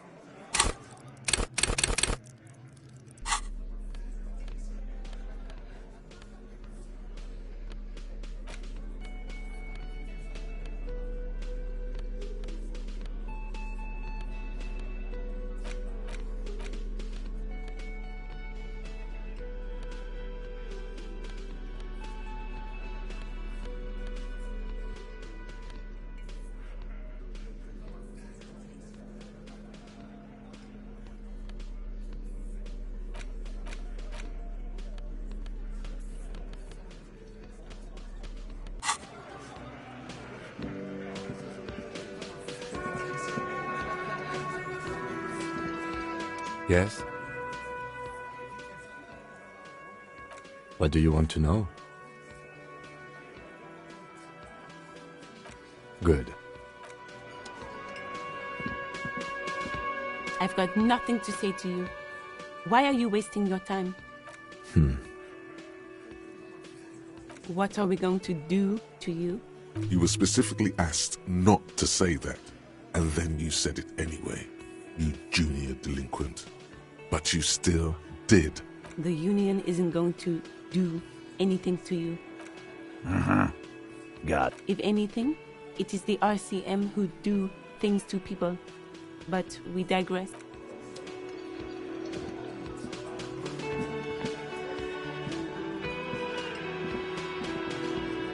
Looks like the circus left town, but the clowns are still here.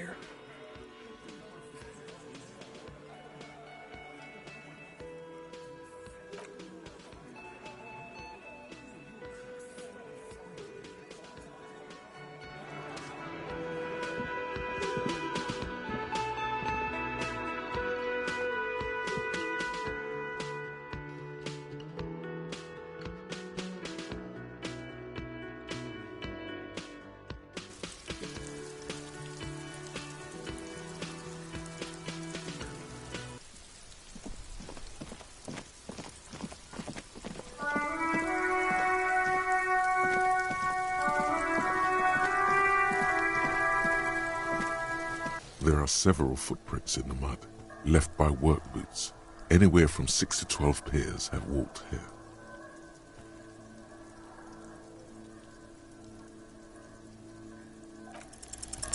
Eight pairs of boots have shuffled back and forth in the mud. Where else have we seen a gang of men in work boots? That's right. 1. Standard work boot. Steel reinforced toes. Number 46. Just like Titus was wearing in his booth. This is the big dick.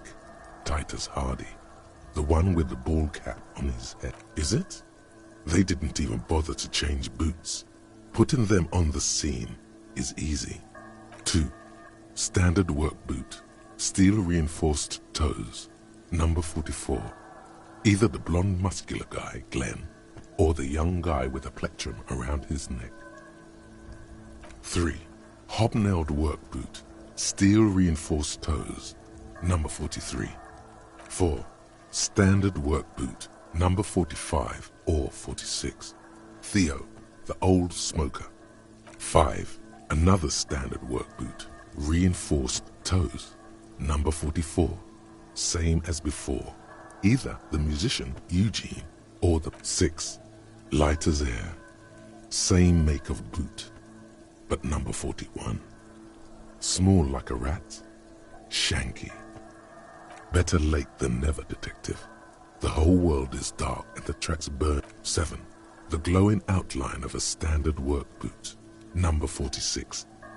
The imprints are twice as deep as the others. The weight exceeds 200 kilograms.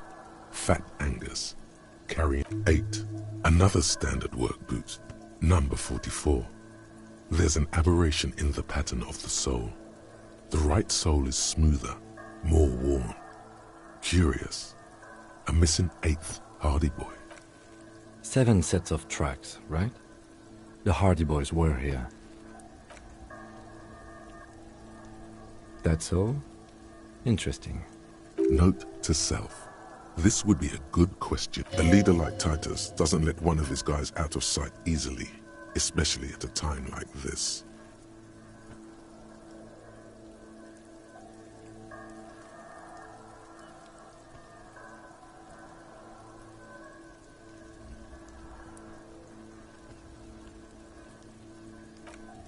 Interesting.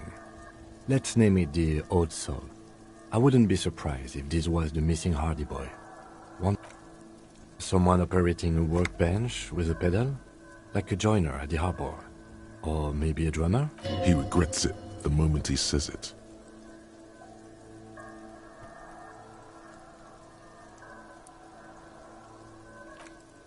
I don't know why I said that. We are not looking for a drummer. We are looking for a group of dock workers. The lieutenant clearly appreciates the chance to clear up the drummer issue himself. Perhaps it could be a driver. A driver would wear out their right shoe before the left. The accelerator is on the right.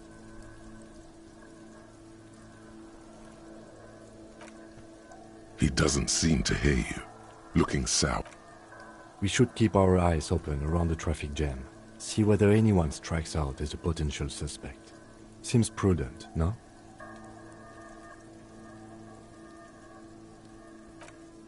Mm-hmm. I'm guessing that's the skinny Hardy boy. The one with his front teeth missing. Yes, well, he did look a bit like a rat. You're right. Do you think those prints belong to him? I could still be wrong, but I'm probably not. 200.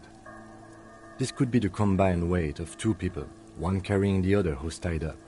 Let's say a heavily built worker carrying a similarly built armored man. Maybe it was a fat Hardy boy, the one sitting in the middle. He might be right. 200 kilograms of living weight is unlikely.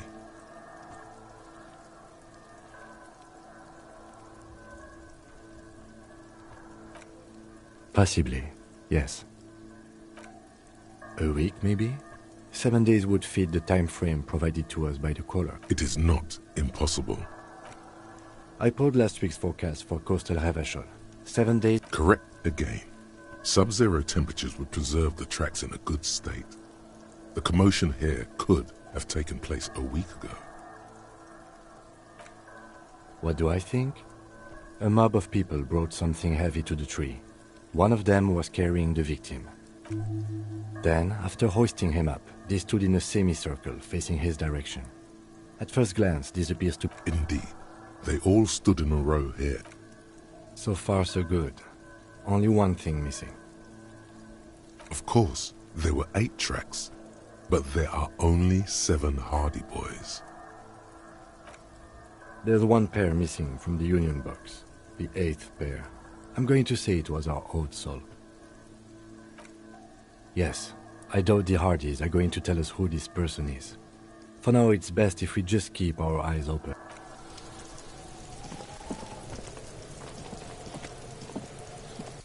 Fuck does Kuno care? Kuno...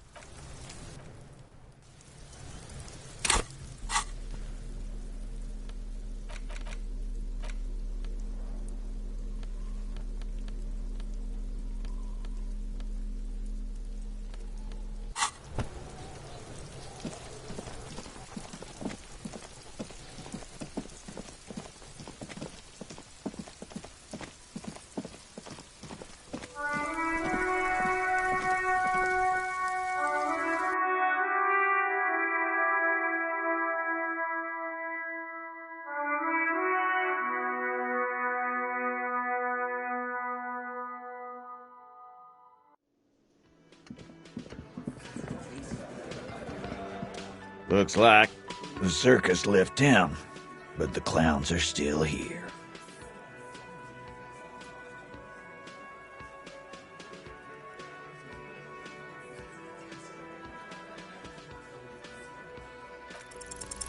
Establish authority. Yes. Authority. Feverish thoughts race through your mind.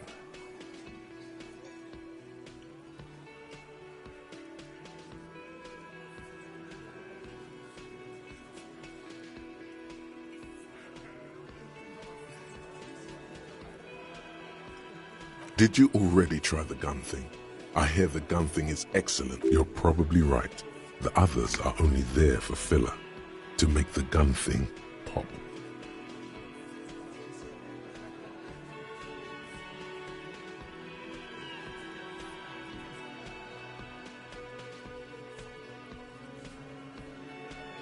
Why? This is not what he thinks it is. This is, I'm afraid, it's not what you think it is either.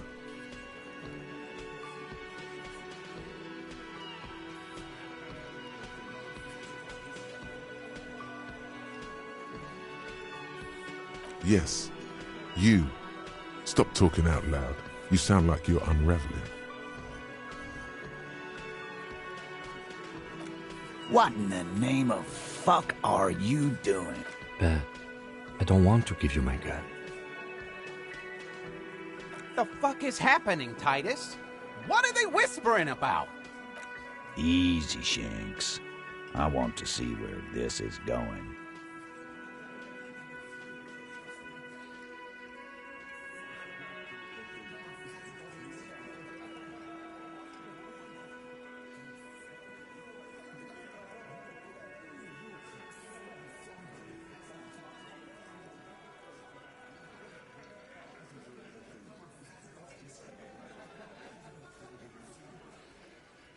Police job? Be careful, it's loaded. Good. Now put it in your mouth.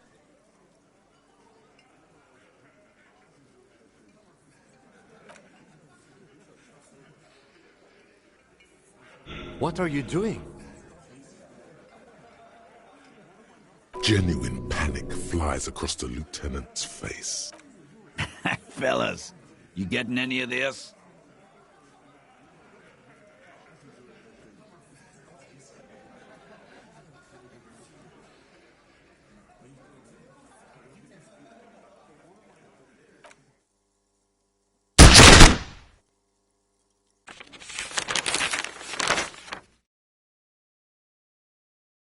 Deranged cop kills himself. Citizens in shock as a deranged law.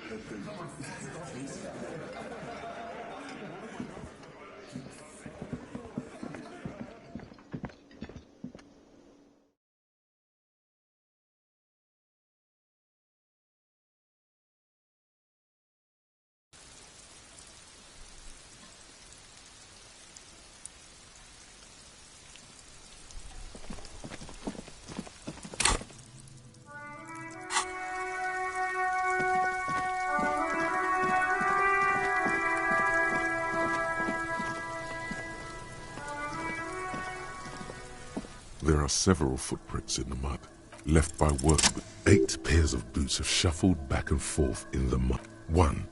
Standard work boot. Steel. 2. 3. Hobnail. 4. Stand. 5. Another. 6. Light as air. 7. The glowing outline. 8. Another standard. That's all. A leader like Titus. I'm guessing that's the skinny Hardy. Yes, well, I could still be wrong. 200. This could be the combined weight of 2. Possibly, yes. Someone operating. He regrets it the moment. I don't know. The lieutenant. Perhaps it could be a driver. A driver would wear out the right shoe before the left. We should keep our eyes open around the traffic jam. See whether any... A week, maybe? It is not. I pulled that. Correct again. Sub-zero temperatures. What do I then after hoisting him up? Indeed. So far, so good. Only one. Of course, there were 8 tracks, but there are only 7 Hardy Boys.